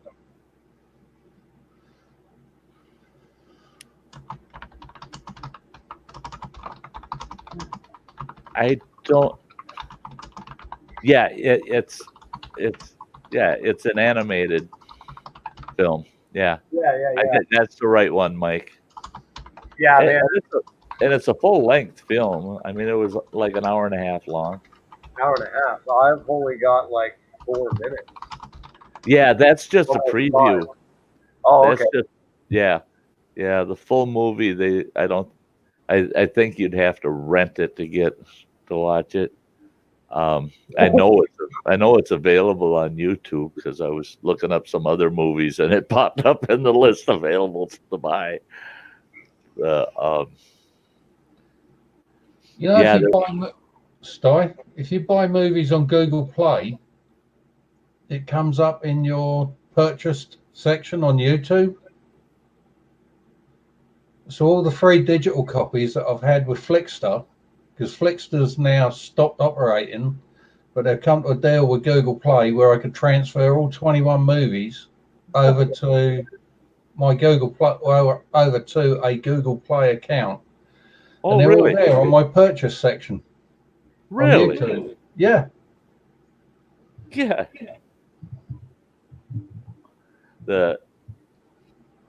My very favorite scene out of that whole movie is the roll of ass wipe coming out of the bathroom. and they actually I watched the special features, and they're showing cut scenes. How can you have cut scenes in an animation, But they got them. The cut scene of that roll of toilet paper coming out of that bathroom covered in crap. And he goes, "You won't believe where I've been."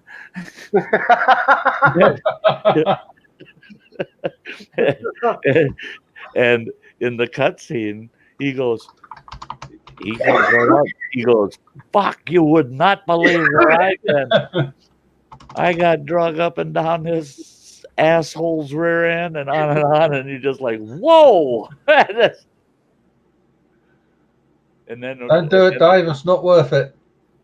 And the best part of it, Yes, it is. Don't go that way. You come just inside the bone, between the bone and the tendon. That's where the artery is. Dude, it's not even sharp. Kidding? Yeah. Give it to me for an hour. Then I'll loan it back to you. It's just a loan because you won't need it in a while. But I gotta tell you, like, mine, I love mine. Don't get me wrong. I abuse this thing like nobody's business. But this one here, this is the one from the giveaway.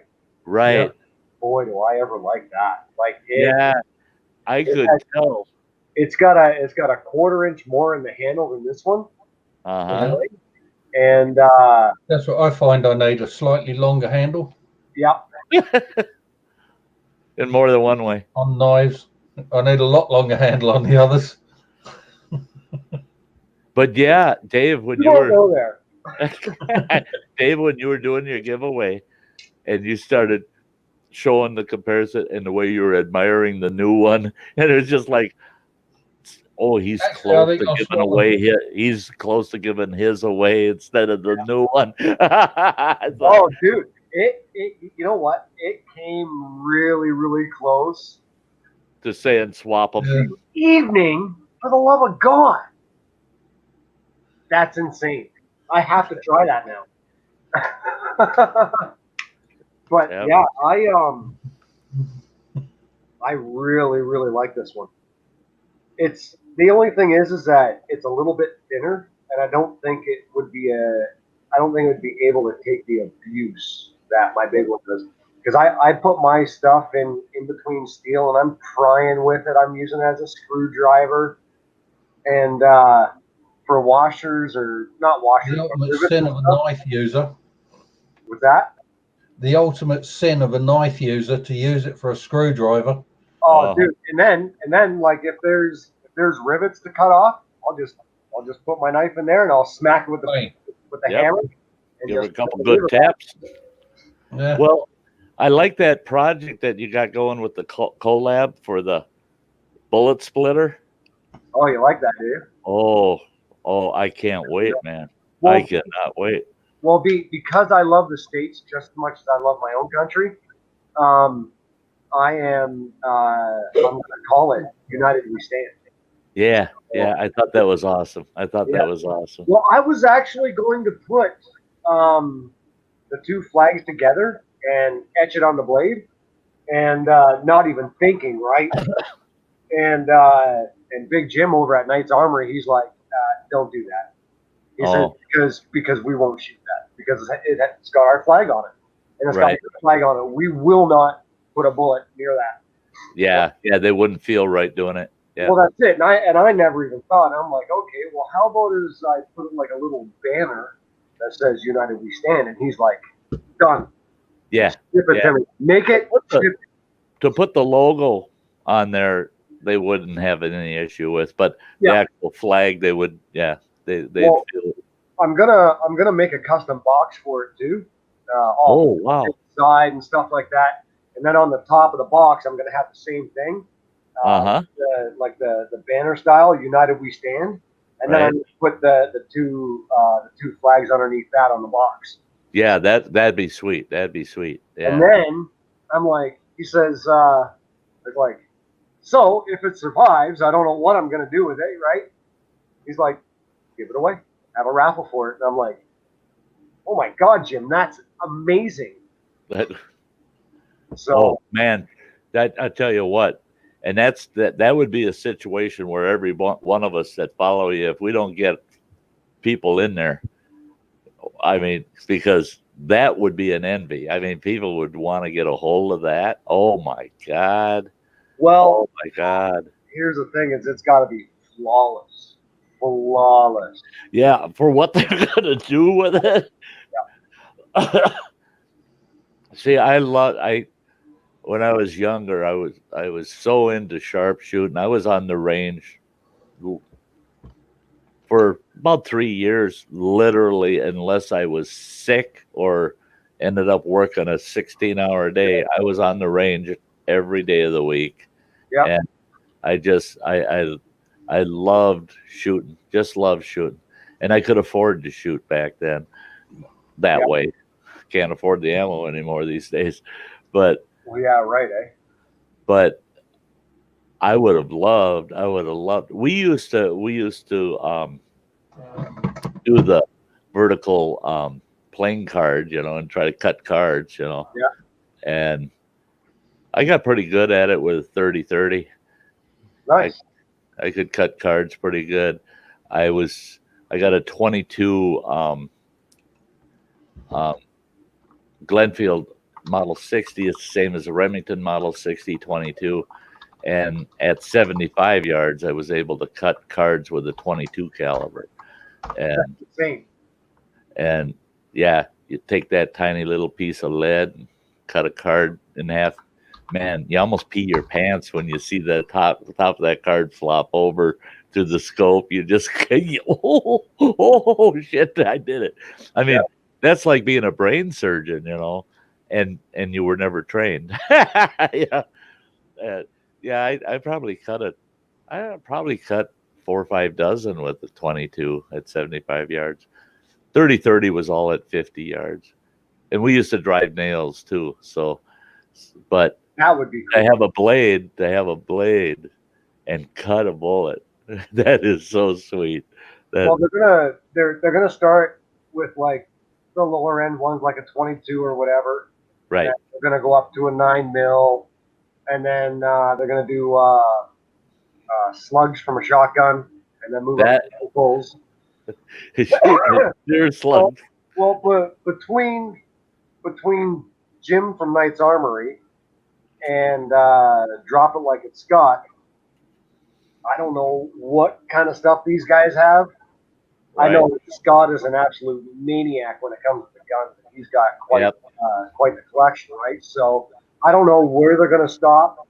That's right. Yeah. And but they just made their new YouTube channel, Make It or Break It. Make Right? it or break So- it. Yeah. So I think that's where they're going to do it. Oh, that'd be cool. That'd be cool. Yeah. Yeah. Yeah. I'm sure you'll let us know where they're going to do it once they're ready. Well, I just have to find time to forge it out first, right? So Right. yeah, it's gonna be a beastly night, man. It's gonna be huge. Yeah. Yeah. The blade alone is gonna be like 13 inches. So. Kind of like that thing that old Chuck did. Oh. Okay. Bart. Just a second. Lori said, Sty, I gotta go. I gotta get going. I just found out my little nephew's in the hospital and they found a spot on his lung. Oh, Well, our prayers out to that little one. for sure. Nephew. Oh, yeah. It's a bummer when you hear that a kid has any serious ailment like that. That's insane. Yep. Yeah, thanks for being here, Lori, and sorry for that issue earlier in the stream. Yeah, I want you to know that you're always welcome here, and never feel that you can't say what you feel with us. We all have very thick skin, and sometimes we got loose tongues, and it doesn't hurt our feelings to be corrected. So That's fine. hope to see you again, girl. Yeah, definitely, Lori. When I bend a knee tonight, I'll definitely have that little guy. And what's his name, Lori? Well, she's probably already gone, but Yeah, to know his name, that helps in the prayers. yeah, but you know, Lord, you know the one who and who, him. Yeah. And the thing is, don't have to have a name, but it just makes it a little more personal. Rod, Doc Sty Card Surgical Services.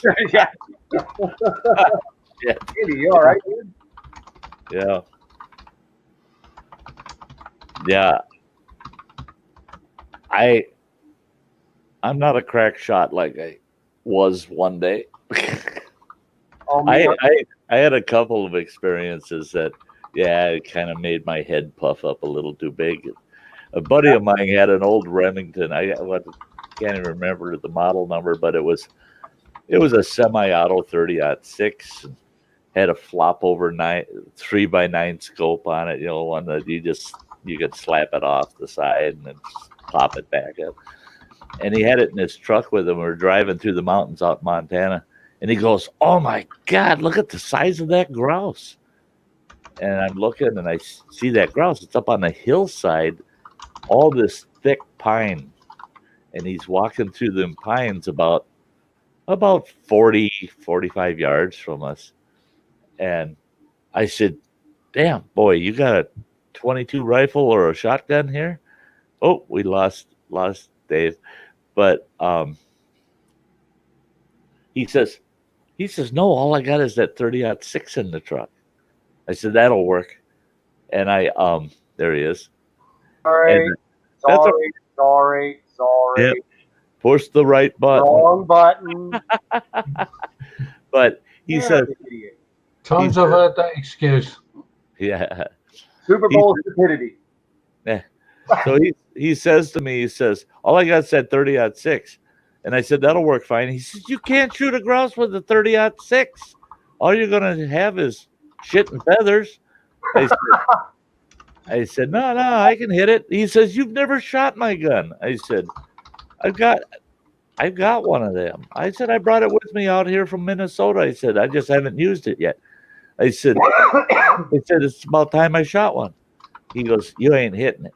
And he had one of those old Chevy Blazers, the old big, they were a half ton and they were big. And I'm in the passenger seat, and I'm right out the window with that 30-06, about 40, 45 yards out. And I'm looking in the scope, and I'm going, oh, that's too damn big. Slapped the scope to the side. Iron sights, never fired that gun a day in my life. Squeezed off. Laid the gun propped it up on the floor against the seat, jumped out of the truck. He goes, where the hell are you going? I said, get that grouse. He goes, there's no way. I'll be back. I ran up in the woods. There it was. I bring it back, and there was about a 1/4-inch groove right down the top of the head of that grouse. The sucker was looking right at me when I squeezed. Boom! Just cut a groove right down his head. He is dead. I mean, he was dead before he hit the ground. And I said, oh, that's going to be good eating. I said, that bird didn't even have a second to build any adrenaline. I said, he's a good fresh one. And my buddy, same guy, took him deer hunting with me, and I had a 32 Winchester, an old 32 Winchester. And we had a really nice size herd of deer come walking through this ravine that we were hunting above. And I told him, I said, I'll let you take first choice and drop yourself a nice buck. And by the time they got down to us where they were in good range, where there's no way in hell you're going to miss, I heard his rifle go off. I turned and looked at him, and he looks, and then he's back, fires again, and then all of a sudden it's boom, boom, boom. He empties the clip. And I see this deer, and it's all of them are running, but this one, he's walking fast, and he's got a slight limp on the back leg. And I got the 32 up and put a round right behind his eye and dropped him on the ground. And we walked up there. He fired 6 rounds out of that gun. And out of those 6 rounds, there was a tiny little nick on the back tendon just above the scent glands on the rear leg. I said, yeah. I said, look at the size of that deer. It was a big deer. I mean, I think it's field dressed at 220 pounds. I said, that's big. And 6 rounds out of that 30-06, and all you could do is nick it in the leg. I told him, I said, you need to sell me that gun. I said, just sell it to me. And he goes, just because you shot the head off of a grouse with it. I said, well, yeah, it works for me. It don't like you. Yep. Yeah, Rod, kill it, clean it, and cook it all in one shot. Yeah. Yeah, and that's the thing is I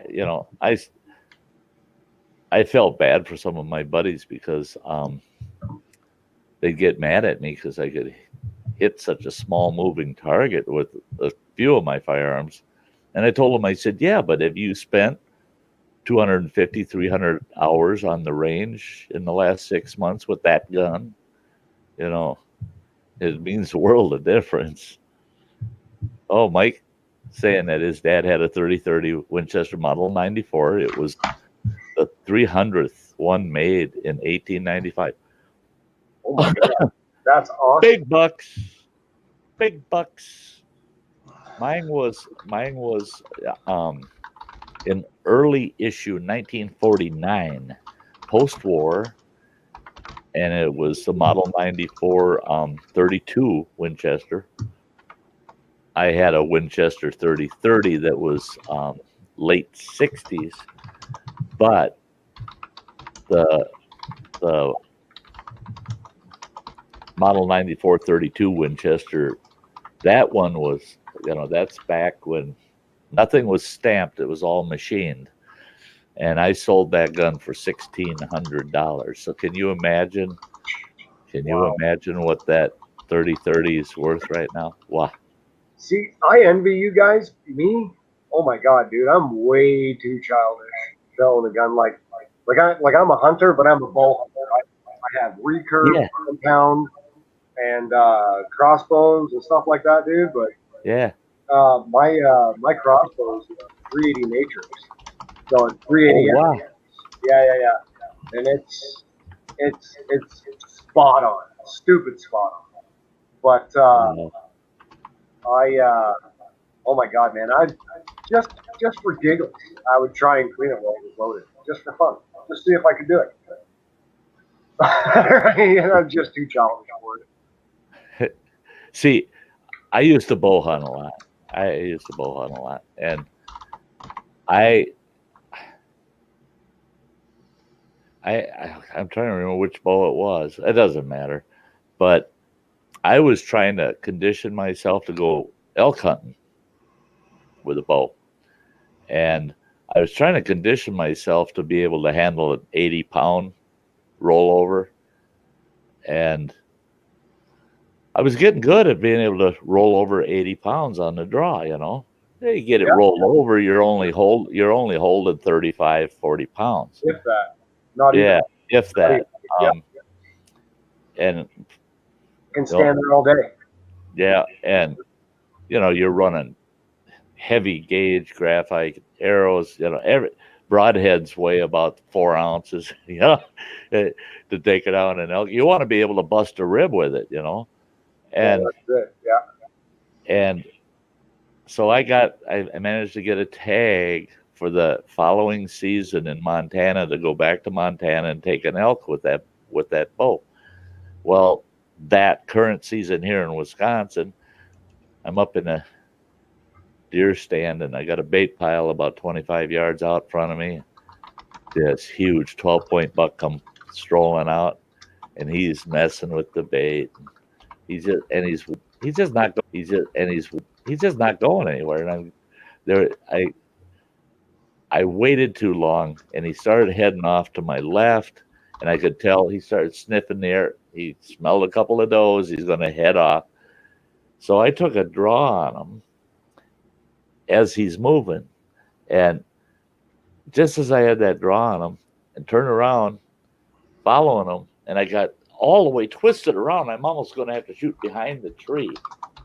Worst thing I ever did was I let off, hoping that he'd stop because he kept moving. Yeah. And he stopped, and I did a quick draw.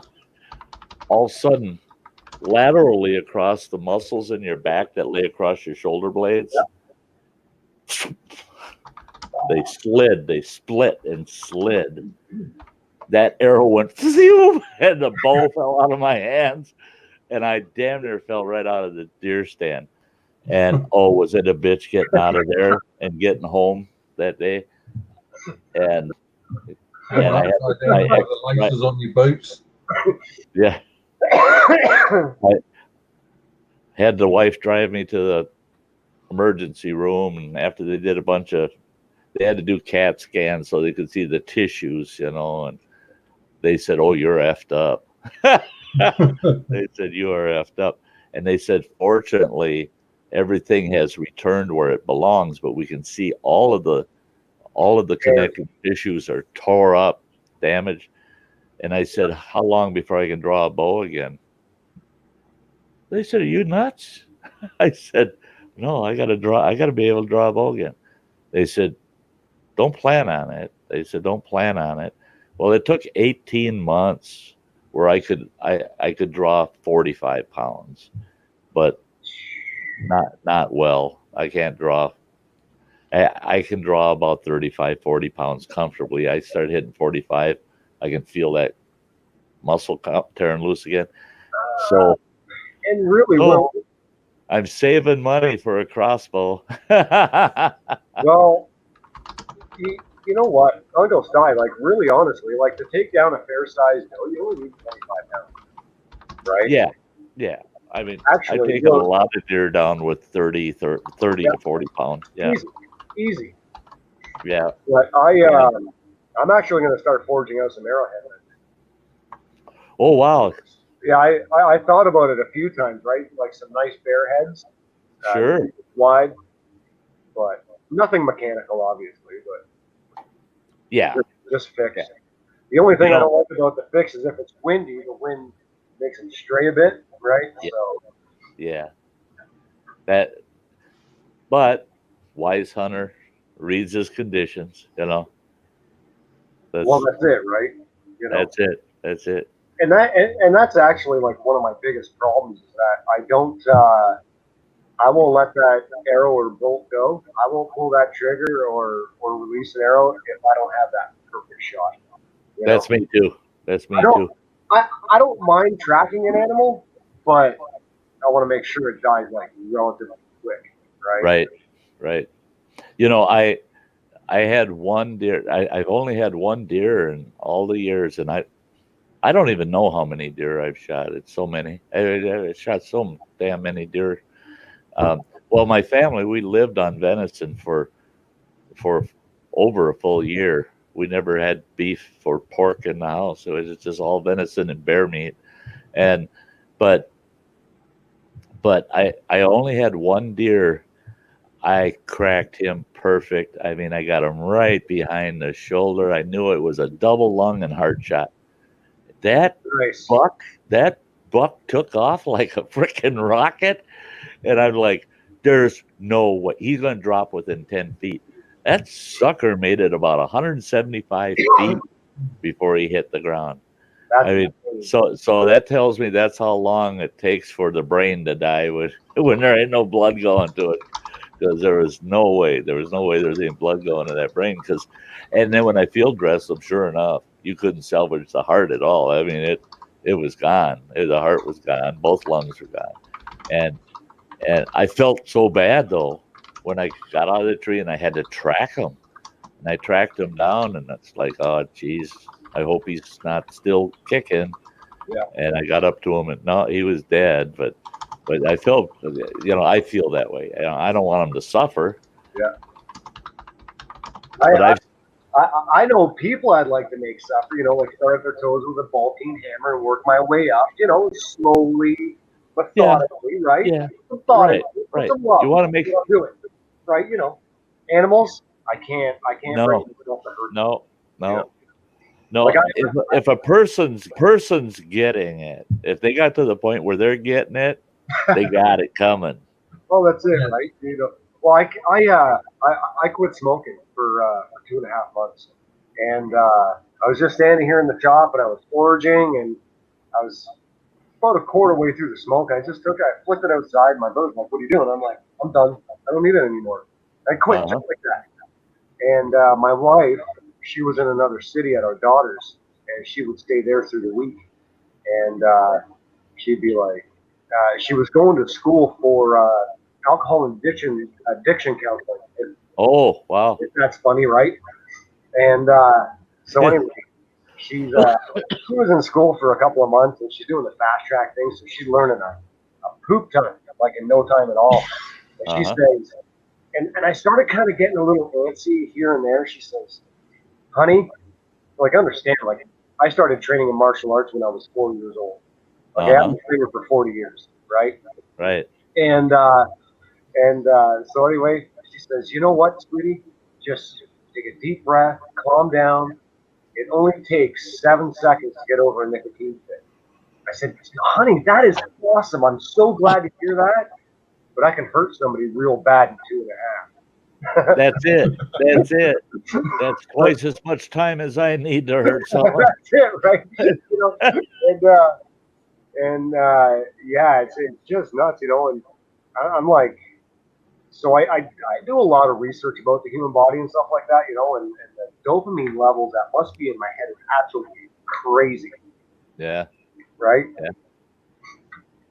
Yeah. When your wife was doing that schooling, did she complete a course and get qualified? She did complete the course. She did get qualified. Here's the problem, is that over in the States, they were doing like a bunch of monkey stuff on paperwork, right? Yeah. 3 days before she got her diploma, they closed every school down. Jesus. 3 days. There's a question you can give her. She should know the bloke's name. I can't remember. The man who started AA, Alcoholics Anonymous. Oh yeah, I used to know his You know how he quit drinking?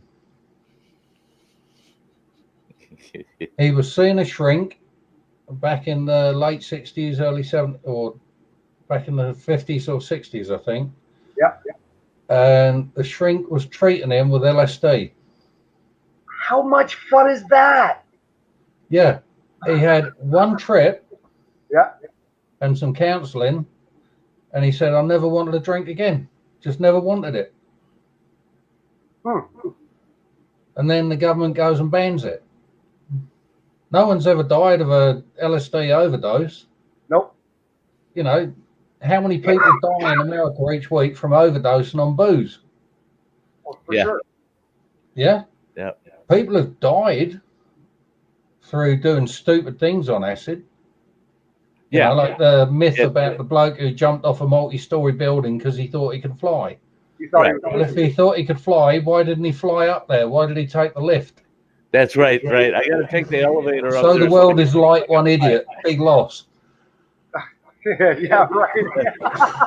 You know, I've always said that too. That with skydivers, I got a few friends that do a lot of skydiving, and they always go, but Sty, you gotta do it at least once in your life so you can experience what it's like to fly. I said, you've never fucking flown a day in your life. And they go, you've fallen. We do every weekend. I go, no, you don't. You're falling. It's a controlled fall. You're not flying. Because if you're flying, you don't need no airplane to get your ass up there. I said, how many birds do you see wearing a parachute in the airport waiting to get on a plane so they can get up there and fly? I said, don't give me this. You're going to fly crap. You can't fly.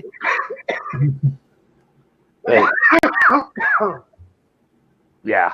That's the one sport that has never made a damn bit of sense. Never. I heard a quote in a movie once, and someone said, a wise man once said, if you fall off the side of a mountain, there's no harm in trying to fly. Sure. Right. That's the time to try. Yeah, that's the time to find out if flapping your arms will do anything. Yeah. What the hell else you got to do on the way down? And that's the thing too is, my ex-wife hated it because when we're out west, especially, we get into some of the high country and there'd be some cliffs. It's 800 feet down, and I'd be right out on the edge. I'd sit down, hang my legs over, and look. She goes, "You damn fool! The last thing I want to do is hear you screaming for a minute and a half until you're dead." I said, "You won't hear no screaming." And she goes, "Oh yes, you'll scream." I said, "No." I said, "I already know what would happen if I fell off one of these things. I'd position myself so I could watch it coming. I want to see this shit right to the end." And I want to see what the inside of the fighter looks like. I'm not going to waste a single breath on screaming because what the hell good is that going to do me? I think I can scream all the way down, sure. And then I'm miserable that whole trip. No, I'm going to face first, big smile on my face because I know. And all they found was a pair of false teeth sitting on a rock.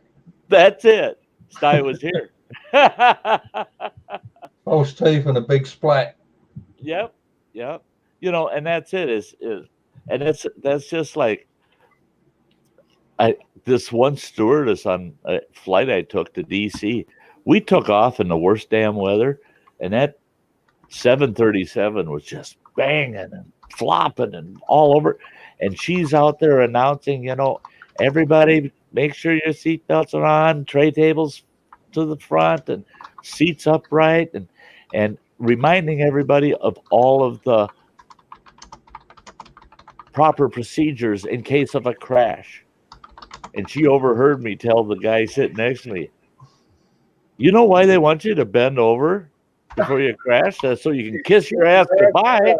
Yeah. Because you ain't going to make it, bud. If this thing's coming down, we ain't going to make it. And if you do make it, you're one lucky SOB. You're really lucky. But don't Yeah, plan open the on door making and it. so as you can step out at the last minute. Yeah. Yeah. It's just like the old saying, if you're in a falling elevator, just before it hits the bottom floor, jump up in the air. And then it's Yeah, only trouble is you the roof hitting comes down at pretty much the same speed as the floor did. Well, and the thing is you jump up in the air, and when that thing hits the ground, guess what? Now you get smacked by the roof of the elevator and slammed into the bottom anyway. Because that elevator is going to go from 8 feet tall to about 4 feet tall in just a few seconds. And you get turned into canned meat. To me, if I'm going down in the elevator and I got some bloke standing next to me that looks shady, I don't like him, I'll beat the hell out of him before I hit the bottom. Good looking lady, I lip lock her all the way to the bottom floor. So much for not needing companions, right? That's Yeah. Well, no, that's that's just a new lady friend for a few minutes. Smoke them if you got them. Yeah, smoke them if you got them.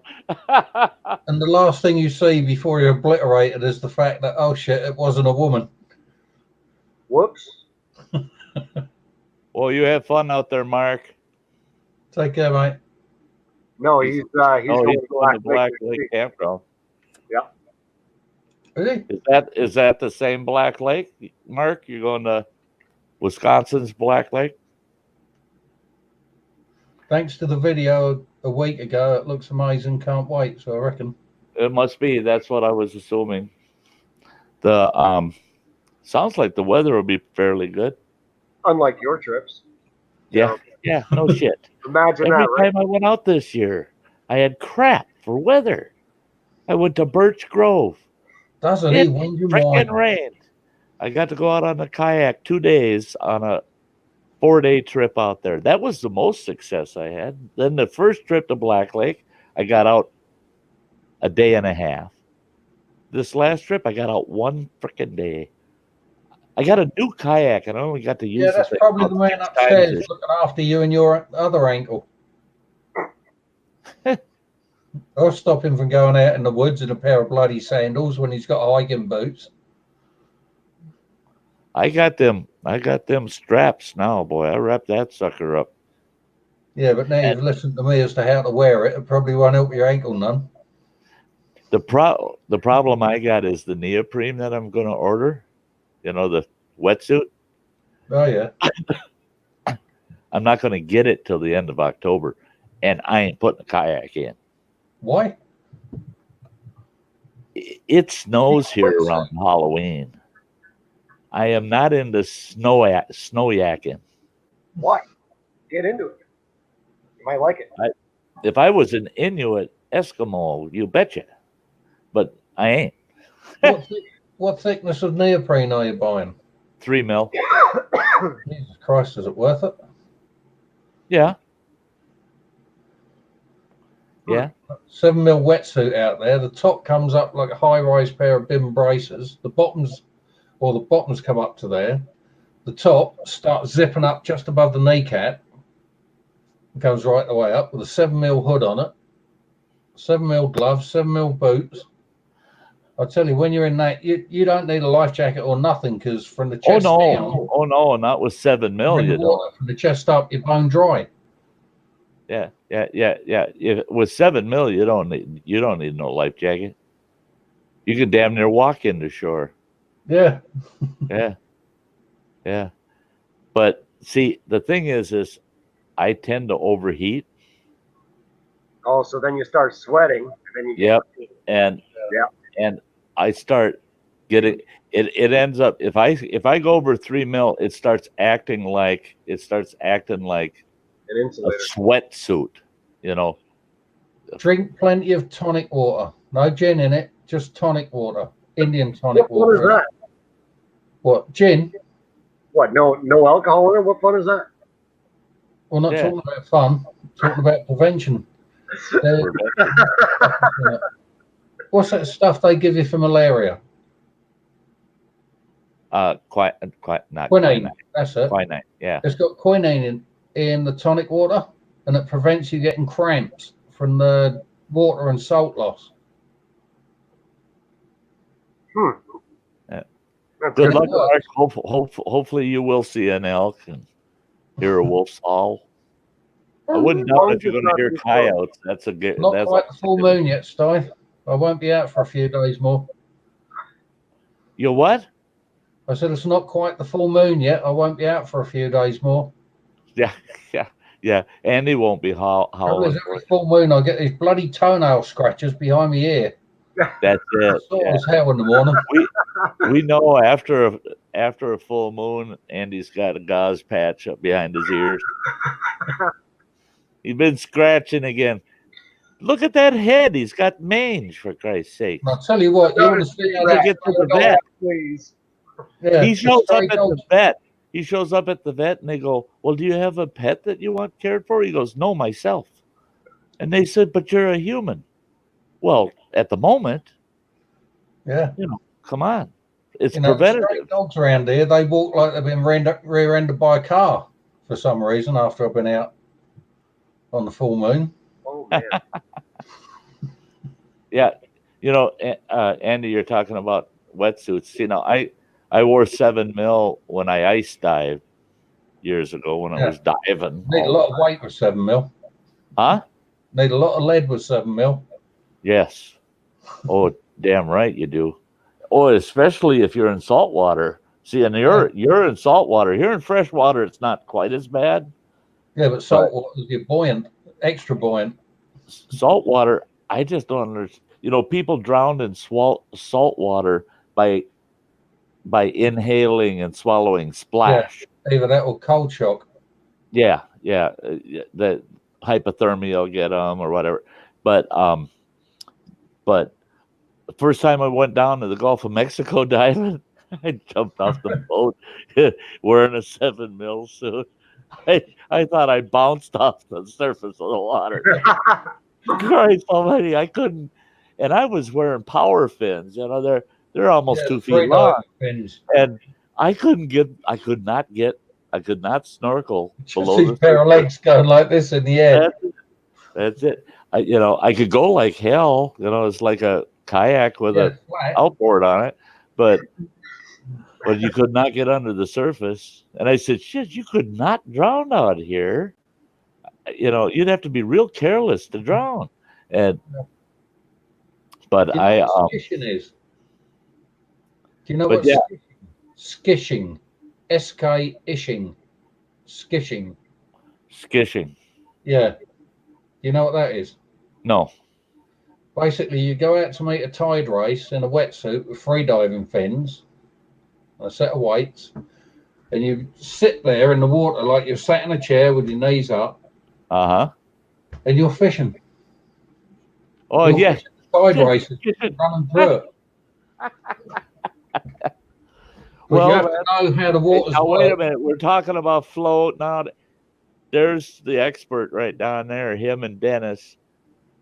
They're out there doing diaper beers in the lake. Oh, man. I'm doing that next summer with I tried my life jacket on. Yeah, just remember, I tried it on in my campsite, and these 2 folks from Texas that were out there at Black Lake happened to go walking by while I'm standing there with that life jacket on. The looks on their faces. And then when I talked to them later, the guy's wife wouldn't talk to me for some damn reason. And finally that guy goes, we need to ask, what were you doing in your campsite? What were you wearing? And I go, oh, you mean my life jacket? He goes, you had it on wrong. I said, oh, no. And then I explained to him what the deal was. At that moment in time, I didn't. And his wife looked at him and she goes, no, you won't. She wasn't going to let her old man try it. No word of a lie, man. I saw Dennis do it, and I'm like, dude, you're not going to catch me dead like that. And I'll bet you there was like 3 seconds. I looked at him, and I was like, that actually looks quite comfortable. That's right. And man, I'm telling you, all I did was just float, and I went clear across. I kicked a little bit to kind of guide myself out to the middle. Uh-huh. It was stupid to do because, like, if a boat ever came along, there's no way you're getting away from it, right? Right. And if you do roll over, it's a pitch when you're upside down. No, actually, You got to slide out of it. it's weird. Like you can turn and everything like that, and like you can swim normal, right? Same way you would, and then you can just drop your feet back up again. And yeah, man, I had a couple of beers in the pockets, right? Keeping cold in the water, and I just got a bob. When I watched you guys, I was just so damn jealous, man. I wanted to be out there with you two in one of them. And when I tried mine on, it's a 4-strap front, and they're adjustable, of course.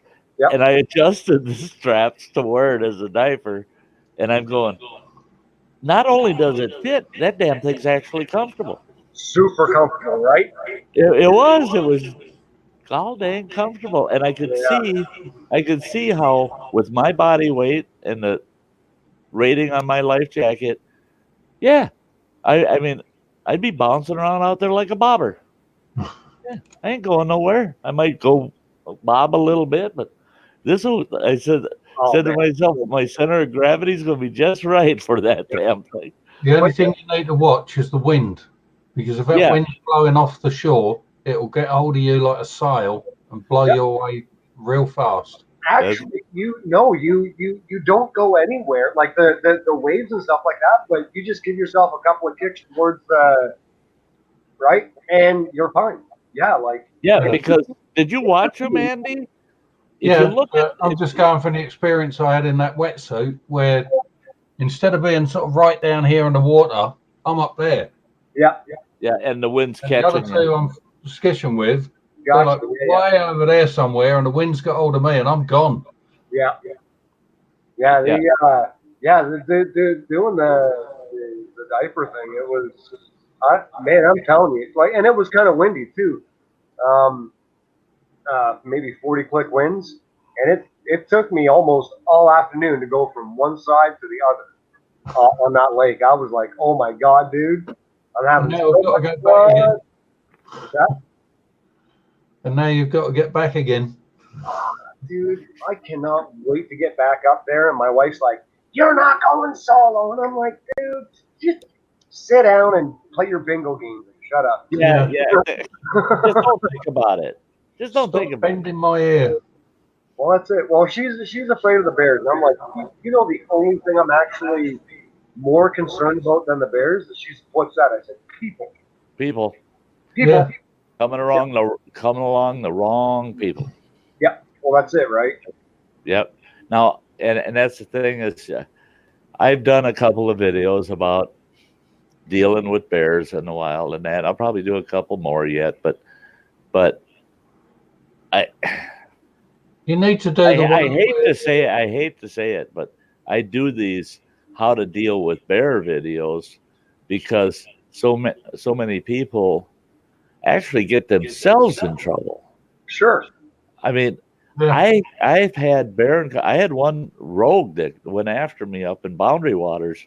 That devil, he kept bluff charging me, and I had already loaded my canoe, and I was up in camp making sure the fire was dead, making sure the pit was dead, and then that stinking, he was a good sized bugger too. He was about 350, 400 pounder. He comes out, and he's right across the fire pit from me, and he's just eyeballing me, and I could tell he's not friendly. So I started backing away from him, and I'm yelling at him, "Get out of here! Get out!" All of a sudden, he come right over that fire pit, but it was a bluff charge. He stopped about 8-10 feet in front of me. So I just kept working my way towards the shoreline, towards the canoe, and I figured, get my ass in that canoe and get lost. I got in that damn canoe. I was just pushing it off and just hopping it, and he bluff charged me off the bank, and he was maybe 3 feet from me when he stopped. And I thought, no, he's serious. He's going to rip me a new ass. And had to find the closest island to change your panties. Yeah, I got in that canoe and pushed off, and I just paddled like mad, not even looking behind me. I just figured I want to get a good 50, 75 yards from shore before I turn and look back. Yeah. quit paddling. And I just ruddered myself around about a 90 degree, and talk about paddle my ass off. He's only about maybe 30 feet behind me, swimming after my ass. He followed me. He followed me for over a quarter of a mile before he gave up and finally went to shore. That son of a bitch. He had it out for me. He had it out for me. And I had people say, "Oh, you could have died that day." Well, yeah, if I would have been stupid and kept trying to stand him down, because he obviously wasn't going for it. I said, but a lot of people, they would panic, turn and run, and he'd have them. He didn't knock them right on the ground. And the worst part with black bears, that's one thing I hate Disney for. Oh yeah, they're cutified. Not Disney bears, I'm telling you. And, oh look, hubby, a little baby bear cub. Yeah, cuddle it.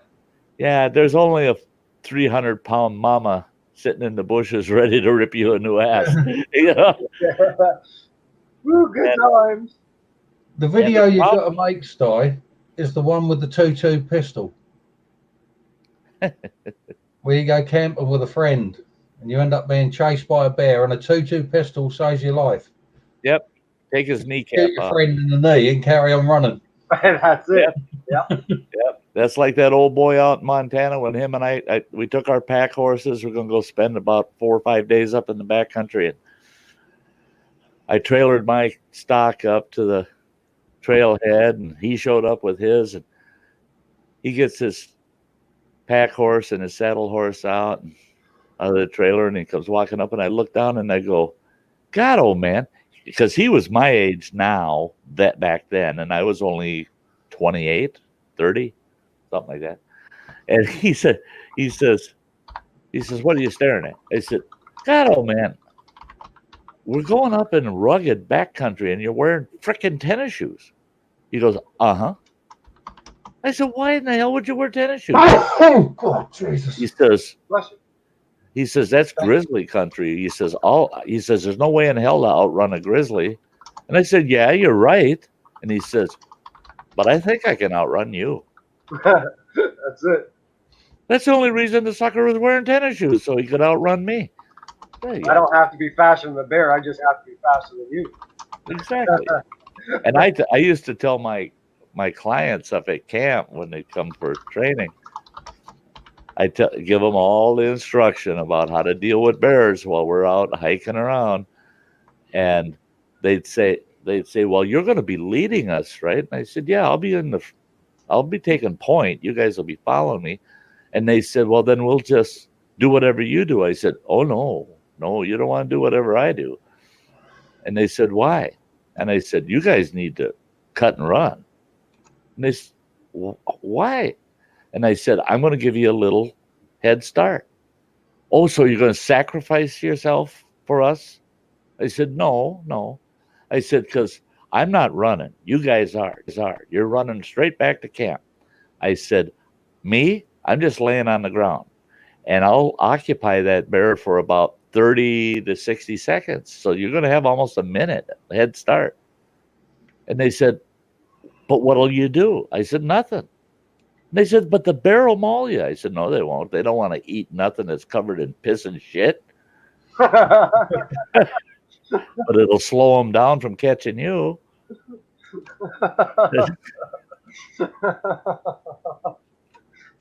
Yeah, it's all in what makes the bear discouraged, you know. Well, I'm if I ever do get into that little predicament, that's why I carry a 3-foot katana. Yeah. Yeah. I wouldn't even hesitate, man. I usually have my 9mm on me, or I got my 10 on me. Yeah. And I used to always carry a short barreled Mossberg model 512 gauge with illegally in Wisconsin. But yeah, I didn't hear nothing. First round's a deer slug, second, third round are buckshot, fourth round's another deer slug. Yeah. The and and and people don't understand. And I've gotten all kinds of. Okay, we have a bear preserve up in northern Minnesota. It's called Shooty Bear Reserve, and they're all protect the black bear. Don't hurt the black bear. And they got madder than hell at me. In fact, they wrote me letters and all kinds of crap because I come right out and tell people that the statistics, they'd say, well, statistically, a black bear will only this or only that and this. And I tell them the statistics are only as good as the people giving them to you. Sure. I said, because statistically, a black bear does not attack to warn you off, to disable you. They attack to kill you. That's all a black bear has in its attentions when it gets a hold of your body, is to kill you. That's what its defense method is. And the oh Jesus, I got a bunch of people that are on a Facebook call and they're ringing me. No, I'm not going. But we had a case up in northern Minnesota on the north shore of Lake Superior where a father and son went fishing on the shoreline and didn't return home. So his wife called sheriff's department, said, can somebody go look for him? Well, they went down, they found both him and his son killed by a sow black bear, and she was feeding on them, and she had 2 cubs. They covered it all up. The DNR, the Minnesota Department of Natural Resources, said, they came right out and said, oh no, she just mauled them. Well, when the 3 sheriff's deputies that were first on the scene said, we had to shoot the bear because she was guarding the bodies, and her mouth was full of flesh, and you could see where she had been feeding on both of them. Whoop. No, you're not a professional. That's what you think you saw. So it went down in the records, and the statistics is just a mauling. Well, people don't realize that's a black bear's nature, is they don't want anything to do with us. They don't want anything to do with us. But if they get pressed to the point that they actually physically attack you, their intent is to kill you, because they want to totally eliminate what they conceive as a threat. Regardless of what grizzly they do bear, with their body. See, now a grizzly bear, on the other hand, will maul you and leave you to die. They ain't going to finish the job. They just want to live. They know how big they are. They get a hold of you, they're going to chew on you, they're going to claw you up, and they're going to leave you lay there half dead. And then they'll go about their business. All they want to do is eliminate what they consider a threat, and that's to cripple you. And you get rogue grizzlies that'll feed on a person. And why is it that statistically they show grizzlies eating people, but they'll never admit to a black bear feeding on a person? They won't do it. So I keep telling people there's a big difference between a black bear and a grizzly. And I've been in contact with both. I'd rather be in contact with the grizzly than the black bear, because I know what the grizzly's intent is. That damn black bear, just don't trust them, man. They are not the Disney beast, Yeah, right, eh? Yeah, they're not Baloo the bear. He ain't going to sing a song with you. He's going to mess you up. Yeah. It's not like they're going to come up and say, hey, where's your picnic basket? Yeah. Hey. Yep. Oh, no, they'll come up and just take the basket. No matter what, the point being, no matter what that bear was doing with the dead bodies, it killed them. Right. Whether it mauled them to death, bit their heads off, or whatever, it killed them. Right. And that should just be the end result of it. A bear killed 2 people. Yeah. Good time. And yeah, they don't want to portray the black bear as being such a vicious predator, And these nature films don't help, because they always make them look cute and cuddly. Right. Yeah. Oh, yeah. The friendly black bear. I mean, and I've watched some of the biggest morons in the world messing with them. You know, I watched this guy up in northern Minnesota at a dump, and he's digging around in the dump, and I thought, what the hell is he doing? And I got out of my truck and walked over. My wife was sitting in the truck, and all of a sudden that guy pulls out a 2x4. And I glanced over at his car, and here's his wife and 2 kids in the car watching him. And he yells at his wife, "Get the camera ready." I thought, what the hell? And then all of a sudden, here comes this black bear, probably about a 3-year-old, probably weighed about 200, 250 pounds, come out of the dump up almost right in front of his car. And he goes, "Have that camera ready. I'm going to make them stand up." And I go, "What the hell are you doing, man?" And he turns and looks at me. He goes, "Mind your own damn business." And I noticed the plates on the car, Illinois. He's from Illinois. Oh, they got a lot of black bears down there. Oh, my ass, there are no black bears in Illinois to speak of. And he says, "I'm just going to poke him until he stands up." Yeah, right. And I said, "Could you hold off till I get back in my truck and get my camera ready?" Or is it just me being a coward? But anything that weighs 300 plus pounds, you want to poke it with a stick? You're a fucking idiot. Yeah. And that stick he was holding was only about 4.5 feet long. I mean, and a black bear in a matter of seconds can hit 45 miles an hour. He was at least 18, 20 feet from his driver's door, which was closed. Nice. And he actually said to me, he says, "Well, if he gets mean, I'll just run for the car." I said, "Yeah, Good let luck. me get in my truck and get my camera. I want to see this."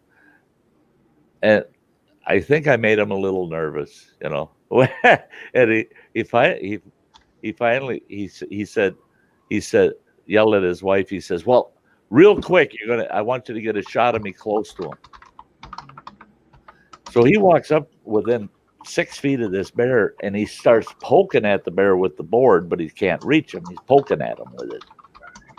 All of a sudden, that bear turned, and he's a young bear, and, probably never experienced a threat before. And all of a sudden, I seen the hair on his haunches standing up, and I yelled at the guy. I said, "You best cut and run, buddy." And that bear turned and took about 3 snaps at the end of that 2x4. And I thought, this is not going to go well. The guy dropped the 2x4 and started backing up to his car. And the bear actually swatted the 2x4 out of the way. And it just followed him to his car, to the car door. And the bear didn't attack him, but I thought he should. That moron's got it coming. But I've seen that happen so many times. I made the mistake. I was feeding a bear in a dump a bag of marshmallows, and he was loving the hell out of it. He was about a 2-year-old, a couple 250 pounds. And I feed him marshmallows, and all of a sudden I realized, oh shit, I only got 3 marshmallows left in the bag, and he's still acting hungry. A bear's a glutton. They're like a pig. And so I thought, I know what to do. I took those last 3 out, and I kind of fanned them at them so that they were a couple feet apart, each of them. I figured that'll occupy them long enough for me to get back to the car. And I turned, and I'm walking away, and all of a sudden I hear this thump, thump, thump, and I turned and I looked, and that SOB's coming right up on my ass. And I ran for the car. My sister's in the car. We got a Chevy Nova, and it's got a sunroof in it. She's standing on the front seat with her camera, ready to take a picture with all the doors locked. Windows up. And I'm yelling at her, "Open the door, open the door." She goes, "Fuck no, there's a bear going to kill you." Yeah, let me in the car. All of a sudden, I felt something clip my right heel, and I went right on my face, and I felt that bear's paw hit me in the back of my thigh on the left side, and I felt a yank kind of at the waistline of my jeans, and then he was past me, and look, and he's got that empty marshmallow bag because I had just stuck a corner of it in my pocket, and so it was hanging out. He knocked me on my ass and grabbed the marshmallow bag and just kept running. So lucky, dude. Oh my God. We almost didn't have the Sty Shack happen. Did you hear that Kevin ever give the story about Nigel going bear hunting? Sty? Or have you frozen? It looks like he's frozen. He's not even blinking. Yeah, he's cold. Do you know Kevin Bloody Wilson? No. He's an Aussie comedian, and one of his best mates is an Aborigine bloke called Nigel. He said Nigel somehow managed to get invited over to America, and he got the government to pay for it on some sort of work avoidance scheme. Yeah. Said, and these guys that have invited him over there, they've invited him out to hunt grizzly bear. Okay. He said Nigel, all the guys are in the shack, and they got AK-47s and BMGs and every fucking thing to hunt these bears with. And he turns up, and he's got a boomerang, like a leather waistcloth. Yeah. And one flip-flop. Said, Nigel, you lost a shoe. He said, no, I found one, eh? And he says, anyway, they're taking the piss. And he says, I'll tell you what, I'll go out and get a bear. And they're laughing away. And after about an hour, they're thinking, oh, shit, we shouldn't have let him go out. He's gone and got himself killed. We'll have to go and find the body and drag his ass back down the mountain. And all of a sudden, there's this voice coming out of the forest. Open the fucking door! He said, and they open the door, and there's Nigel running like fuck towards the cabin with a big grizzly bear with a big lump on its head, and there's none too happy. He said, and he just gets to the door, sidesteps, the bear goes flying in, he yanks the door shut and says, skin that cunt, I'll go and get another one. Wow. Oh my God, that's awesome. Oh man. But dude, so much for me having one smoke and going to bed. It's after 1 o'clock, dude. I have to get out. I thought you said one pack of smokes. No, mate. I almost did do 1 pack of smokes. Oh my God. That's why I quit, because I was already doing 50 roll-ups a day on a day where I got a good night's sleep. And if I didn't sleep, that 50 would turn into 75 or 100 quite easy. Yeah. Sure. And hearing you cough every now and again, or Sty cough, is like, no way, I quit now. Yeah. Because my COPD got real bad. I couldn't lay down flat to go to sleep or anything like that. I had to sleep sitting up. Yeah, that's COPD. That's a bugger, man. Yeah. There's no coming back from that. Once you've got it, you've got it. Well, your lungs will heal, but yeah, you definitely don't heal the same. That's for sure. No. But man, that's a 5-hour live. Is that normal for Sty? Usually he's only on 2 or 3, right? I don't know. You see up in the top left-hand corner, it says around the campfire, public. Yeah. Well, you can change that to private. Oh yeah. You guys. 17 and a half hours. That's insane. It was 9 a.m. when I finally went to bed. So I was like, yeah, I'm getting tired. I'm going to go to bed too soon. Yeah, well, I saw.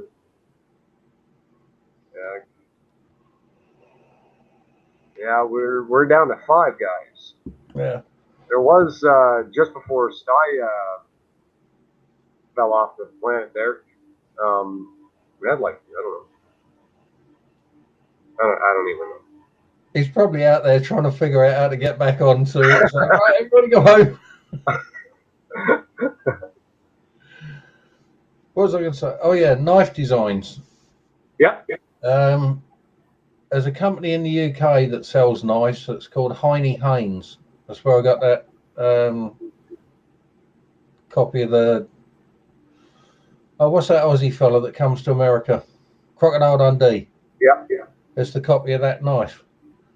I got that from them. They had some folders in an email I got from them today, and there's one there the top comes along and it just hoops over like a bread knife. Yep. And the bottom of that blade is absolutely flat. Yeah. And I thought, what an excellent shape for skinning fish. Nice. And I thought that's probably going to be the blade, not the folding bit, because I've got folding knives, but I don't like them like that thing. Yeah, hard as nails, but it's so fucking thin, and this poxy thing just digs in the hand. Yeah. When my knuckles are arthritic, I like a fat handle to get hold of. Yep. I can use a shitty knife as long as it's got a fat handle. Yeah. No, I like Dennis. Dennis has got that messed up finger there, right? So his handle's pretty deep. Yeah. The one I had made a couple of years ago by a company, Black Feather Knives. Well, not a company, it's a one-man band. It's nothing that fantastic, but the handle fits my hand so nice. Yeah. That it's incredibly usable, if that makes sense. Sure. Yeah. Because even things like feather sticks or just sharpening a point on a stick or stripping the bark off it so as you can feed a lump of meat on it and cook it slow over the fire. Sure. It is not just painful, but it's bloody hard work to use for me without that thick handle. And that thing's made out of 01 tool steel. If I ever damage that blade, it will be the biggest bastard in the world to bring back. Yeah. Considering all I've got here is stones, it's all right if you got like a grinding wheel or a sandpaper thing where you can just hold it there and the machine takes the metal down for you. Yeah, wait, this way. The belt right there? Yeah, like a belt grinder. Yeah. I could use my angle grinder, but no, 10-inch wheel spinning on the floor is not a good idea. Don't use an angle grinder. No, I wouldn't. No, send it to somebody that knows what they're doing. Yeah. Well, at the moment, I've got one of them stones. I think it's 400 grit, 1,000, 3,000, 5,000. Then there's an 8,000 one. Then it jumps all the way up to sort of 15,000 plus with that slate. Yeah. And see, I use it's no good for sharpening, but for putting a incredibly fine edge on the edge that you've created, if you get what I mean. Yeah. Because obviously at 15,000 grit, you can work that all day. And if you haven't sharpened it already, all you're going to do is make the blade shine. Well, okay, so when you're sharpening a knife, once you feel that burr on one side, okay, that's the accent where they've already come together. So now all you're doing is you're just bending that cutting edge over. You're taking that burr and you're moving it back and forth. So eventually, once you do that, what you want to do is you want to buff that edge, and that's what your stones are for, is to buff the edge. The shinier that edge is, the sharper it's going to be. Yeah. Right. So, like I've got. Like with using them, I don't bother using the leather hone with that Smurf poo. Because the stone is finer, I believe, than what the Smurf poo is. And it's also softer because you don't get like bits of grit with it. You get like a muddy clay. Like slip. You know what slip is, yeah? That's where they mix clay with a ton of water and you get like diarrhea falling through your fingers. You get that on top of the slate, and it's like the texture of mud. And at first you think, well, this ain't doing nothing, you know, it's piss thin, but obviously there's some sort of particulate matter in there that works. Yeah. Hey, Mike, take care, brother. Thanks for stopping by and hanging in with us for so long. You're awesome, dude. Take care, mate. Have a great time. Yeah, if we let Sty back on, we'll tell him. For sure. He's probably sitting there indoors thinking, you bastards. Yeah, right, we can't even send him a thing, can we? Well, I could send him an email, but I'm too bone idle.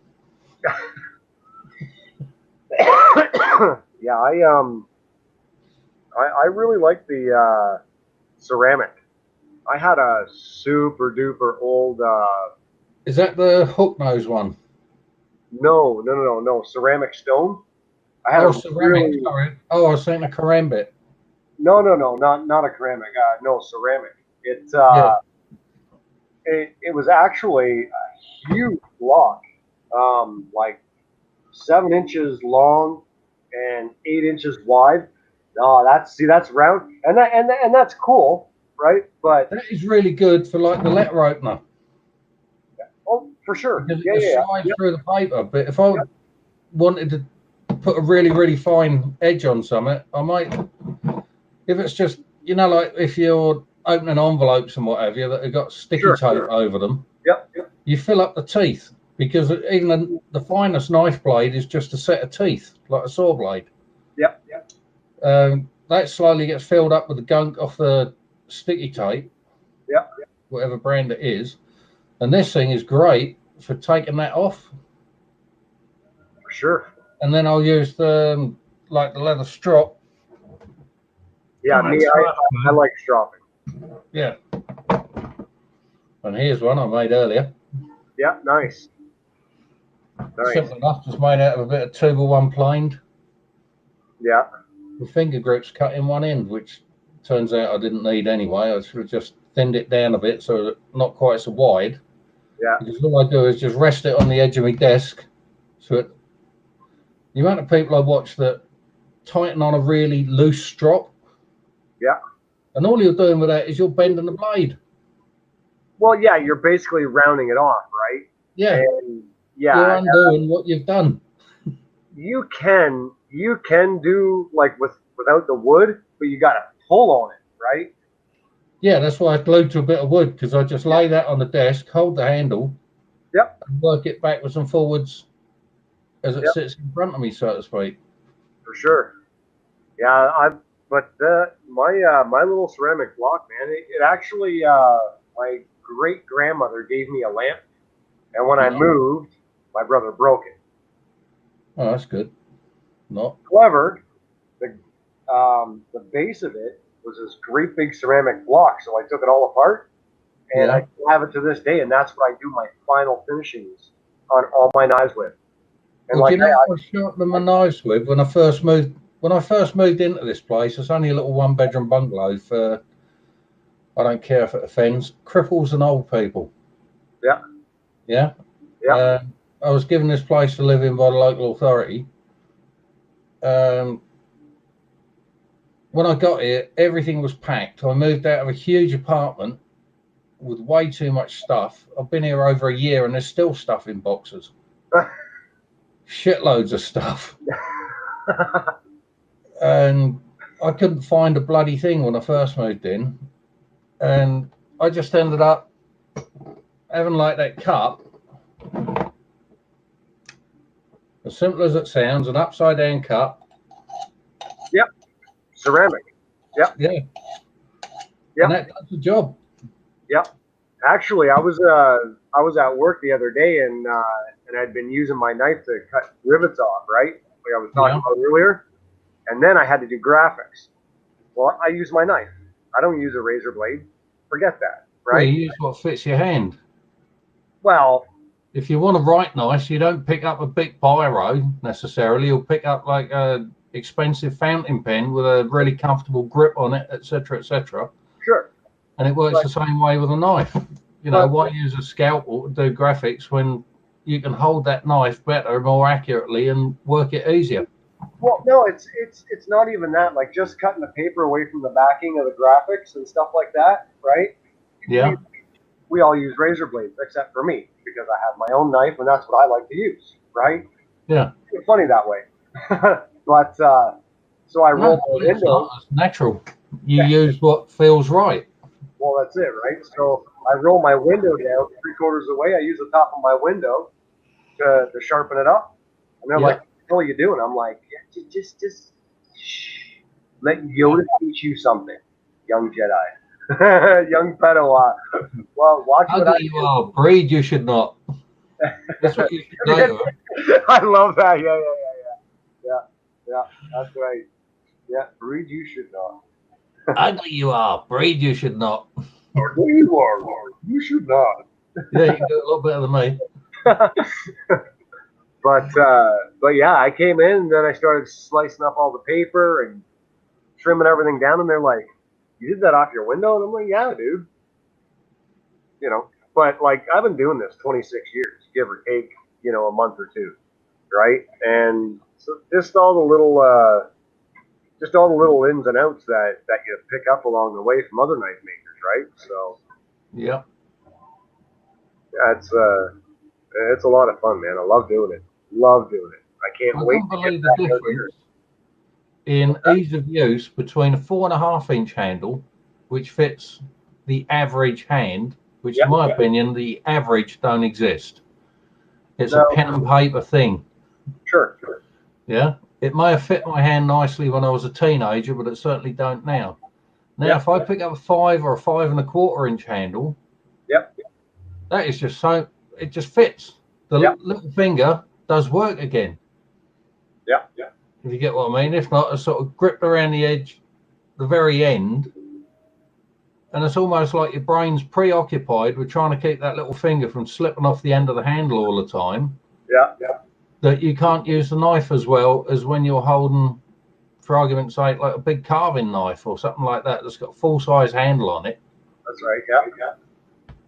Yeah. Yeah. It's well, in my case, like I can wield a 3.5-foot katana with 2 fingers, right? Just those 2.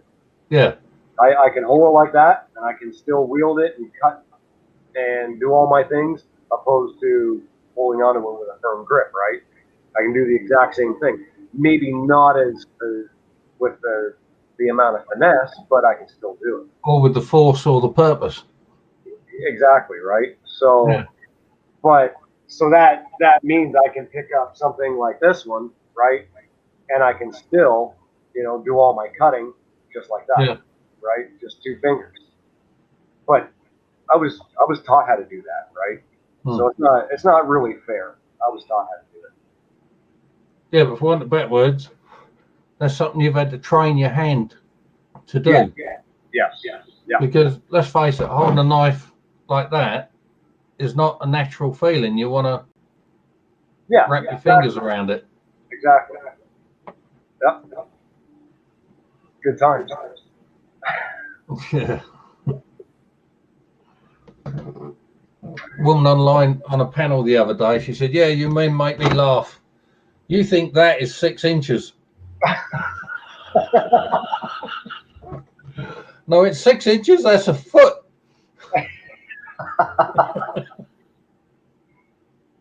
want to have this thing through. I threw it the other day. It flew pretty good. Can't wait to get a handle on it. That's something I never mastered, that throwing knives. Oh no? Except when we were kids and we were playing chicken, where you throw the knife close to the foot as possible. Yep. Yeah. My mate's foot with a bloody great big knife. His mum nearly battered the crap out of me.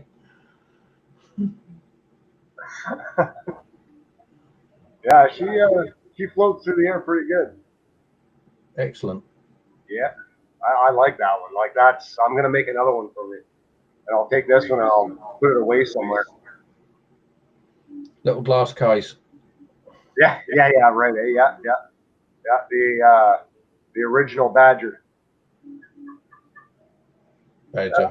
I got like a shelving unit here from like a kitchen. And the floors, like just homemade kitchen sort of kind of stuff, right? Yeah. I stand back there at the floor, and I just throw knives all the time. I put a square, wet a tape, and I just stand there and I throw knives all day, all different kinds of knives and whatever. Yeah, but I gotta get my shop back, man. I gotta get this truck the hell out of here. Thing vexing me. You know the best way of getting that out of there? With my truck? Finish the thing. What's that? Finish it. Yeah, I know. Either that or phone the local scrap dealer and tell them you got a freebie. Right. Well, it's 84. Yeah, I think it's 84. Jesus. So He really wanted it. He really wanted it. It was funny when I first got it. I threw it on my front lawn, and I put a for sale sign in it, and then I texted it to him. He didn't laugh. It wasn't right. Oh, well. My son's funny with cars.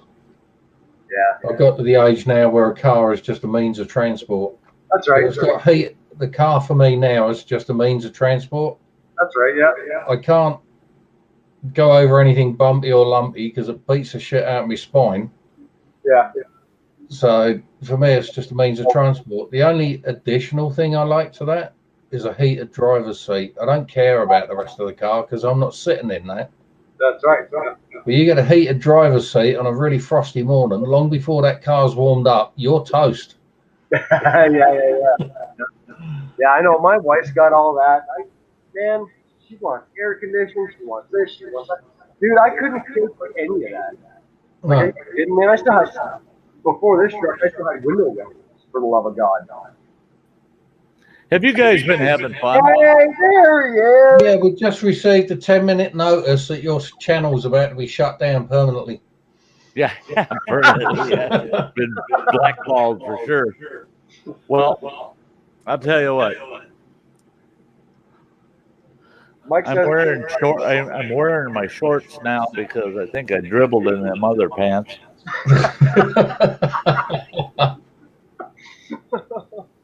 I heard this god awful crashing sound outside, but I got all my windows closed, right?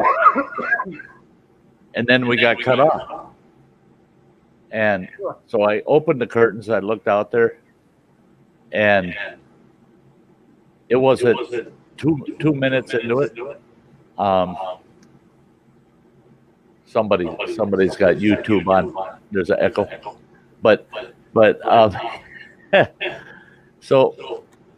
I mean, there was no echo 10 seconds ago. Yeah. How the hell could I be echoing? I got nothing on except StreamYard. Double check. Yeah. It does happen sometimes. Yeah, I don't have nothing on. But anyway, when you hear yourself talk back in your yeah, own, and it stops you from thinking, regardless. But anyway, so I'm looking out the window and I can't see nothing.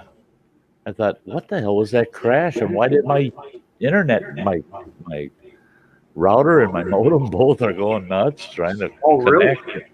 And so I opened the window. Here comes a squad car flying in our back parking lot back here, comes flying in here. And there's an ambulance right on his ass. I mean, our ambulance shed is only about 6 blocks from here. Yep. And the cop shop's right next to it. So it must have been a cop and an ambulance driver sitting there having coffee or some damn thing. So I opened the window, and they shut the sirens off, and they pulled up here with their lights going.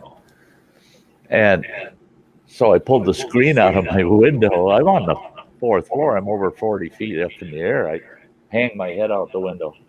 And I'm looking out there. I recognize the cop, and I recognize one of the EMTs. So I yelled out, "What the fuck's going on down there?" Well, this young cop, he looks up and he goes, "Just stay there, Sty. Stay there." And I go, "Oh, I'm not gonna be happy." He goes, "Don't tell me you're on YouTube tonight." I said, "Don't tell me what's going on down there has to do with me just getting cut off." He goes, "This guy just slammed into the box." Oh man.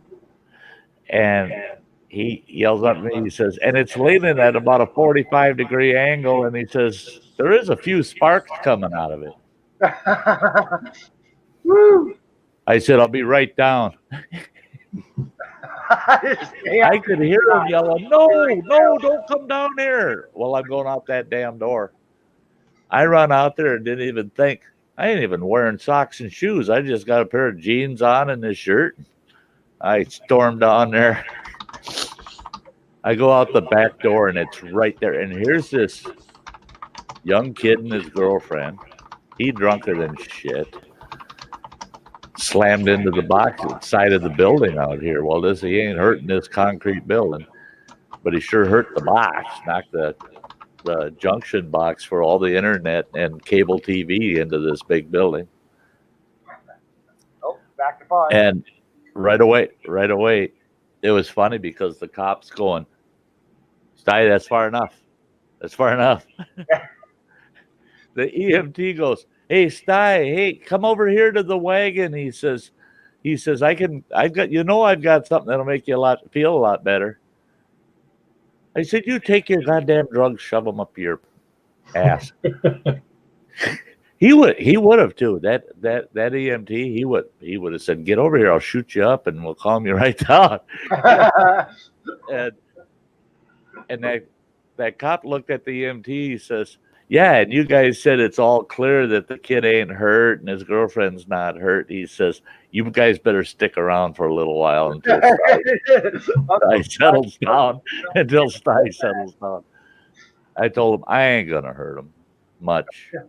I said, the best thing you can do. Door a few times. I told the officer, I said, the best thing you could do. And he goes, getting right on it, Sty. He led both of them to the back of his squad and said, get in. Yeah, once they're locked in that squad, I ain't going to try to get at them because then I'm definitely going to jail. And I told him, I said, you really effed my night up. I got a live stream that I said, I bet you that sucker's locked up and it's still running. Yep. And I can't get to it to even shut it down. I said, and I don't know that the cable company is going to be here until God knows when tomorrow. Well, here comes the charter, the Spectrum truck comes pulling in. The guy that services our building, he only lives about 2 blocks away. I didn't know he lived that close.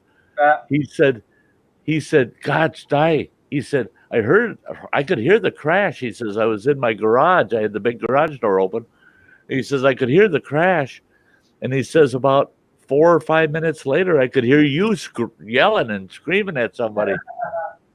And he said, I knew right away it had to be the internet. I said, boy, you guys really gotten to know me, haven't you?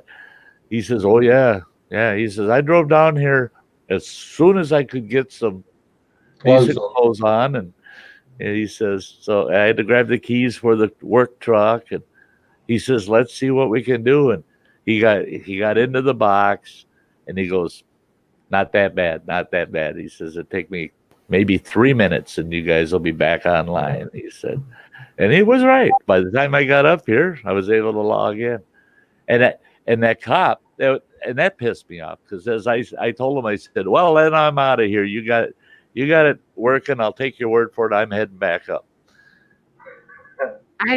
I heard the cop tell the Spectrum TV guy, the guy that does our cable, I heard him tell the guy, he says, thank God. Last thing I wanted to do was have to take Sty down and book him. He says, we got some timers. We call them timers down here. If you're doing 90 days to 11 months in county jail, you're a timer, And they can only keep you in county for 11 months. So if you get sentenced to 12 full months, you have to go to you have to go to state. You're going to state prison. But he tells that cable guy, he says, we don't want to book Sty because we've got timers in there that wouldn't mix well with them overnight. We'd have all kinds of hell raised in there. And that cable guy, I'm just standing there now, just listening to these guys, watching them. They're not even paying attention that I'm standing there. And that cable guy goes, why? Some of them guys want a piece of Sty? And he goes, no, they're scared to death of the son of a bitch. He says, we put him in there, they're going to be screaming and hollering. You can't leave us in here with him, You better not let him out in general tomorrow morning. And he says, I can just hear it. He says, them sons of bitches don't want to be in there with Sty. Yeah. And I thought, oh, yeah, I can think of a couple of them wouldn't want me in there with them. Out of curiosity, Unfinished business. out of curiosity, Sty, did you see what I wrote in the private chat earlier? No. Oh, right. That's all right. When you was making your apologies and what have you. Oh, I will be looking. I'm doing something here just because Yeah, you need to scroll up to the upper ones. Crazy Ann just came in too, brother. Yeah, Crazy Crazy Ann, and there's the link, girl. How are you, Annie? Get up here and say good night or good morning. I am gonna say good night because You need to I gotta work in 4 hours. get your ass to bed. Yeah, well, when you go to work, pull away quietly because I'll still be sleeping. All right. Bastard. Yeah, don't slam the door on the way out. There's one Look thing. at this. Look at this girl. What's up? Hello, good morning. At least you didn't catch me sleeping. Oh, have you slept? No, you only been 5 hours. No.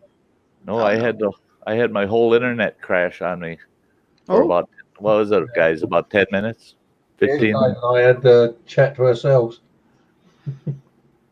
Yeah, so it was just Andy and Dave up here, and I thought for sure once it came up, I'd come on here and the place be empty, you know.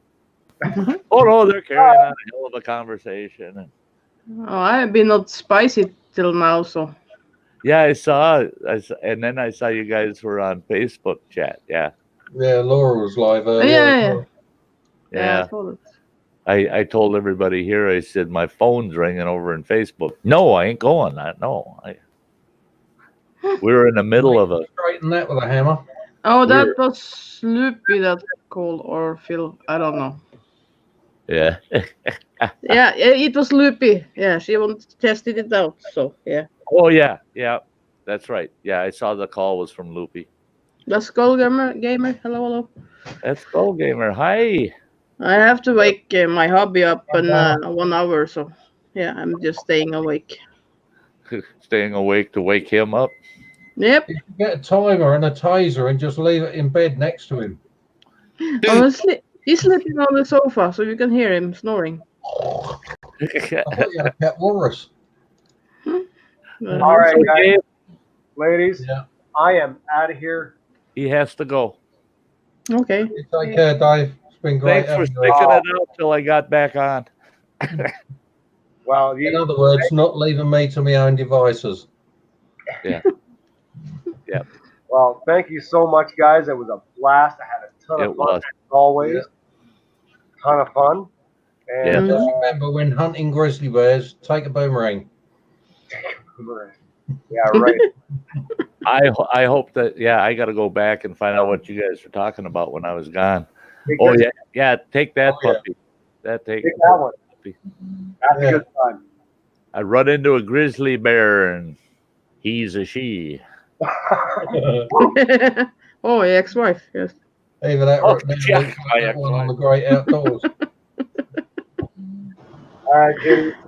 Have a good one. Again, You guys, too. thanks. Take care. Crazy Ann. Take care too, Dave. Behave. Stay out of trouble, kids. Oh, yeah. Oh, yeah. Don't do anything I'd do. Always. And if I did, I'd name it after you, brother.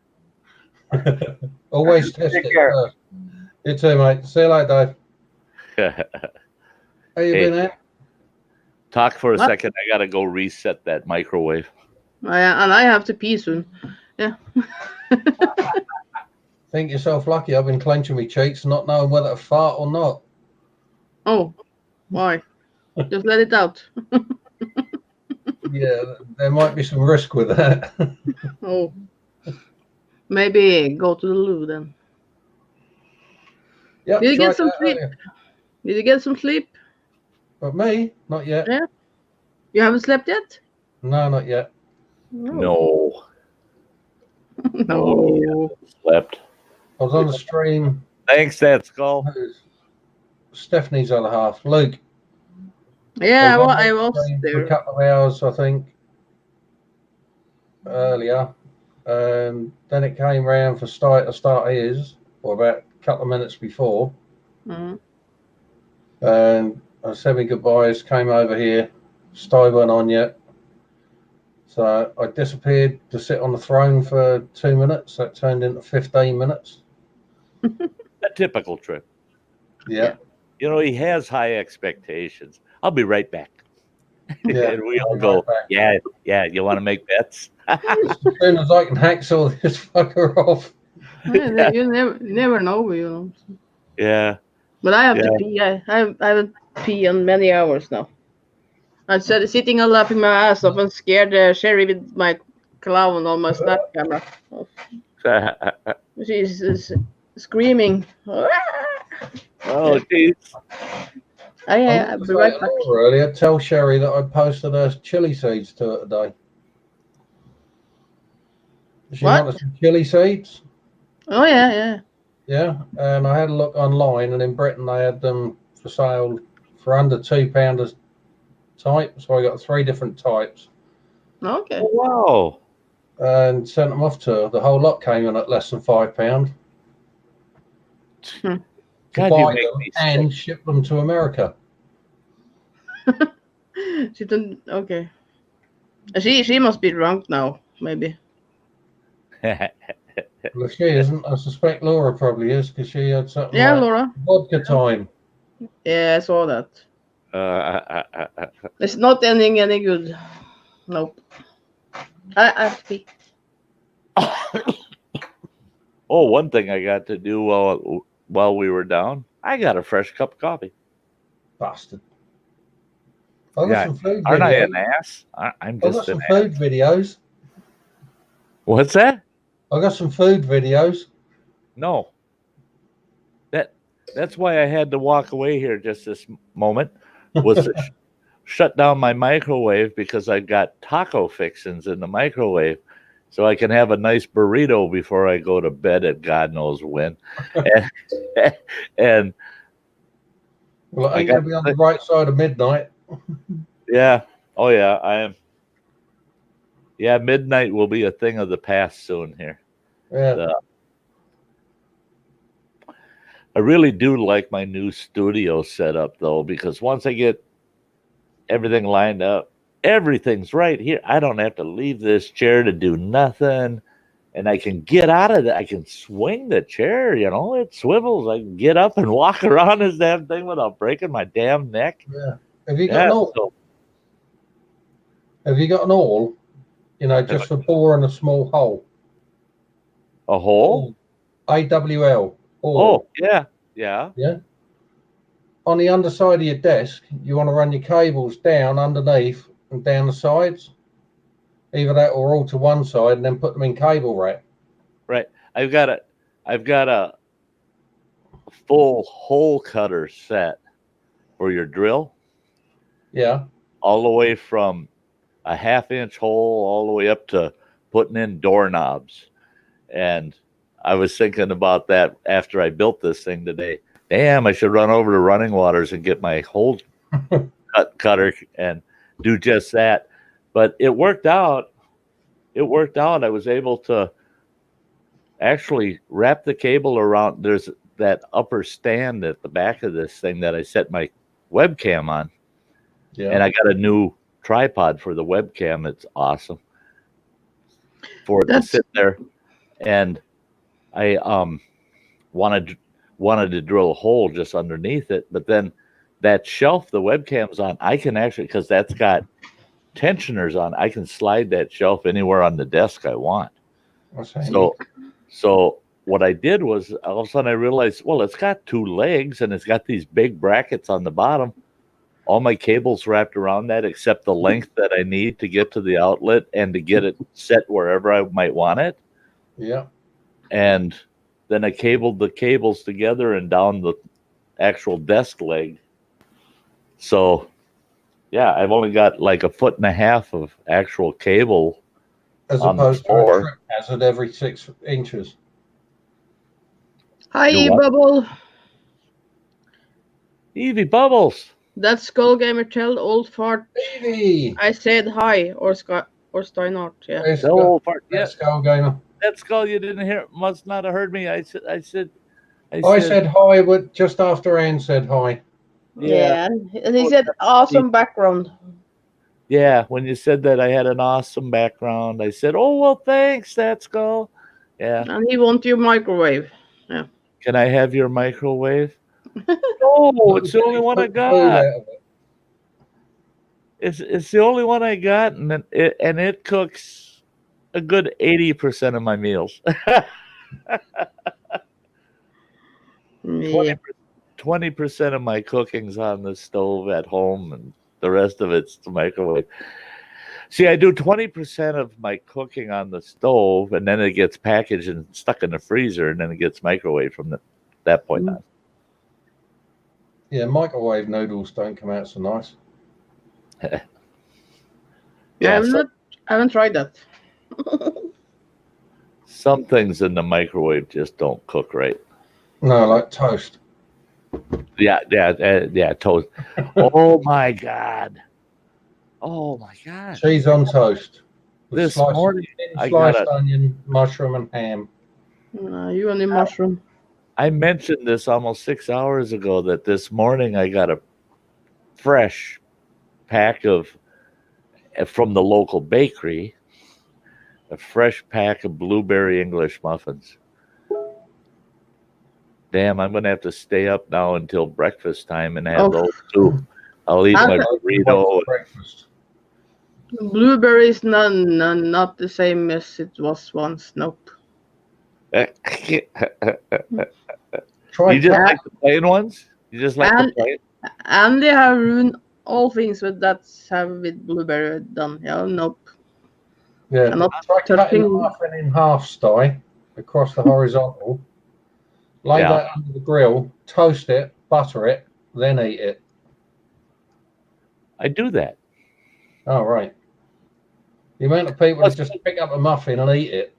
And I'm thinking, why don't you toast the bloody thing? It's a whole different experience. Oh, I can't eat an English muffin that's not toasted. It's got to be toasted. Yeah. See, I got a toaster that I can set for English muffins, so it doesn't toast the bottoms; it only toasts the face. Yeah. And I love it. See, my ex-wife hated it because I'd buy a package of 6, and she might get 1. Might. Because I'd eat the whole damn pack in a single day. English that big the first one. I like them all different ways. Sometimes just with butter. Sometimes I'll put peanut butter on them or jam on them. But what really freaks people out, I love bagels too with cream cheese. But I'll buy cherry bagels and I toast them up, butter them, and then I sit here with a container of smoked salmon cream cheese and I eat smoked salmon cream cheese on cherry bagels. There are a lot of people that do, Jesus Christ, are you pregnant or something? No, Maybe. I just love it. I actually wish I was pregnant because I could use the money. The first man that does that legitimately is going to be a rich man, boy. That'll go viral and everybody's going to be giving him money. Well, Carol was saying she had a ticket where she goes up to London to Bond Street and you have like a cream tea with cakes and tea and God knows what else. And one of the things they brought out was a macaroon with smoked salmon and cream cheese on it. Really? Yeah, she's like, macaroons are sweet. Yeah. Salmon ain't. Right. Cream cheese really ain't. That's going to taste awful. No. I paid all this money and she tried one bite and she ended up having everyone's there. There was 4 of them and she had the whole bloody lot. Yeah, so you can have my Danish, you can have this, you can have that, you can have the other, so to speak. I'll have your salmon. Because none of them could bring themselves to try it. Yeah, that's That's the thing is people aren't brave sometimes with certain foods. As They soon just as they go, heard macaroon and salmon, it was like, I'm not touching happening, right? See, now I would have dug right in. You know what I was tempted to do tonight? I got about a pound and a half of lamb left on the bone in the fridge that's cooked. Good night. That's called gamer. Night, gamer. You're not. I was tempted to go and get that and a jar of mint sauce and just sit here eating it in front of it. I would have I let thought you. that would I stop would have the let videos. you, but I would have chewed you out for it. But I would have let you. Hey, Evie, that's a bummer. I wish I would have been there because he would have learned how to pay child support. I've helped a few bummers pay up for their children. Yeah, but that ain't for the Not a bummers. penny out of my pocket, but boy, they didn't mind Annieing up when I found out they weren't paying for their own kids. My ex-wife and I had been separated 18 months, and the courts, because we had 4 children, the courts here can award up to 34% of your gross income for 4 kids. And I was in such a high income bracket that 34%, my ex-wife was getting $1,800 a month child support. Oh, And with that $1,800, she still managed to qualify for welfare. So they're giving her food stamps and all free health care. And I blew a cork. Because they came after me and said, oh, you got to pay us for giving them health care. I said, you got to kiss my ass because I'm paying $800 a month for full coverage insurance for them kids. I said, all 4 of my kids and my separated wife are insured 100%. There was no copay, nothing. They just go to any doctor they want. And the state said, but they qualify for our program, so we're giving it to them, and you have to pay it. I said, then I'm dropping their insurance at work. And they said, no, you can't legally do that, because what we'll do is we'll cover any costs that aren't covered by your insurance company. So my ex-wife started taking them kids to different treatments and garbage that had really, to me, had nothing to do with anybody's health, but they're billing it to the state, and the state's paying for it because my insurance company ain't going to pay for it if it's not a health issue. But the state saw it as a health issue, and so when I find out, refused to put his name on the birth certificate and got away with it. Wow. See, here in the state of Wisconsin now, if there's an estranged father, they require by law you're getting a DNA test. And they'll sample your kids and papa, and they'll test it. And if it comes out a minimum of 96.5%, guess what? You're paying the child support. Yeah. They didn't mandate me to do the DNA test because all they had to do was look at me and my kids and they're going, yeah, they're his. Yeah, they're his. Unless it was his brother, But my brother was smarter than me. He wouldn't have had nothing to do with my wife anyway. But yeah, I do not like deadbeat dads. Now I don't mind if it what I don't like is a dad that doesn't help, like buying the kids school clothes, paying for school activities or things like that, things that better the life of the kid. And they don't want to pay for that. They don't want to pay a cent for that. But then they start demanding, and I want visitation rights. I want to see my kid. Well, then you have to show that that you're going to contribute. Yeah, but it's the same as your wages, Sty. You have to earn them. Right. Yeah. Exactly. The and I hate that when I see situations where kids are going, I don't want to be with mom. You gotta go see her. She's got visitation rights. I don't want to see dad. You gotta. When I split He's up with my bigger than wife, sin. Doesn't matter. They should listen to the kids a little more. When I split up with my wife, my daughter was 15, my son was 5, by about a month and a half each. And I used to say to my daughter, "You're welcome to come over." She said, "Dad, I've got a life of my own. I've got my own friends that I want to go out with at the weekend. I want to do this with them. I want to do that with them. I don't want to be stuck here indoors with you all day or off out doing what you and Jack want to do." Yeah. No offense, but, do I have to go? I said, "No, you don't have to go." Mm-hmm. So it's entirely your choice. Yeah. I don't think she ever came to see me with me, but once she got to 17 and passed the driving test, she'd drive down and see us for a few hours. My son, he was, well, for want of better words, was still joined at the hip. He wanted to be there all the time. Sure. See, now my kids, when we were separated, my 2 girls, they wanted to see me. Yeah. Spend an hour or 2 around me and then back home to mama.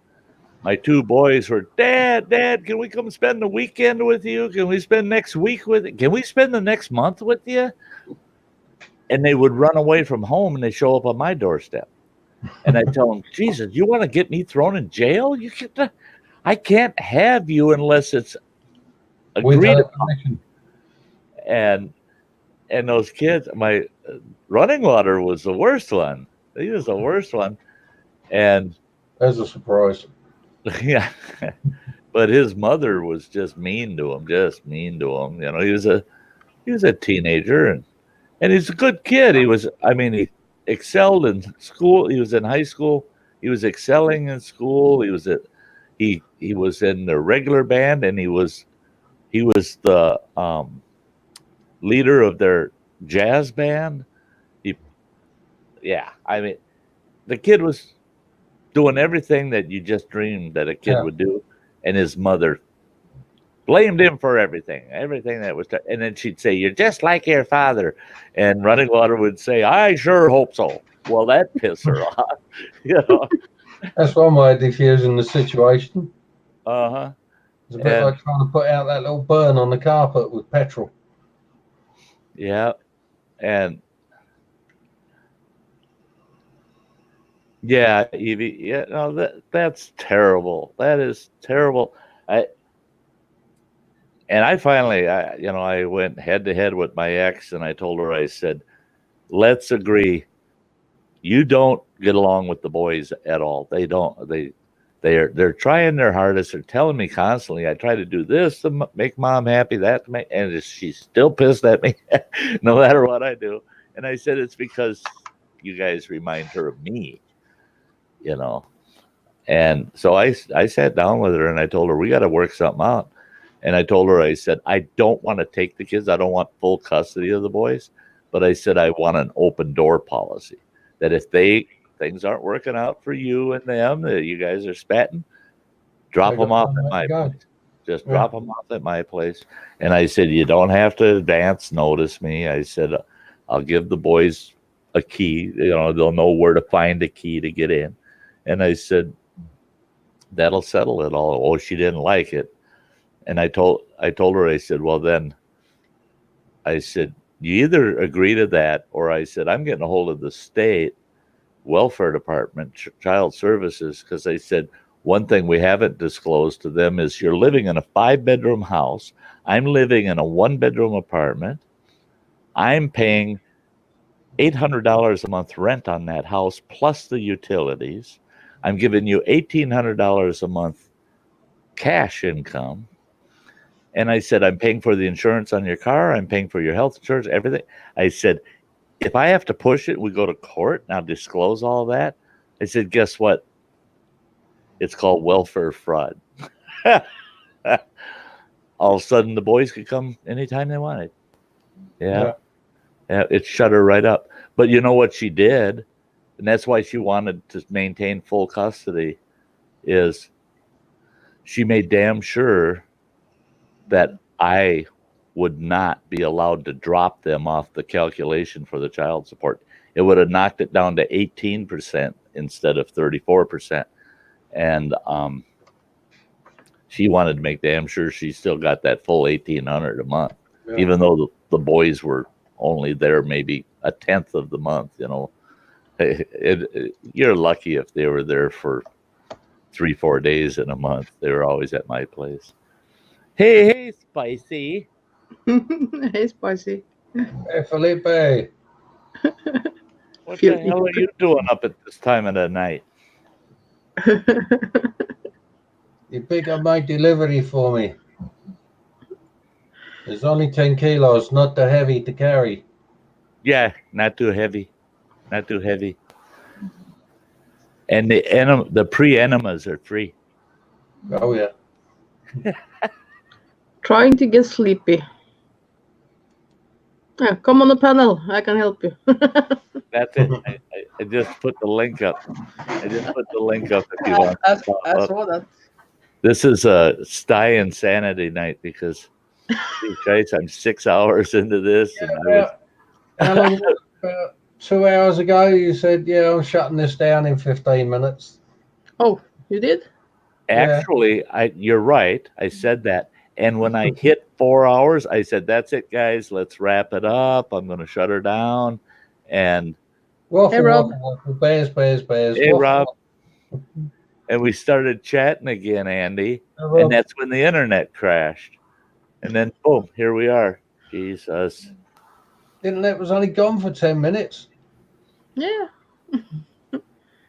That was an exciting 10 minutes, though. Yeah. I haven't slept yet on Eve. I'm gonna wake my hubby in 30 minutes. He's going over to Sweden to fix his car. Over to Sweden to fix his car? Yeah, it's cheaper there. Oh, it is? Oh. Yeah. You have to drive it 2.5 hours to get there. Or maybe no. Oh, 3 hours you have to drive. Will it survive that amount of time? What? Will it survive that amount of time? What do you mean by that? Will it 3.5 hours of the engine running. In other words, will it get there? Yeah, it's okay. Is it the particle filter in English? Particle filter? It's something. I don't know. Yeah. Filter, oil filter. No, that's sitting with the exhaust. Yeah, something there on the newer cars. Oh, something. Catalytic converter? Yeah. There's something wrong with that. So yeah. Yeah. So if he can get that done cheaper, it's worth the drive. Oh yeah. Over here, catalytic converter for my truck. I didn't realize they had replaced that when they had put the whole new exhaust in, and I thought I better price one because someday I'm gonna have to replace that dang thing. Oh, I didn't even want to see that. $395. Oh, it's about, I think you have to multiply with 10 here, so about 1,000 in English. Is that 1,000 in English? Yeah. $1,200. Yeah.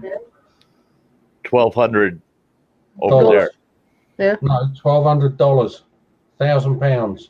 Yeah. Oh. So it's really expensive here. So yeah. I think you have to pay like 800 in Sweden also. Yeah. Yeah. They're not. It's catalytic converters are expensive. But that's one thing we can get away with here in the U.S. too, unless you try to trade your car into a dealership. If you sell it to someone else, it doesn't matter. But with older vehicles that we're never going to take to a dealership to get rid of, we cut the catalytic converter out and straight pipe where it used to be, just back to the muffler. And we just eliminate that expensive bugger. Yeah, we did that in the old Peugeot we had, but yeah. Yeah, but if the car's a good car, if, it's worth having it in there. But yeah, they're so doggone spicy that trying to get Sleepy. You leave Sleepy alone. Maybe grumpy. Maybe grumpy, yeah. Yeah, because we know you're not happy in it. Trying to get sleepy. Yeah, the Seven Dwarfs. Yeah. That's a fun. I always like that. Snow and the Huntsman. Then I would say you need new glasses, Evie.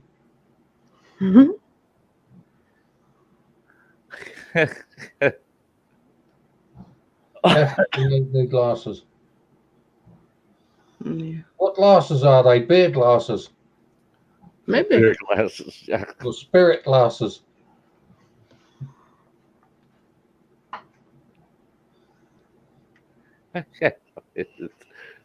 Spicy North.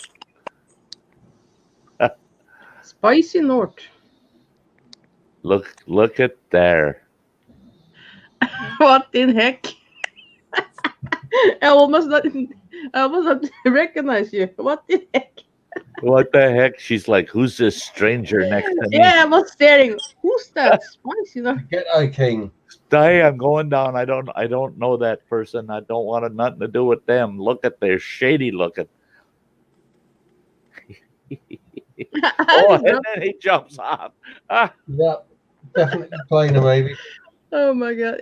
I didn't recognize him. I didn't, because he did something with his mouth, and I was, is that Sty's son? And I was, and spicy. Yeah, oh, no beard there. I wasn't sure for a bit. Yeah, at first when he came up too, I'm going. Yeah. And then I realized, oh, it is spicy. I Because he wasn't had sure. his head tipped just at the right angle where the shadowing and everything. I wasn't quite sure. Yeah, and He's got so used to not talking when he's live. yeah. Got busted the other day. And I haven't seen him sitting inside in 3-4 months, I think. So Yeah. I ain't used to that. I always had Yes. a board behind him in the porch. Yeah. Yeah, it was funny with him at work. That was funny. All of a sudden, boom, he's off. Everybody's going, he's busted. He's busted. He got busted.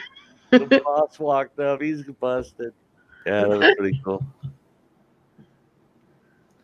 Yeah, long time no see. Long time see. I was And there he's coming back.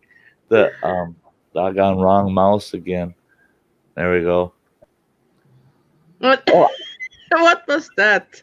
That's him jumping on and off. See, he'll click it off again. Now I can recognize you. Before I didn't. She didn't know who the hell you were.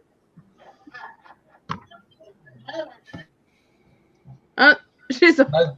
No pen and paper tonight. He's touching stuff and he keeps falling off.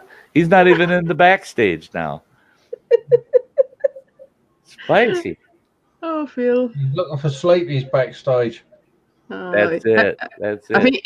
I think he had to mute his YouTube and he pushed some wrong button. Yeah, I've heard enter stage left, but Spicy, it's enter backstage.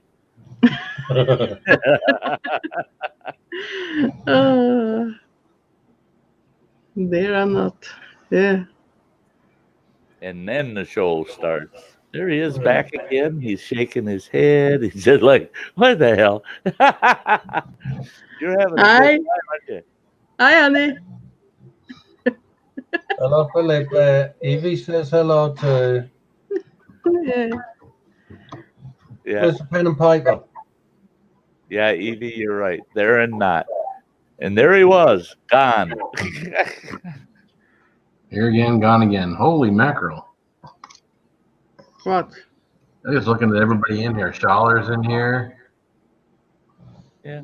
Is this Sty's chat over here? Yeah, this is my chat. I No, hope. Right. Oh, wait a minute. What chat?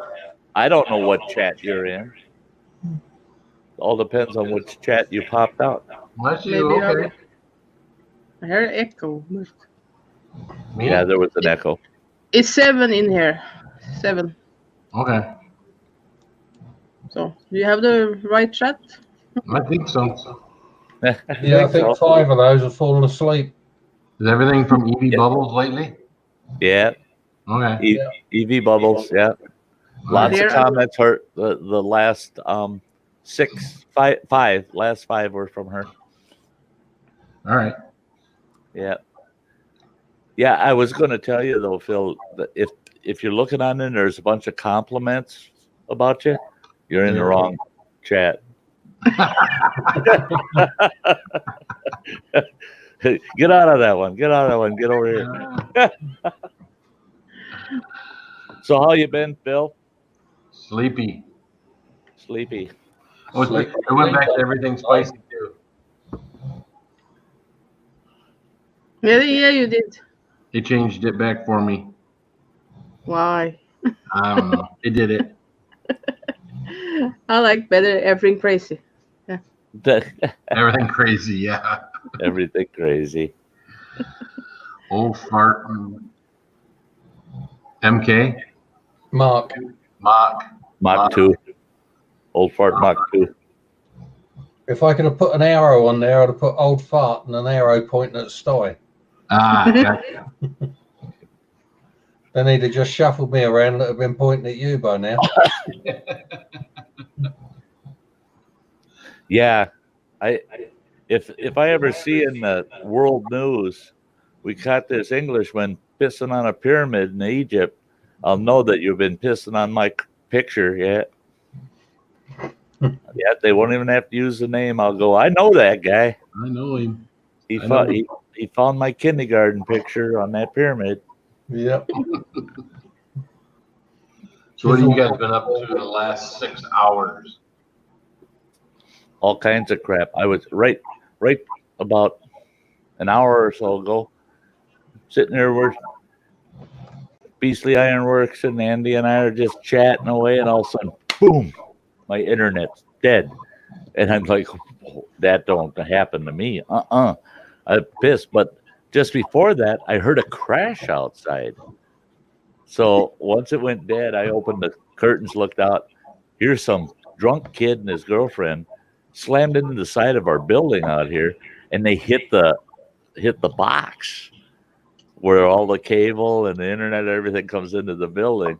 And I seen a squad car come whipping in and an ambulance, and I opened the window, I yelled out there, "What the fuck is going on?" And the cop, I know him quite well, and I knew one of the EMTs. And right away, the EMT said something to the cop, and the cop starts yelling, "Just stay up there, Sty. Just stay there.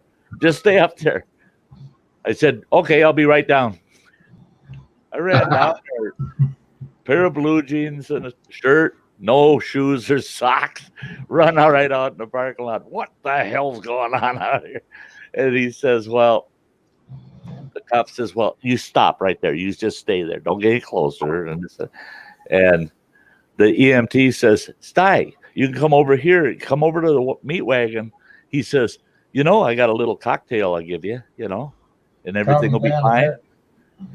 And that EMT would do it too. He'd just say, "I don't know why we're short stocked on the wagon." But I told him, "No, you ain't drugging me up. And that cop says, "Well, you're not getting any closer to them kids." I said, "I want to talk to that guy." He goes, and I said, "You know what you need to do?" And he goes, "It's happening right now." He moved them both. He moved them both of the squad, put them in the back seat. He says, "There, now you can't reach them." I said, Good. And then out of the blue, here comes the Charter Spectrum technician. He only lives 2 blocks away. He said he heard the crash because he was out in his garage doing something. And he said, then he heard me yelling. he said, I knew that had to be the internet. So he come flying over here, and it only took him about 3-4 minutes in that busted up box. He says, we'll get you reconnected here. He says, it's not that bad. And I don't know what all he did, but he said, you're good. You're good. You're good. You can go back up to your apartment now. And that cop was like, thank God. Yeah. People want to come up and show Spicy something. Huh? Yeah, Pitbull. Pitbull. There's Pitbull. I hate backstage because I lose like the 5th and 6th person. They're down low on the screen. There he is. Okay. Oh. Of course it's okay. No, I'm curious. How you doing? How you Oh, doing? y'all. How's that candle? Well, I've been battling stuff in my head earlier, but you know, y'all told me that the other day when I'm battling stuff like that, get busy and doing something, right? Yeah. Mm. So, Phil, I know I popped in and out your stream, and I'm sorry I wasn't there for everything. I hope I didn't miss entirely a whole lot of stuff. You're good. But there's the proof that I got it today. And are you ready to see a little bit of your? I've done some detail to it, but I want you to understand when you look at it, the main thing I was shooting for your glasses, your nose, and your mouth. Because remember, I told you I was going to look up a picture of a lopsided Reaper pepper, right? Yeah. And the main thing that really counted to me is that hat that you're wearing, because I know it means a lot to you because it's your camouflage American hat. And your glasses, I got it to the T. I just don't know the color of your eyes. What's the color of your eyes? Blue. Baby blue. They are blue. Baby blue. Baby blue? Okay, hang on. I'm gonna fix. Let me fix the eyes real quick, and then I'll show it to you. Oh my God, he's an eye doctor too. Don't forget the powder pink eyeshadow. Yeah, don't forget the mascara and the eyeshadow. And the lipstick. Oh, he's already got lipstick on. Okay, you know the other day when I told you smile nicely and you did the crazy face? Like that? That's the only picture I had. And being you're a pepper, I drew you as a pepper. I was like, damn, that mouth will work because he's hot and spicy. So, yeah. Just it's drawn like this because you wouldn't take a good picture the other day. I could send you some. There you go. We could have given you a picture of him sitting on the toilet. That would have been a good one. It's just as well spicy as the carrots, really, Sty. And Andy, thank you for eyeballing the wick earlier, and the candle is sitting perfect. It's done dried up and everything, and I dipped it in that clear coat to make it look like stained glass. Yep. Now all I got to do is rake the access candle wax off of it. Okay, I'm not finishly colored the pepper all the way yet. Mm-hmm. Okay. But I got the details to where you can tell. Okay, I think it looks like you as a pepper. Are y'all ready? Yep.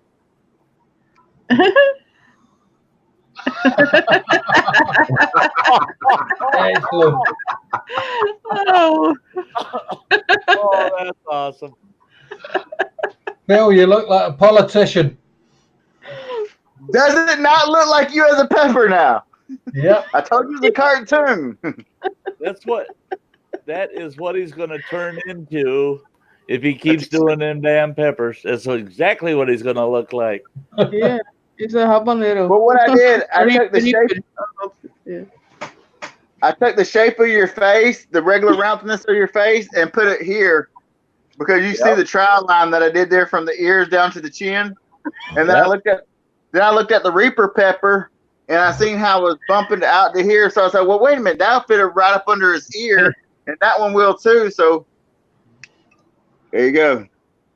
What you need now, Phil, is That's awesome with the tail under the chin. I mean, yeah, that's a reaper. Yeah, it is. A little bluer eyes. A little bluer eyes. Yeah. Yeah, you get that all pepper colored. That's good. Yeah. There's only one thing, Pitbull. You need lots more wrinkles. You talking about the dimples? No, you need lots more wrinkles.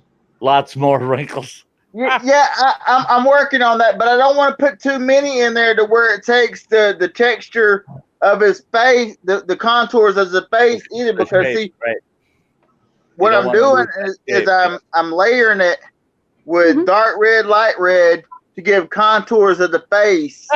Yeah. You know, I think Spicy's saying fuck the wrinkles. Well, see, I got the little pivots. I ain't put no wrinkles in there. I know what you said about your nose thing, and I tried to leave it out, but you know, it's the pepper's wrinkly, so I had to put the wrinkles of the pepper.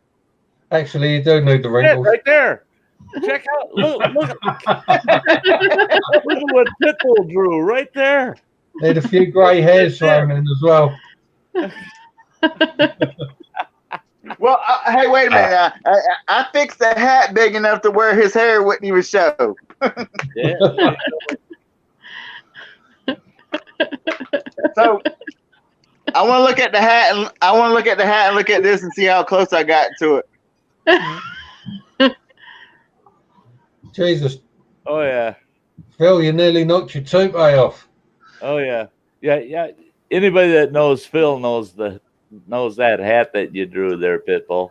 Well, I didn't know it had initials up top. My bad. Initials? No, that's shading. No, that's just shading. There's no initials up there. That's just the shading, Pitbull. Make it bigger, Sty. It's just a shadow? Hey, it's late at night. It's hard for me to make it bigger this time. Yeah. I wasn't talking about the penis now. Oh, there's no stitching or nothing on except for the flag? Right. Yeah. Okay, so it that's just old sweat and mildew.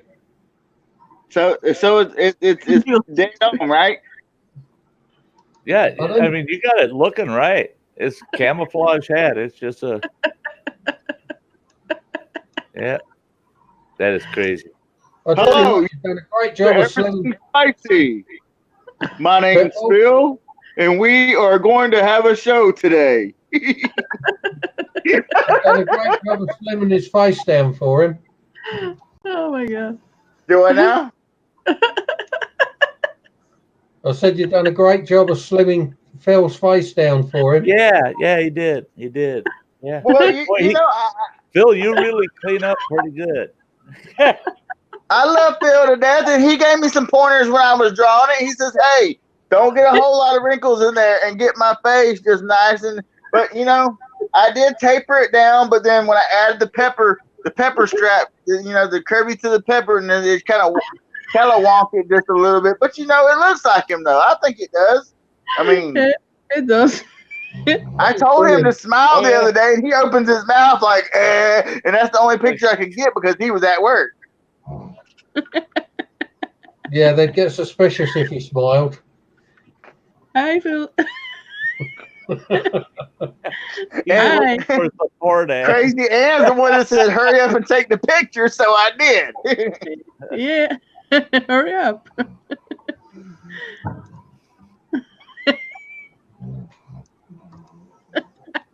So blame it on her. Yeah. No.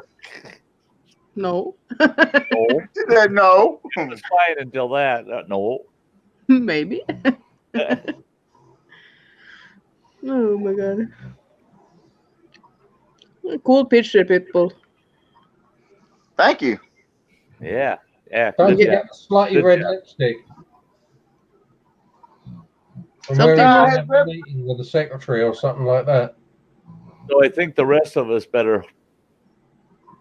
Something wrong with you? We better stay off of caricatures because there's other victims available. Trying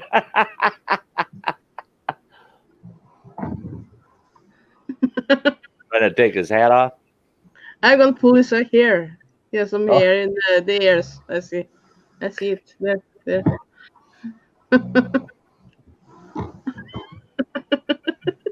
Well, I didn't ask you what you want me to do the other day. You didn't say nothing. Yeah, I was. I tell you what, yeah. Oh, what could we think of for Sty? I can draw him looking like a campfire. Or you could draw him Set the beard on fire.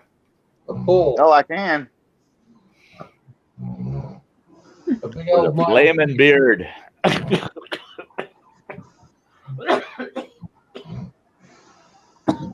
It might bring back some bad memories, so.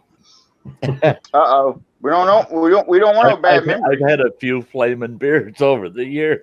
I did too. My when I had mine long, I was smoking a cigar one day, and the wind piped back, and when it did, it knocked half the cherry off and landed right dead center of my my big old beard. It was just burning straight through. I had folks I lived with out at camp.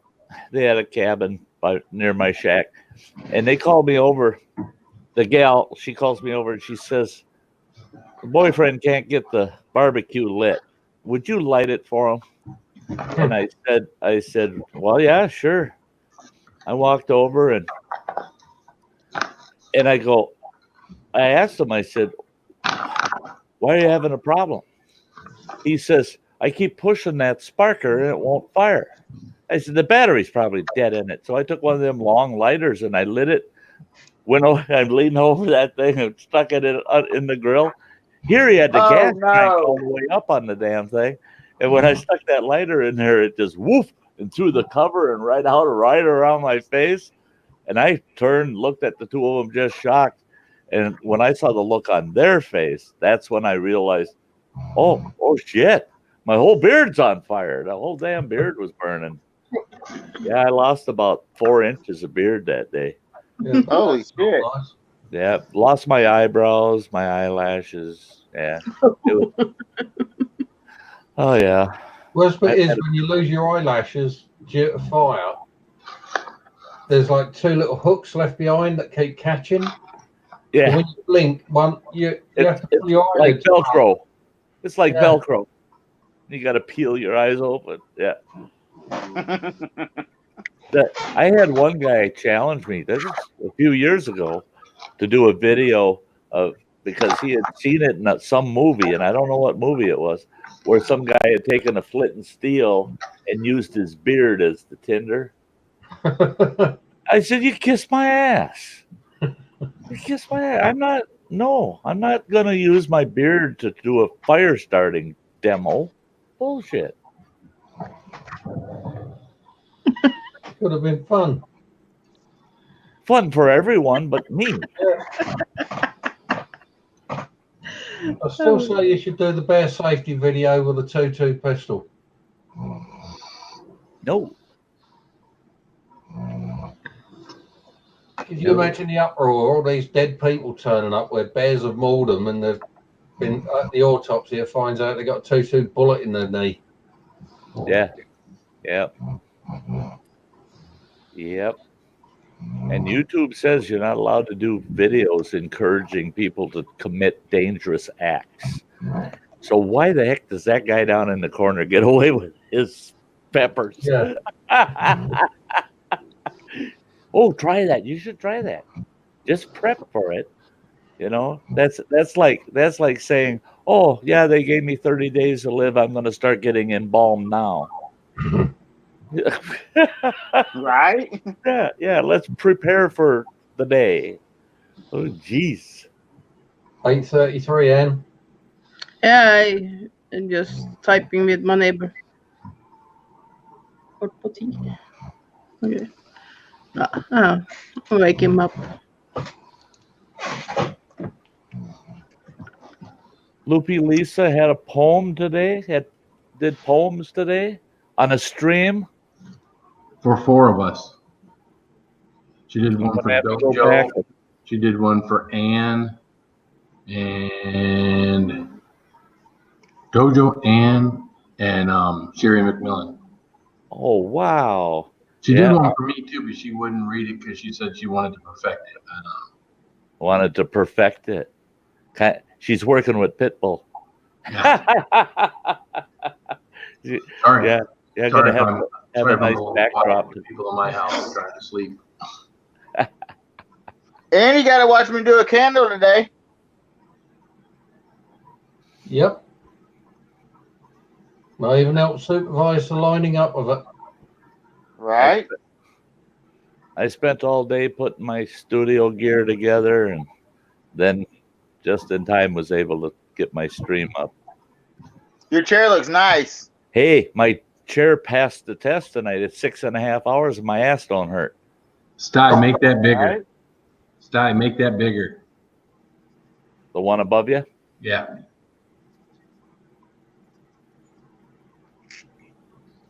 Oh, I see. Oh, kitty, kitty. Hey, booty, booty, booty, hey, booty, booty, booty, hey, booty, booty, booty, hey. Batter got a big butt. Batter got a big butt. Swing, batter, batter, batter, swing. She's waking up her honey, but she's keeping us awake at the same time.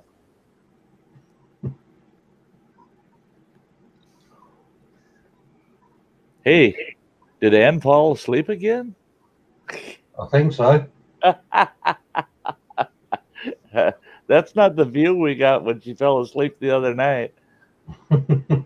God, I just said that was so damn funny. Are those Jordache jeans? That's not the view I had today, neither. Oh, Hoist them up. yank them up. Yank them up. Careful you don't wedgie. Working. Evie Bubbles. Twerking.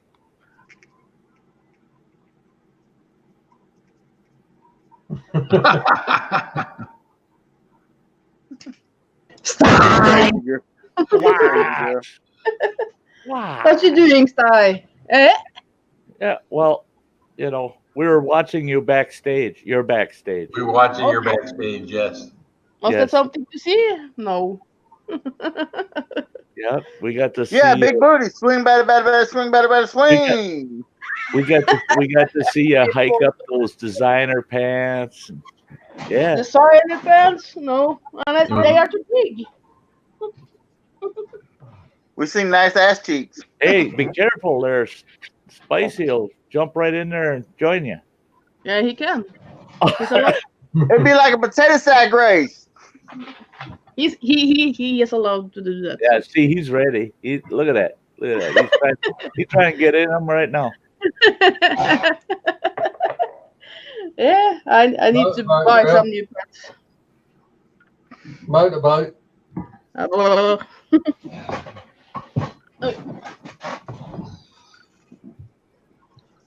Well, he's up. He gets up quicker than I do. I was laying there for about half an hour. Yeah, Bubbles. Twerking. Yeah. I will learn how to twerk. I will do that. I will try Well, you got to a learn. good start on it tonight. No. No. Swinging the back. No. Gosh, it's 2:30 in the morning for Spicy. It's Right? eight. Yes, 2:37. And Pitbull, are you 1:30 or 2:30? I'm 137 right now. Yeah. Same as me then. Yeah, I was fresh as a daisy when I was at your time scale. Yeah. Oh, I tell you what, yeah, there ain't many fresh daisies left this time of the stream. Not after 6.5 hours. It's been a long time since I've done a long one. So what the hell?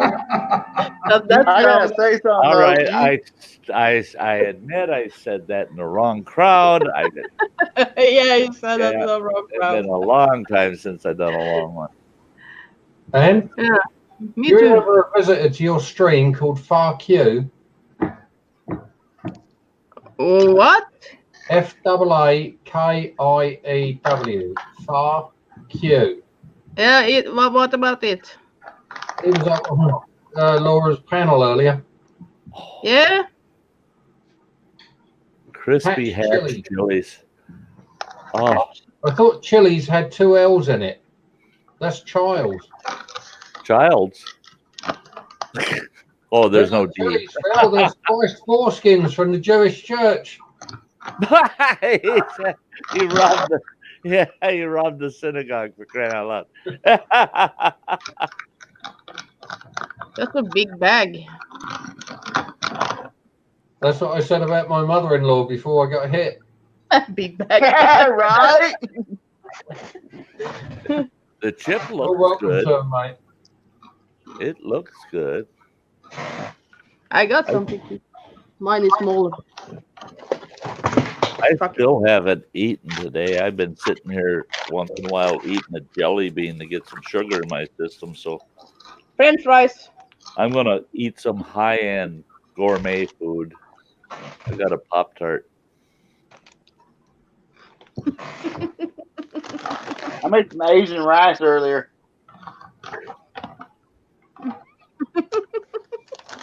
I got a half a pound of taco meat sitting in my damn microwave. Take it out. I'm not taking it out on my streams.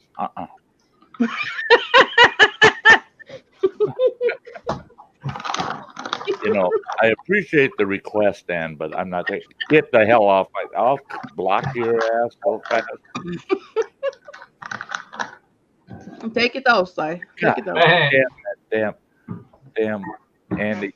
Look at that shit. What's Andy did? Oh, you hide him? It's getting there. Yeah, it's getting red. Or you want to have Andy under so you can see his food? Was that a lamb? Lamb? Something lamb? Bah. Yeah, you are bad. You. Let's go, sir. It's Gunner. Wait. Du kan få høre. Er det noe lyder nå? Ja. Ja, sorry.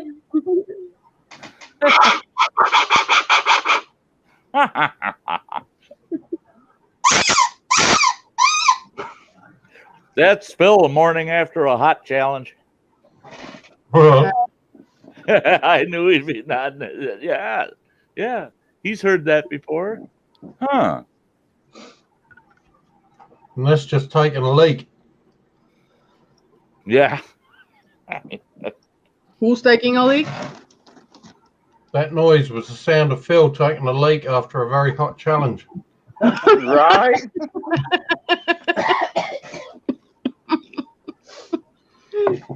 Is it that spicy? As he kneels there in front of the toilet. So you don't miss.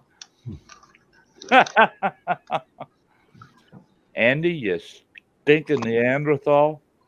Sit there and eat that damn thing in front of us. I'm eating a rotten ass Pop-Tart. Phil's eating chips. I eating chips. Those didn't taste good. But no. I got a coupon from Burger King. I can get 2 chicken sandwiches and 2 orders of fries for $4.99.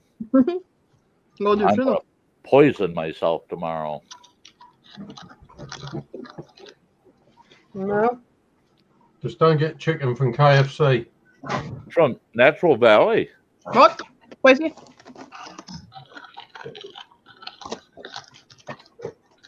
They shut our KFC down. They shut our KFC down too. Urevalle? Urevalle? Yeah, Valley. Nature. Nature Valley. Good name. It's a good brand. This lamb's lovely and sweet, Sty.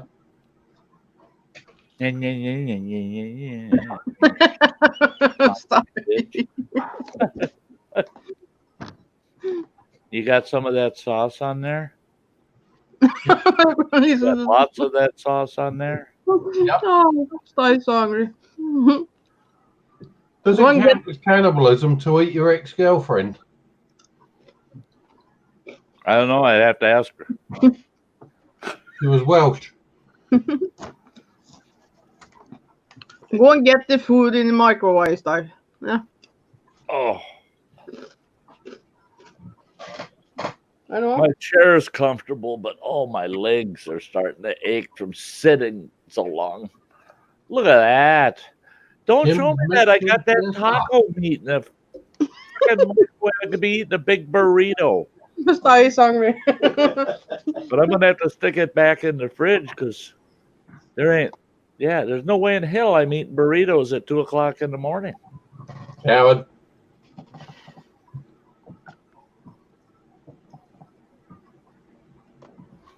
I'm not even turning my CPAP machine. All right, here we go. Oh, hold on. Where we go? Where's my mouse? What? My mouse. I gotta find my mouse.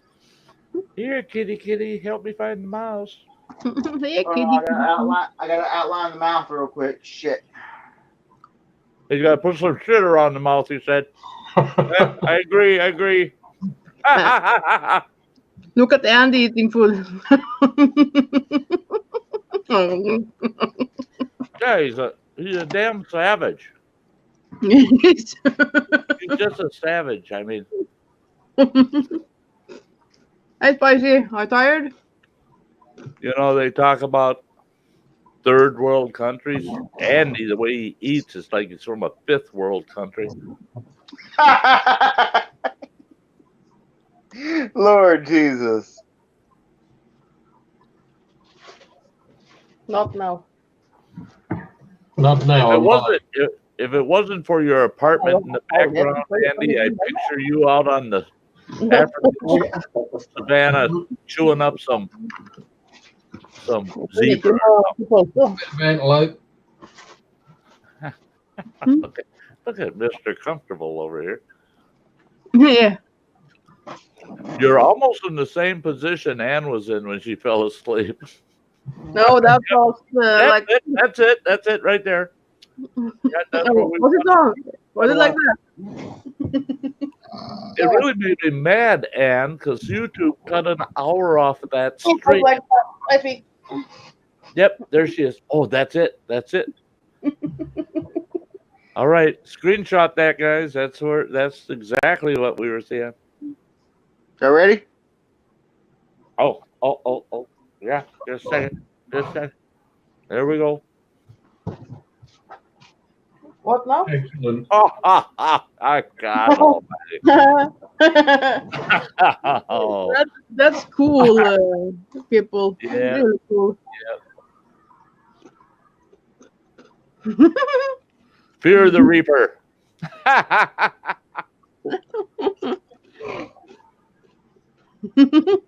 That's great, Pitbull. That's nice. Yeah, Phil's giving you the thumbs up big time. You like it, sir?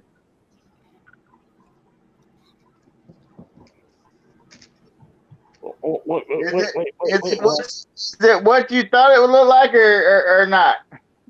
Viking sausage. Wow. Viking. Why is everybody picking on me? I need to see one of them and take it to the plastic surgeon. Do you think? Hey. Why? Hey. Time to feed the horses? Hey, I like your husband's shirt. It's got the pit bull on it. Hell yeah. No, because it's Staffordshire Bull Terrier because we have two. Yeah, I know you got staff. Yeah, I know you got staffies. Do y'all breed Jawses? Do y'all breed Jawses staffies? No. Fuck it. Oh, sorry. I quit breeding dogs years ago. It turned out to be such a risky thing to do. No. I had 13 dogs. I had 13 dogs at one time. I can't do it because I can't sell them or give them away. So no, I can't do it. Those You would two keep all. You would keep all of them, wouldn't you? I would keep everyone. No. I think that if you bred yours, I'd buy one from you. Mm. Oh. They are Dehydrated. Because see, I had to fly in. Hi, Bryce. Who? Bryce. There's my buddy from New Zealand. Hi, Bryce. I had to fly in a pit bull from Germany. Germany. Yeah. Yeah. Did you get your desk put together, Bryce? A military man was living in Germany, and he had a pit bull that he was selling, and I bought it and brought it back over here and brought it over here. Phil, does it meet the approvals for your shirt? Oh, he's back with a knife and what? A package? What? What's that? What 19? What is that? What 19? Hey, what is what 19? What 19? Name of the company. World's hottest chocolate. Oh shit! It's the world's hottest chocolate. What is it? You will know.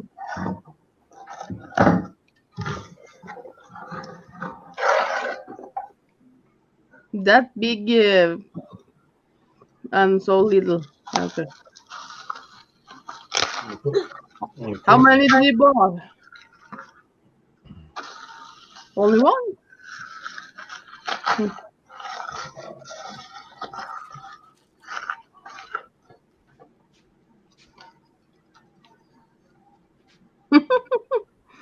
It's tiny.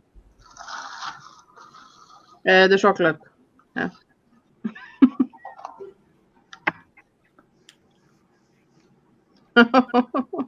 There it is. The infamous chocolate bar. So tiny and so powerful. When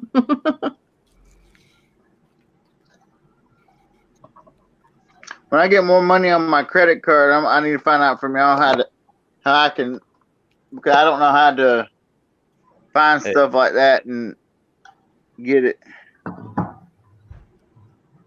Yeah, Phil, as long as you prep your stomach like you do, you probably get a couple minutes of heat cramp in your gut. Otherwise, I think you're going to fly through that chocolate bar. No, he haven't eaten so much. He's got a competition tomorrow? I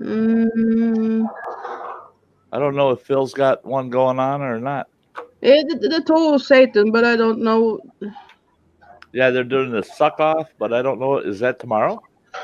Suck off. Yeah. Toe of Satan, suck off. Yeah. Yeah. If they ask me to do their suck off, guess what I tell them? Fuck off. Fuck off. Suck off or fuck off? Which one would you rather do? I'll do the toe of Satan. Fuck off. Yeah. There's no way in hell I'd do that damn thing. That's another one. That's. I will try it. If I hadn't trouble with my stomach, I would try it. That's it. There's the baby bar. Are you going to do that now? 12 pieces. No. No, he's not doing that right now. He wouldn't say. He said he wants to get sleepy. Yeah, you don't do that just before you want to get sleepy. Hey, Phil, I got something for you. Phil, that's good. I got something for you.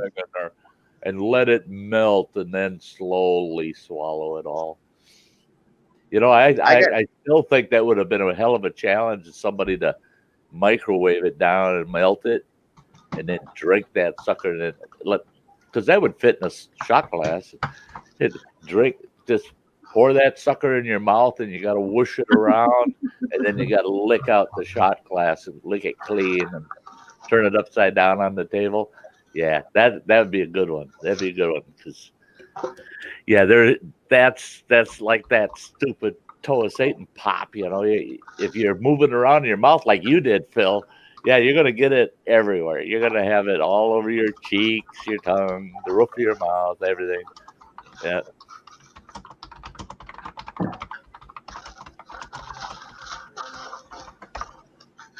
I got something for you, Phil.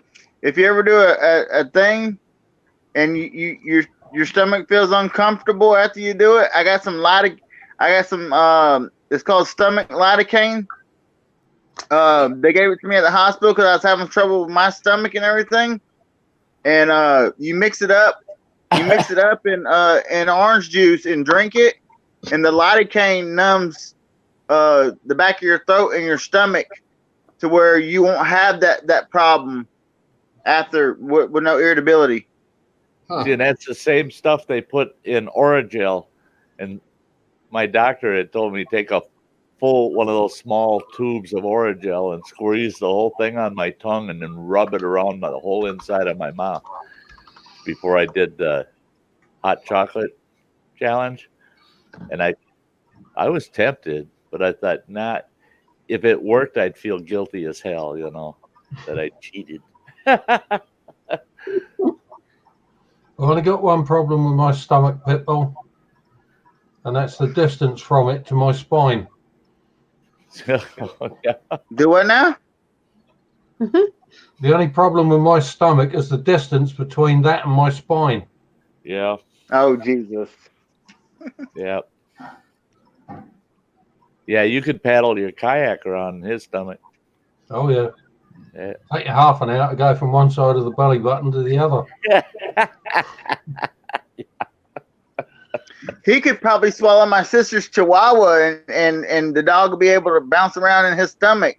She's got a itty bitty teacup chihuahua. It's not even the size of a coffee cup. It's like the size of a freaking teacup. Like maybe that freaking tall.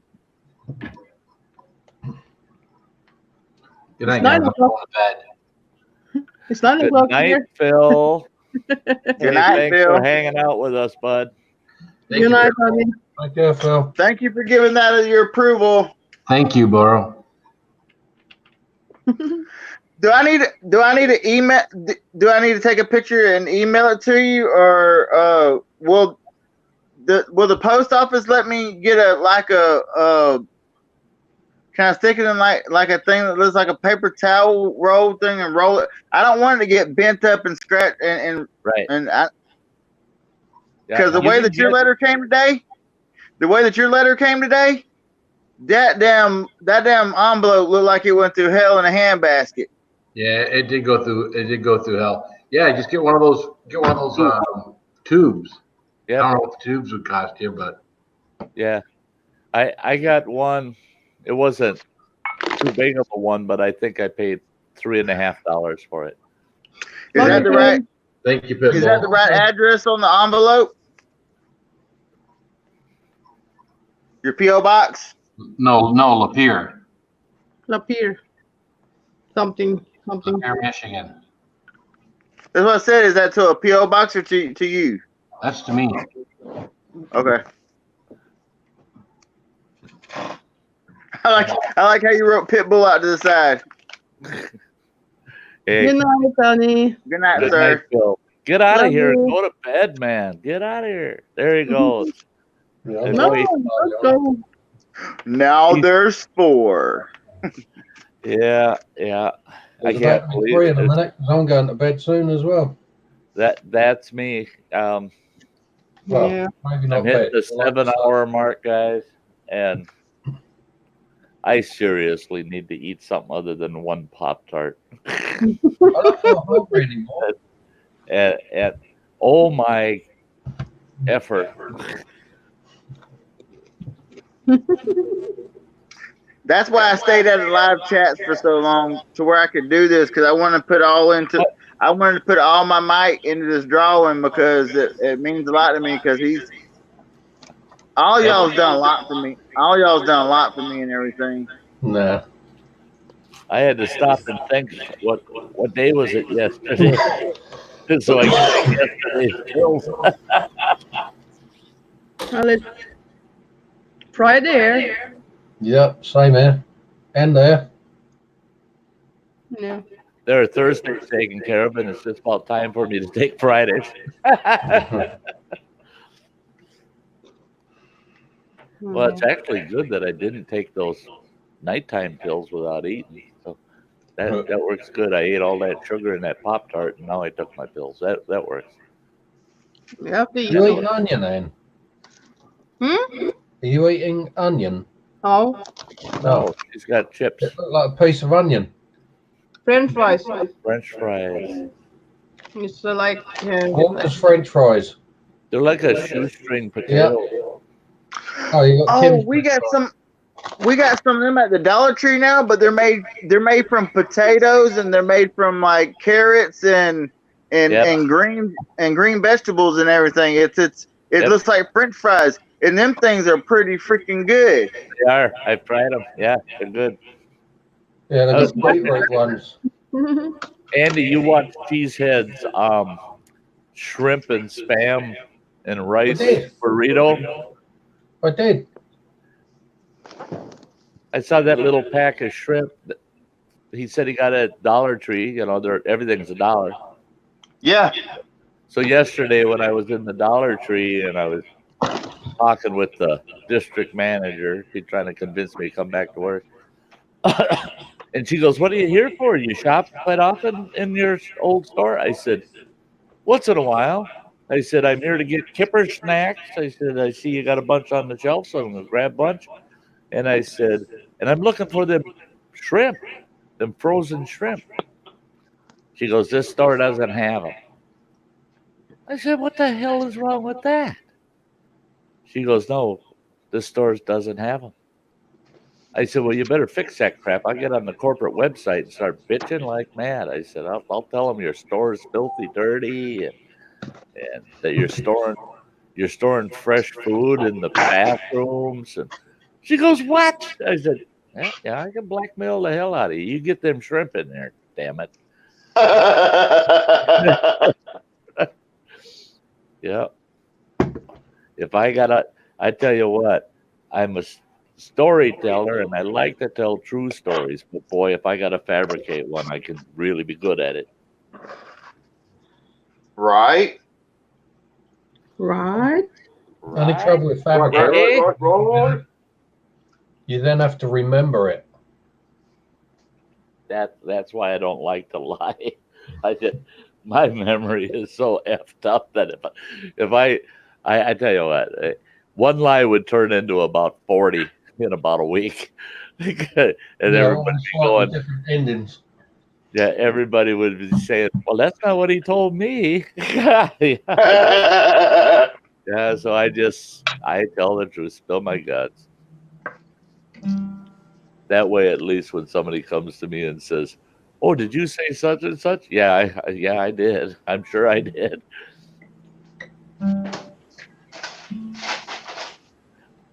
Yeah, I can't wait till Running Water gets his butt home. I hope he starts working on my dulcimer. I was going to ask you about that because. Well, he told me there's no way in hell I'm going to see that dulcimer till after Christmas. It'll be after What's a dulcimer? before he's done with it. It's like a lap guitar. It's, almost like a flat box. Yeah. He bought everything that was needed to build me a traditional mountain dulcimer, 4-string dulcimer. I used to play when I was a teenager, and I quit playing just before I got married. Played 5-string banjo till I smashed my left hand all the hell, and I just couldn't fret anymore on it. I could strum a bit as long as I use the slide, but that ain't no fun on a banjo.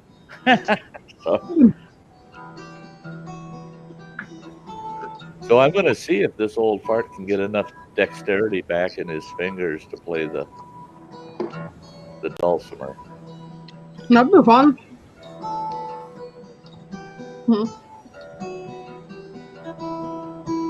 Andy.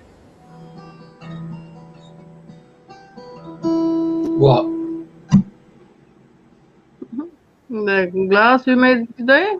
The candle. Mm-hmm. Yep.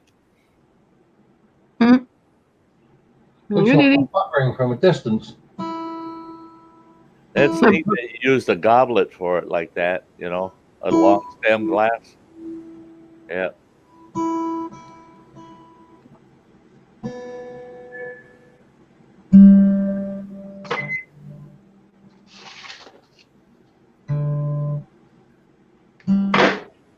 That's what I made earlier.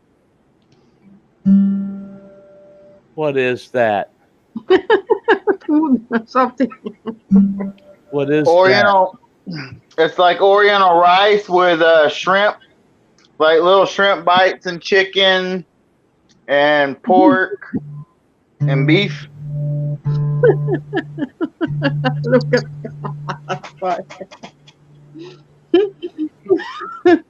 Just a little bit of chicken, pork, beef, some shrimp in there. Oh, Jesus. It came like that.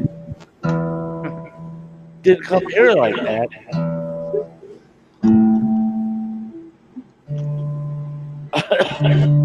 We don't have a KFC in our town, and I've been craving KFC. And the reason we don't have a KFC, I was part of that.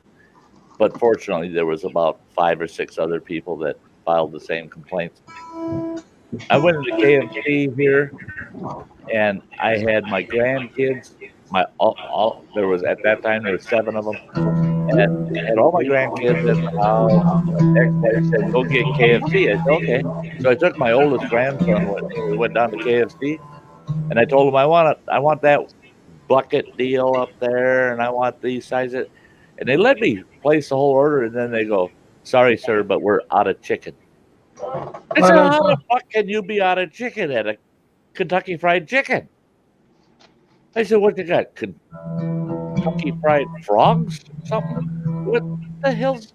You can't run out of chicken and have an open sign on a chicken place." "Well, you can order anything except the chicken." I said, "Oh, crying out loud."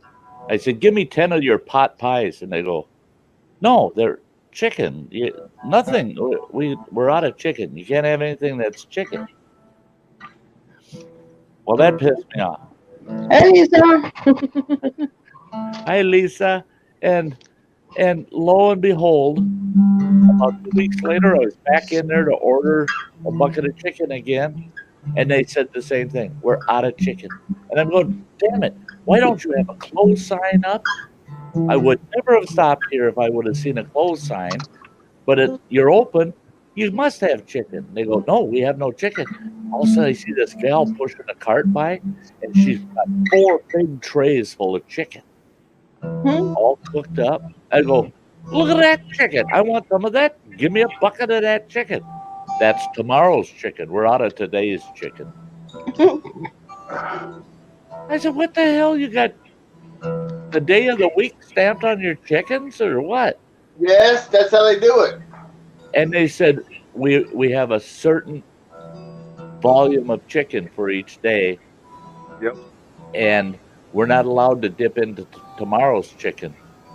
I said, I tell you what, I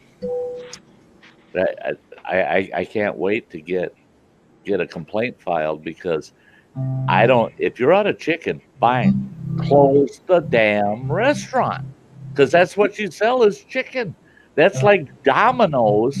Well, no, it's like Little Caesars, where they don't sell sandwiches or nothing, just pizza. That's like you walking in there and them saying you can order anything on the menu except pizza. Well, what the hell are you open for? If you ain't got no pizza, why is the pizza joint open? And oh yeah.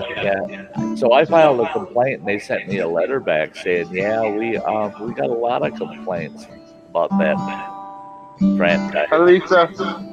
And within a month, it was closed. Yeah.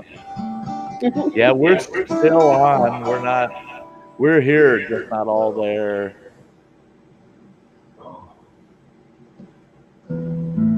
Yeah, Evie and Brooklyn. Yeah. Oh gosh. Yeah, this is the way all my dang streams go. I want to shut down, but I end up with wonderful people showing up, and I feel guilty. Yeah. Stay on something that's so undisciplined.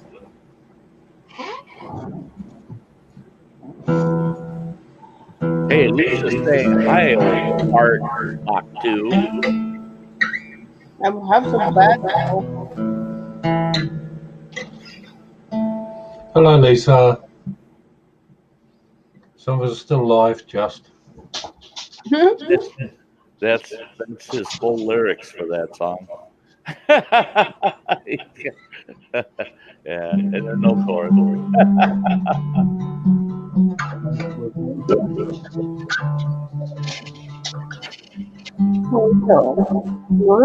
Ganska långt på den.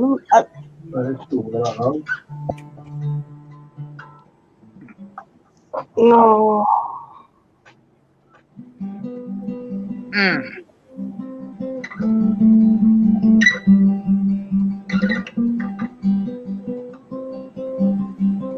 Oh, she won't have me up. There we go. Oh, look at that. How you doing, Lisa?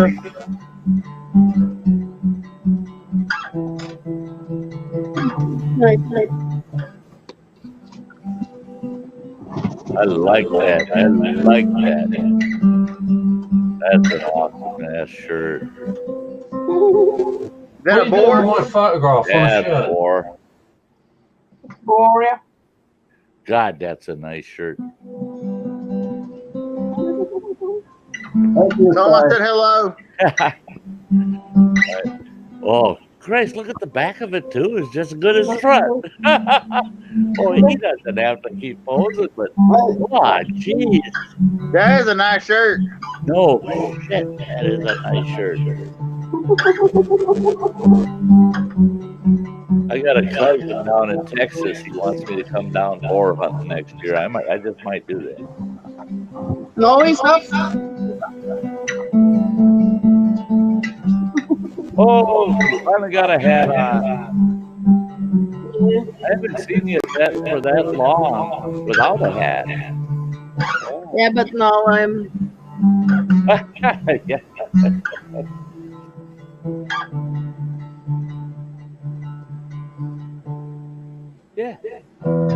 Yeah. Yeah. I tell you what, you on a bad day. I wish on a good day. It's morning though.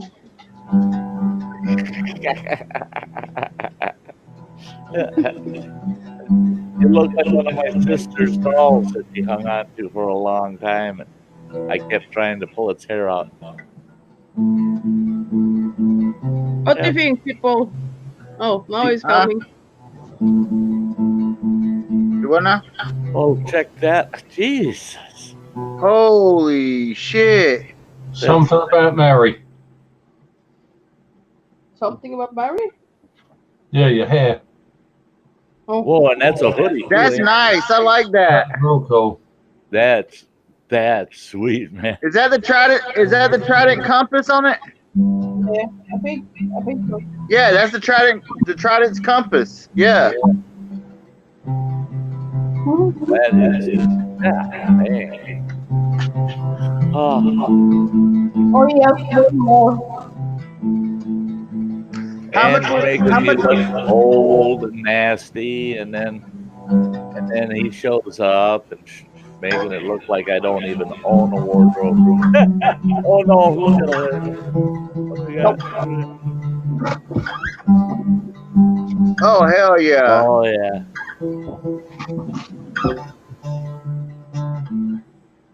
Wow. That's the dude. It's in tribal. Holy Oh, shit! yes. Check it out. Yeah. How much does one like that cost? It's Odin. The face of Odin. I don't know. I don't remember. Wow. Maybe possible.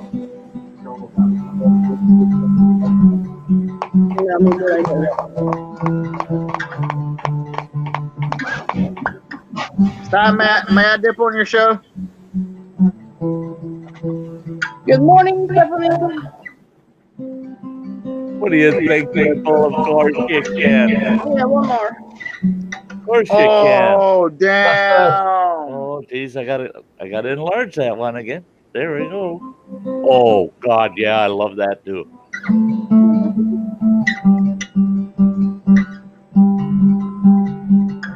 That was Odin, wasn't it? Yeah. Odin har två. It's two summer. Thor's hammer. Yeah, Thor's hammer. Thor's hammer, yeah.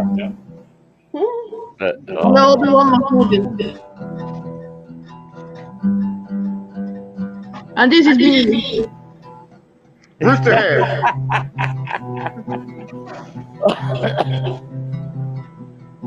I need a shovel. Something about Mary.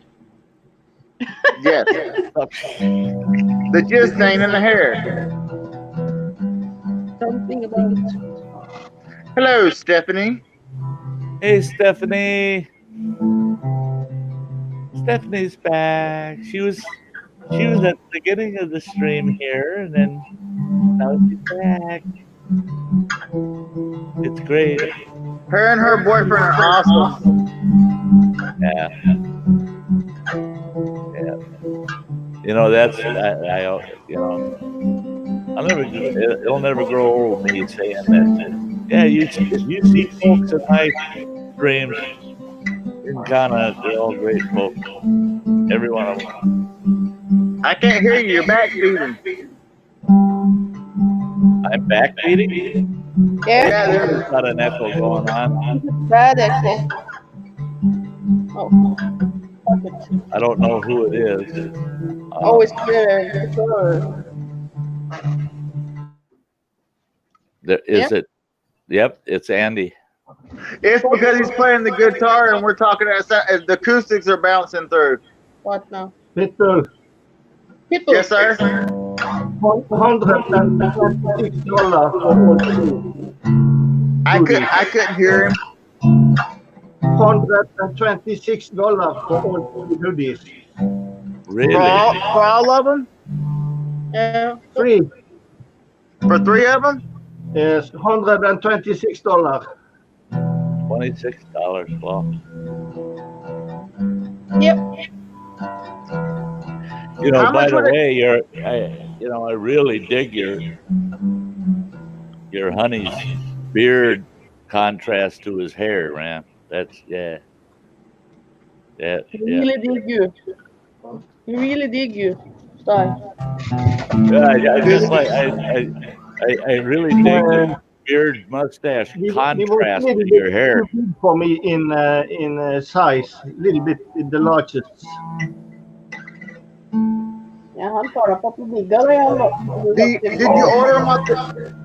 Did you order them off the internet or a store that's there? Internet. Amazing hoodie. Do what now? Amazing hoodie. Oh, amazing hoodie. Yeah. Okay. I'd have to check them out. I like all of them, and I'm a big guy too, so I got to get a hoodie that's pretty, got some some. Right. This one was another shop. Oh, yeah. Yeah, every one of the shirt and every one of them hoodies, man. Yeah. Awesome.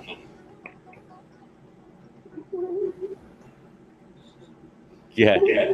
Now I gotta go to bed. I gotta go to bed this morning. Feeling good.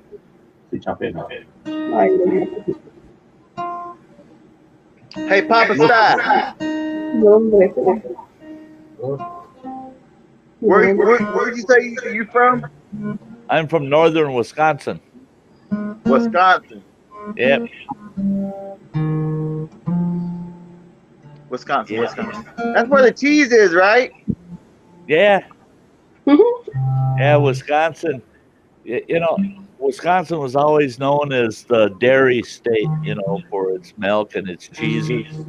Well, now the stinking government, they claim, well, and the state of California claims they're the milk and cheese capital of the U.S. I don't give a shit what them people say. Their milk and cheese ain't as good as Wisconsin. You're right. And what it is it's based on the volume of milk they produce in California. They say we produce more milk than Wisconsin. But if you look at their milking operations and how they produce their milk, they're all parlored cows. Those cows never get outdoors. They never see the sunlight. Once the first time a cow's bred, from that point on, she never leaves the barn until they're ready to send her to the meat market. And Wisconsin cows, 80% of the dairy cows in Wisconsin are what they consider pastured. So they're out in the fields, out in the pastures, feeding. They're eating natural grass, not just hay. And yeah, the milk. Natural hair.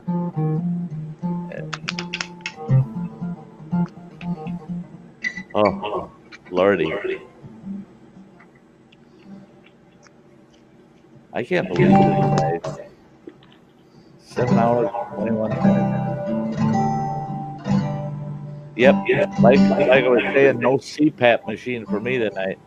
Because if I use it, it's only going to get about 3 hours on it and gives me this real nasty, bad report. If I don't use it at all, it assumes that I've lost my power, that there's no power. So it doesn't give a report for the day. You're on CPAP too? Oh yeah. I am too. Oh yeah. Yeah. Gunnar too. I know mine. Yeah. Who too? Gunnar, my hubby. Oh, Ludwig. really? Ludwig. You know, I didn't want to be on that damn thing, no way in hell. But now that I use it, I love this thing. I sleep a hell of a lot better. So do the neighbors because I don't snore so bad. I should use it too, but I can't. No, I can't. The string around my head, I can't use it because I got migraines. Oh, I suppose it would irritate the migraine. Yeah, that pressure, constant pressure. I tried it for 2 days, but I couldn't. No, I can see why. So I have long breathing stops. Uh-huh. Yeah, so. Yeah. That's a bummer. Mm-hmm. Yeah, when they did the sleep study on me overnight, you know, with all the wires on my head and blah blah blah. And after they did it, they asked me if I'd come back the next night to do it again, and I said, "Why?" They said, "We're having trouble believing the results. We don't trust the results." So I had to go back and have it done again, and they said, "Damn, it's accurate." And I was having 46 apneas, sleep apneas, where I stopped breathing. I was having 46 of them every hour. My hubby had 48. The what? My hubby had 48 breathing stops every hour. Yeah, so he's right there with me. Yeah. And when I was together with my ex, he had a son, and he had 98 breathing stops in 1 hour. Holy smokes! That I mean And that. he's now he's 25 years old, and yeah, he only breathed 15 minutes in 1 hour. The rest of breathing stops. So you can see that on him because he has 8 quite sick because of breathing stops. So yeah, he looks not old than he should be. Wow. Yeah, I know. Mine went from 46 events per hour to now I have like 1.5 per hour. Oh, that's the same as he has. Oh, cool, and I it, have. and it that means that you're actually getting to sleep some, you know. And the only thing is, because the sleep apnea, he has lost a bit of his memory, so he has bad memory. Uh-huh. So he can't remember all that has happened and things like that now, because when you have stop breathing, the oxygen will not go to the brain. Yeah, I see So, Lisa saying that she's going to be getting a CPAP too. Just diagnosed with sleep apnea. Did the sleep study. Can't wait to feel alive again. And then she's yeah. saying that she feels fatigued and tired all the time. That's right. That's right. And I tell you what, it takes me a while to get used to the machine, but once you're used to it, you'll be amazed at how much better you sleep.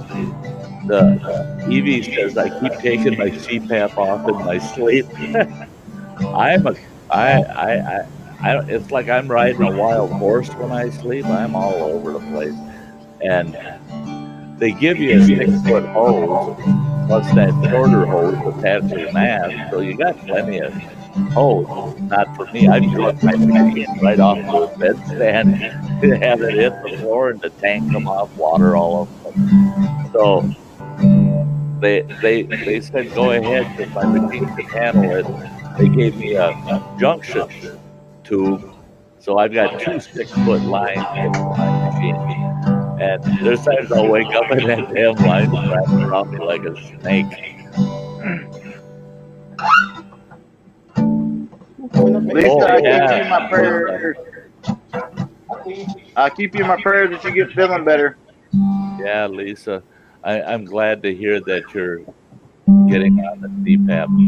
See, I was that way if I got too tired.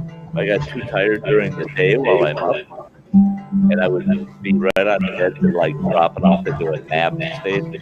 I'd quit breathing instantly, and yeah, that gets panicky. You start feeling panicky when that starts happening. But that's gone too now. Yep.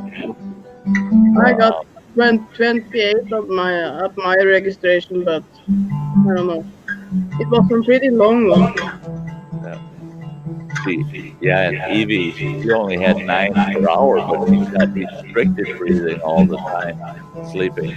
And that's another condition that's a real bummer, because with the restricted breathing, you're still not getting enough oxygen that you need while you're sleeping. That's the nice thing with CPAP is providing pressurized air to make sure that it's getting that it's easier for you to get it to your lungs. That you need surgery on your nose. The structure one side is screwed up, making it even harder to breathe. See, that's one of the problems I have. I've broken my nose 3 times over the years. Well, I didn't break it; someone else did. but my right nostril is typically closed up. But I got my CPAP machine cranked up to enough positive pressure that it keeps it open for me to breathe at night. Yeah, but my left nostril's free flow. Yeah. Oh, you're welcome, Lisa, for our good wishes. It comes natural with us folks over here. Hey, Luke.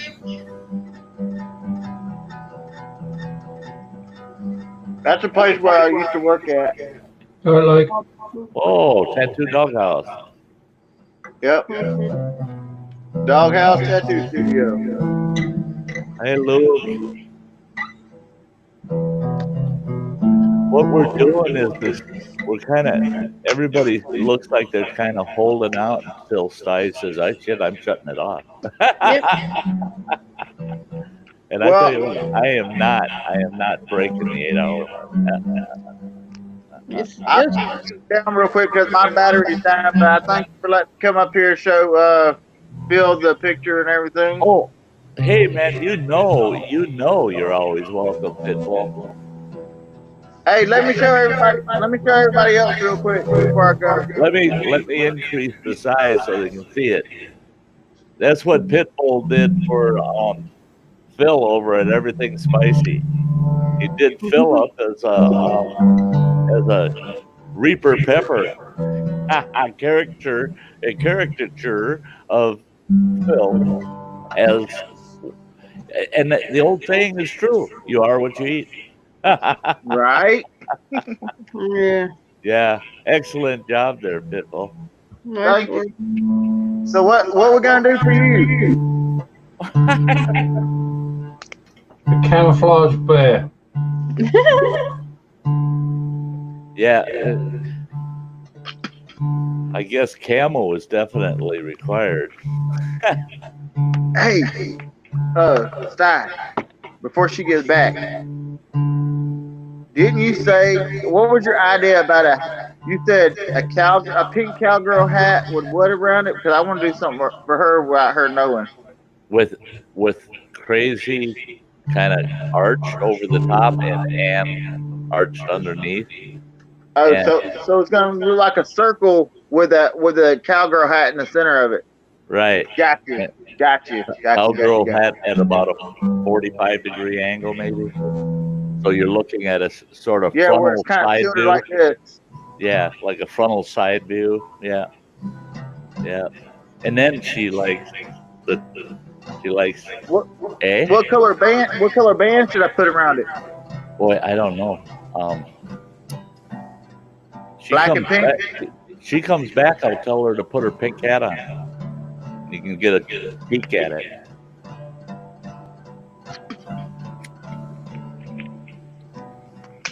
She's always got. I can see the corner of that hat sitting there. Andy, what do you want? A hole in the head. Oh, come on. You already got one of those. How many do you need? About a dozen. About 0.45 of an inch.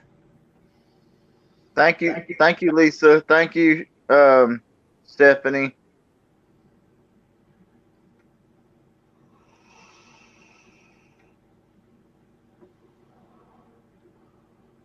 I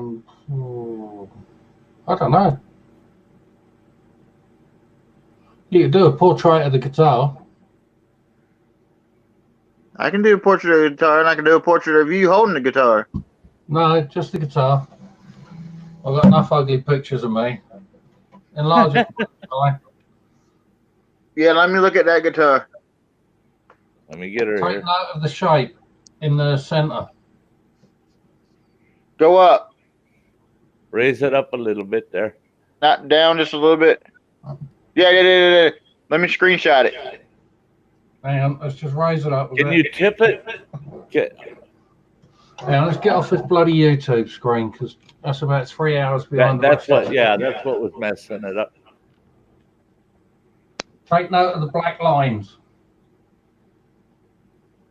That's a perfect hold right there. Okay, let me get the neck of the guitar now. Standard neck. It's a yeah, long but I still like to see what it looks like. Yep, TV, butt cheeks. Got it. Yep. Did you notice the feminine form? Yeah, shaped like boobs. Shaped like someone's ass. It look like boobs to me. It's looks like two legs with the butt cheeks. Oh yeah. I see it now. The crack comes right down the center. Yep. And then the top, it looks like the person's back. Looks like they got tattoo work on their shoulders. Right. Couple of parrots been hit by a shotgun. So cruel. Couple of parrots shot to hell. I went to Parrot Mountain in Tennessee, and them parrots, when you go up on that mountain, them fuckers flock all over you, shit all over your shoulders. They're like the seagulls up here where I live. Man, don't try to eat McDonald's at the beach. You better take you a clean shirt if you go on Parrot Mountain.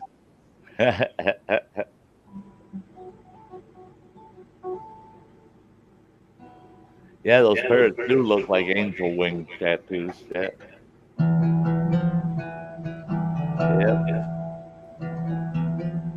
And get your tail back here. I want to say good night.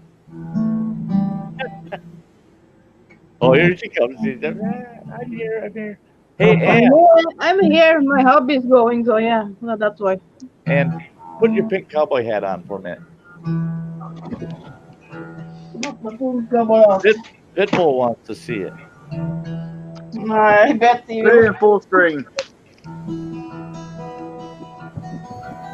No. Oh my god. Yeah, it's a black band with like silver. Yeah, silver medallions. Yeah. Tilt it just a little bit, Ann. Tilt your tilt it this side just a little bit. Watch. Sty, you tell her. Okay, just hold that pose, but tip your head down just a little bit. Just a little more. Hey. Right there? Yeah.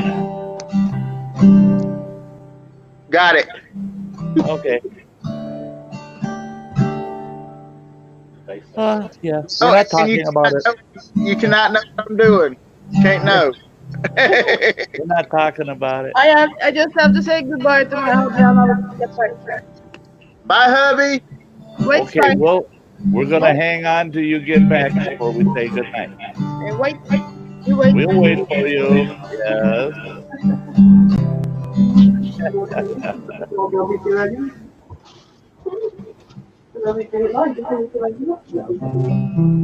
Yeah, Lisa, the seagulls. Oh my God. Thank you, Sty. I took my grandkids down to the Lake Superior shore for lunch one day, and we got McDonald's. That damn seagulls started crapping on all of us and the car, and then the seagulls are braver than crap. And one landed on the picnic table and attacked my grandmother's Happy Meal, and she wasn't happy about it. And I thought she was going to get a neck wrestling fight with that seagull.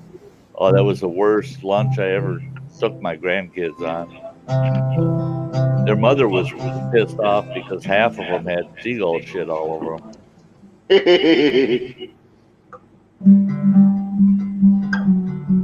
Oh yeah, they go anywhere where there's food there, Lisa, don't they? Yeah. Did Lisa call me hubby?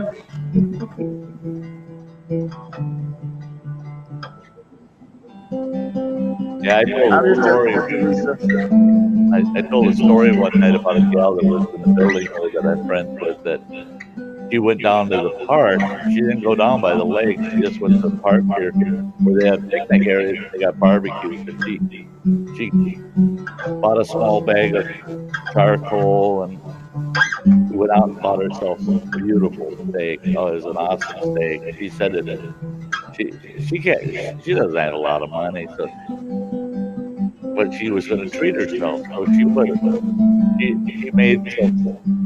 did some baked potatoes and the coals, and that steak was on that grill. And she said she heard something, saw something out of the corner of her eye, and she turned and looked, and there's a damn seagull flew down, grabbed that steak, and took off with the damn thing. Holy shit.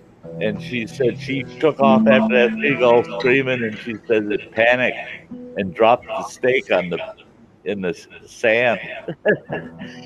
She said she picked that steak up and went over to the water fountain and washed that damn steak and put it back on the grill. And she said that seagull just kept coming back and coming back, trying to get that steak, and she's chasing it off.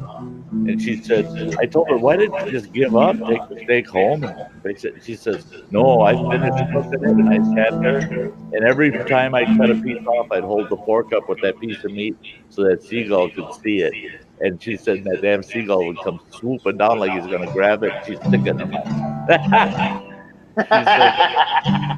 She said I tortured that seagull all the way through that steak. And I laughed. Yeah, for her it was damn expensive. That gal, she couldn't afford it. And she said the steak cost her about $11 for that steak. So for her, that's she kind of lives on a food budget like mine. I budget myself $3.50 a day to eat. But you'd be amazed. I ain't getting any thinner. I can eat pretty good on $3.50 a day. Average. I budget every month $100 for groceries. But then I have a place here. Every month they fix me a box of oatmeal and just oatmeal that you can cook, and then like 12 cans of vegetables and that rice stuff I cooked earlier that has all the it's free. It's dehydrated meat inside that rice.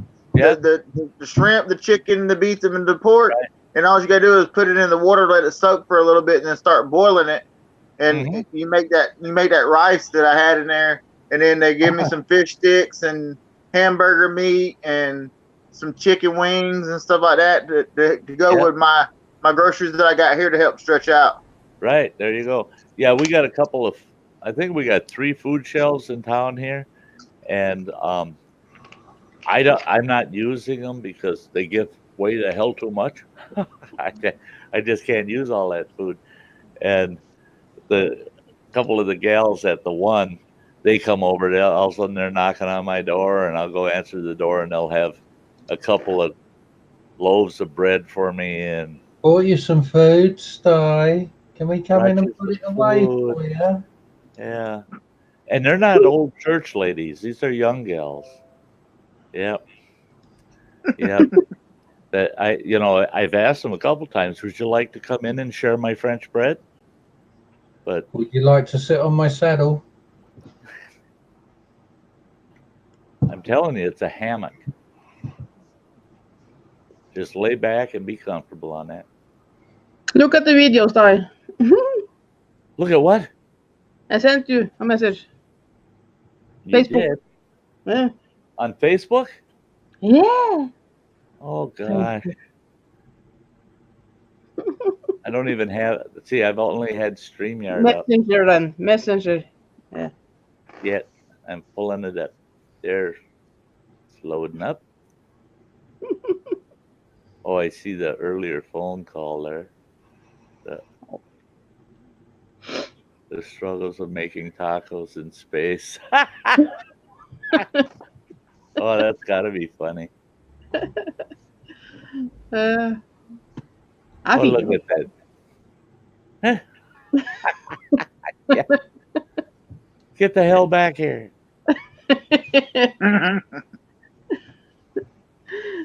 All right, y'all. I'm fixing to hop down. My phone's dying. Crazy, y'all have a good night. I love y'all.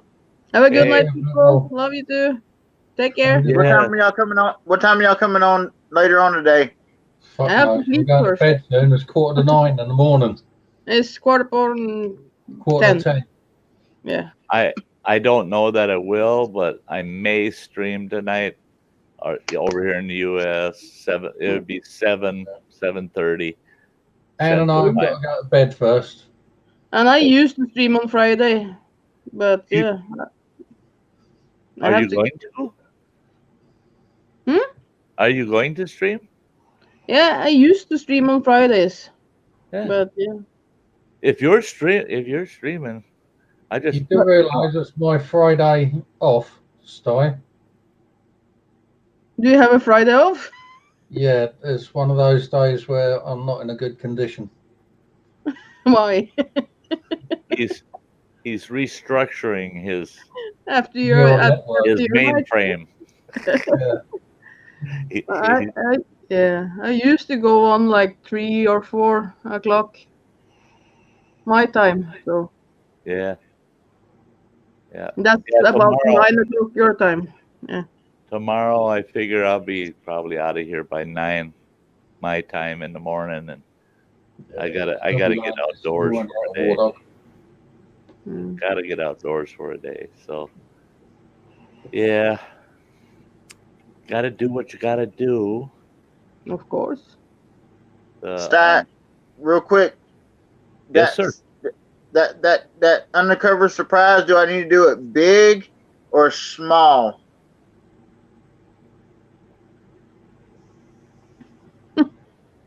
A4. Well, A4 landscape. If you did it big, it could be.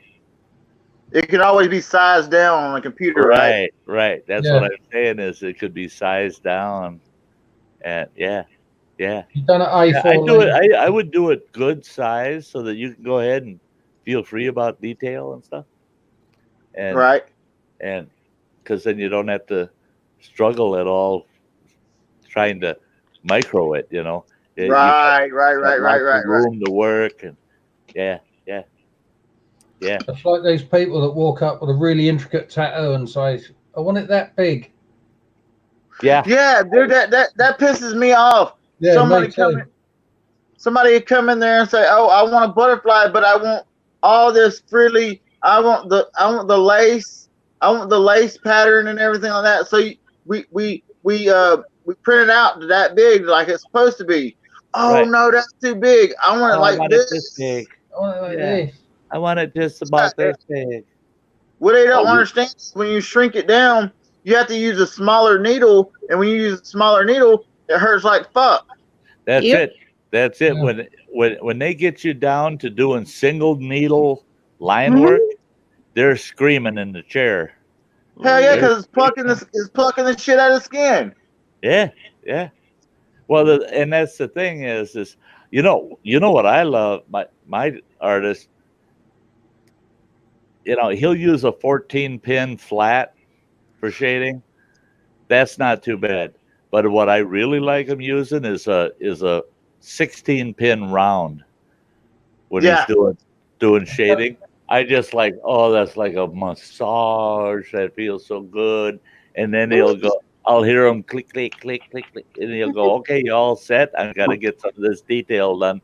And there he is with a single pin, and I'm just about climbing the wall, just like, well, holy shit, yeah. When I had that portrait done on my back, and it was done in the public, we had over 20,000 people go past our booth and watch me get that piece done. And he was doing my mother's eyelashes with single pin, and I mean all the tiniest little details, and I'm sitting there and I'm pounding on that stinking tattoo chair. I'm laying on it, at a 45-degree angle, and he's sitting behind me. He said, "If I don't have to look at you," he says, "this will work out great." He says, "And I'm not going to listen to you." He says, "I just finished the job." And I said, "Okay, let's go for it." Oh man, that audience that come through, we had to turn the chair away, because if I saw somebody looking at me with a grin on their face, I cut right in. Fuck you. He'll stop. I'll get out of this chair. It's just don't do that to me. Don't laugh at me while I'm going through this. Hey, RSDT, it's awesome to see you. Hey, RSDT.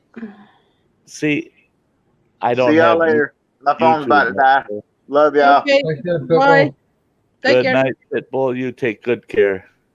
Take very good care. And sorry, RSDT, but we're shutting her down. We've been going 7 hours and 49 minutes. And 10 more minutes. You have 8 hours. Yeah, we don't have to hit 8. Oh, yes, we have. I will be Oh, unconscious. yes, we have. Oh, yes, we have to. You know how long I've been up, yeah? I know. And poor Andy, he's just like, Jesus, I've I've taken a dump and I've had a big meal and I've been eating snacks, all this during one stream, Yeah. Yeah. I couldn't believe it though that the other night at that 12 hours over at yours, that 12 plus hours, and I felt more tired that night than I did with that 17 and a half hours with Andy. And that is because I think we talk about some hard stuff. Yeah. It could be a little heavy. So yeah. Yeah, we had some pretty in-depth conversations that night. I think everybody felt a little wore out afterwards, and yeah, it was a little bit major headache. I was just about getting to sleep, got my head comfortable, my eyes comfortable. All of a sudden, my phone kicks in, and it's Laura. Look, photograph of Anne sleeping. That was just too damn funny. That was too damn funny. I loved it though. The three of us are sitting on that panel. Anne, wake up! Anne, come on, Anne! And we're yelling. I'm thinking my neighbors are going to pound on the wall. I was looking for it today, but I couldn't find it. Yeah, see, YouTube cut off.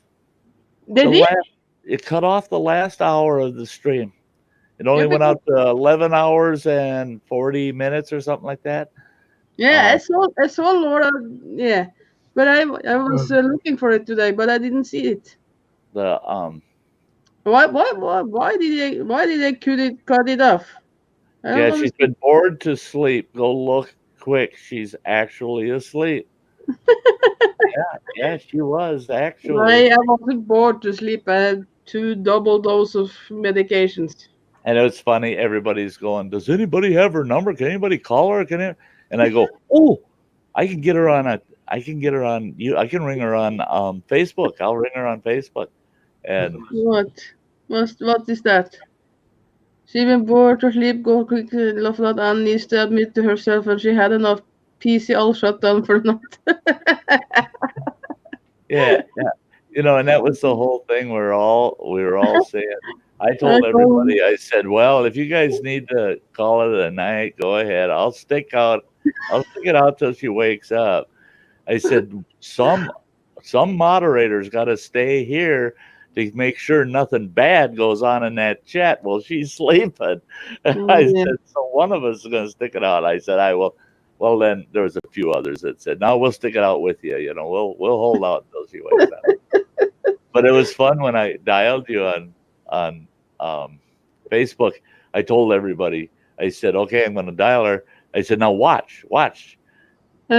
See if she hears it. And I dialed it. And the minute I heard somebody say, oh, she moved, that's when I hung up. And sure enough, you woke up and you're looking. Yeah, I heard a sound, but what the fuck? Yeah. And then I made the mistake is I used one of our group calls. Yeah, you called. So I dialed everybody that was in our group, and they're all messaging me back. What the hell do you want? What's going on? You're not there. I answered the call and you weren't there. No, you got to get over here and watch Anne sleep. Yeah, I fall asleep. Lisa was one of them that she said, I'm not going anywhere. I'm not going anywhere till Lisa wakes up or until Anne wakes up. Yeah, it was hilarious. I fall asleep on everything spicy, but I was on panel. I was in the chat, so I fall asleep like 45 minutes yesterday. After that. Oh yeah. I don't know why. That's like me with the internet crashing here. Well, with a drunk crashing into my internet. But when it went down, I was in a tizzy. You got to come back up. That stream is still running. it doesn't automatically shut down the stream because my internet quit. No. It thinks I'm still there. Well, that's why when that cop told me, Sty, you stay up there, don't come down here. Bullshit, I'm coming down there and somebody's fixing my internet because I don't want that stream going for the next 14 hours or more. So, yeah. Right, I'm heading to bed. Hey, you seem like you need to.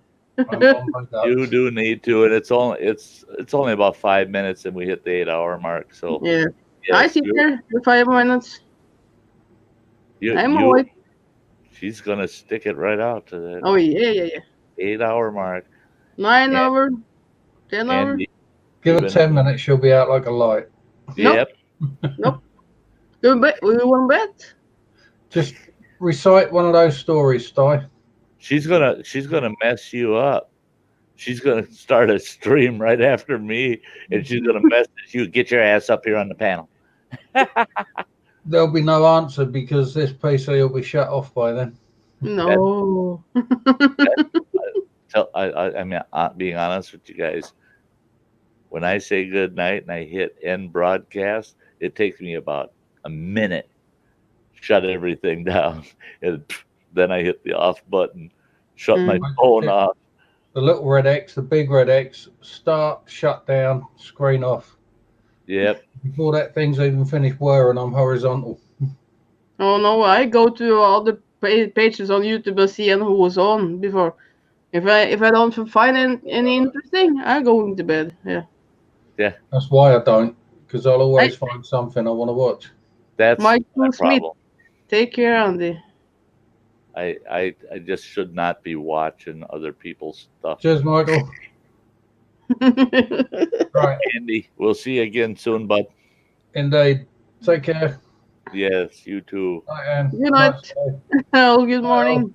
Yeah, good morning. Good morning. Hey, Michael. Good to see you. Sounds like yeah, popping in. Yeah, it's been a fun stream tonight. That's it. Yeah, I enjoyed it, and I got to test out my new chair, and by golly, it's comfortable. You like that?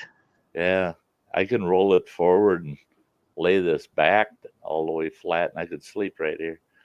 I was searching for it, but I could find it on Amazon, but I don't deliver to Norway. Oh, gee whiz. So, yeah.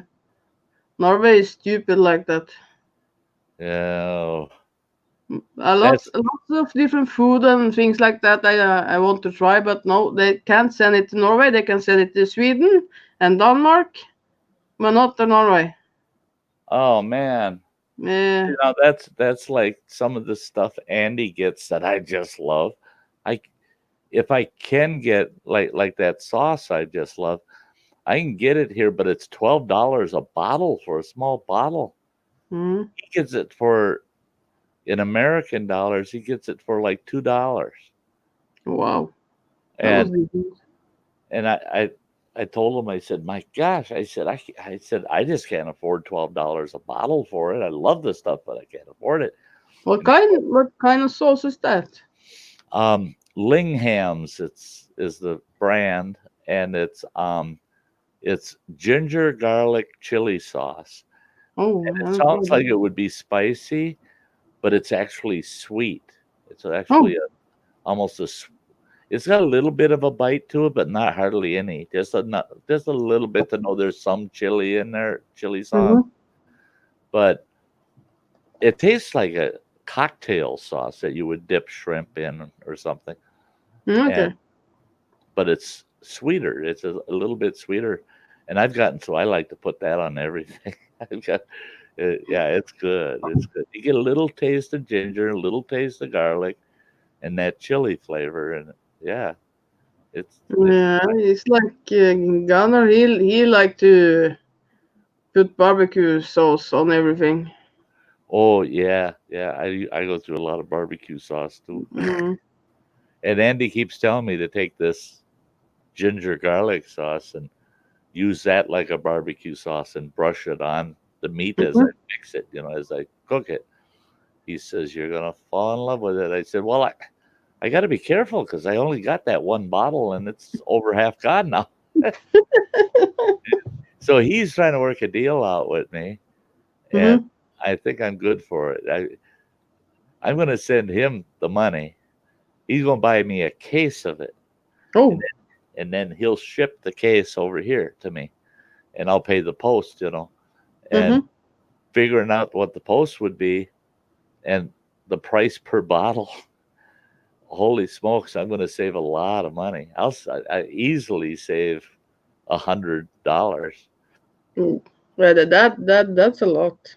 Yeah. Then it's worth it. So yeah.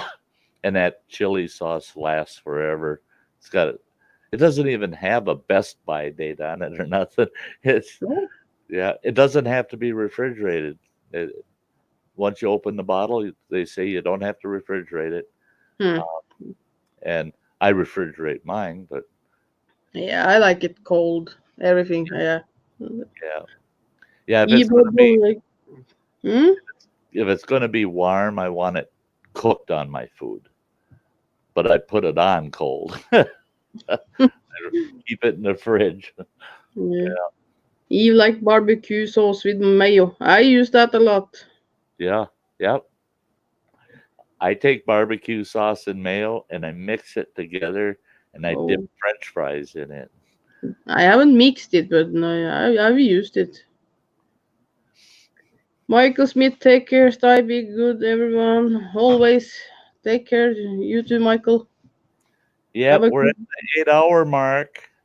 So we need to say good night to all them folks out there, and good night, everybody. Good night to the chat. Lisa, Stephanie, Michael, Lisa, Evie, Michael, somebody Andy. else there? Andy, RSTD, no, RSDT. I think for folks that are in the chat, I think we got all of them. RSDT was in here, but that was quite a while ago, 15 minutes ago, so I don't know if he still is. But anybody and everybody out there, I want to thank every one of you for hanging out at the Sty Shack tonight around the campfire. And I want to thank you, special thank you to you, Crazy Ann.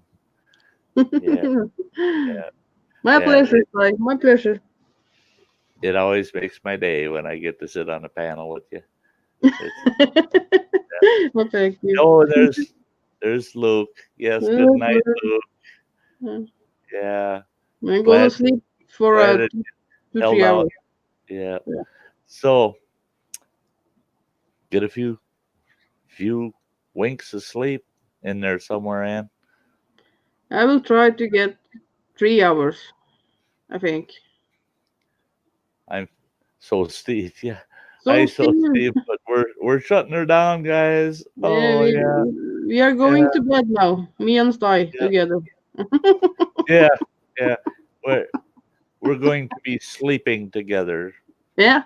With about 4,000 miles between us, but yeah. Yeah. Boy, you look fantastic. Yeah. Yeah. Hey, you're crowding the bed, Ann. It's only 4,000 miles. Why do you have to crowd the bed? It's nothing. Just a pond among us. A big pond. Yeah. Oh, we don't want to go there. We don't. That big bed's all wet in the middle. The pond.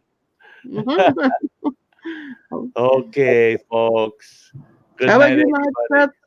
Or good morning. And you too, Sty. See you in a bit. Yeah. Love you. See you later. I love you too, Sty. Goodbye, bye. Bye. Well, folks, 8-hour stream. Couldn't help it. All you wonderful folks, my wonderful guests on the panel tonight. It's been a great time. Loved every minute of it. And I look forward to us doing this again. Guaranteed, I will have my Sunday Sty Story stream Sunday night at 7 p.m. Central Time here in the U.S. And I just may have a stream coming up later tonight. If not tonight, maybe Saturday night. Let's take a quick look. Yeah, it could be Saturday night, but probably tomorrow night. So the next one will probably be just a random stream, random chat. So with that, I'll close with that, and we'll see you all again real soon. And I want you all to take care. Okay, take care of yourselves for me, and we'll see you soon.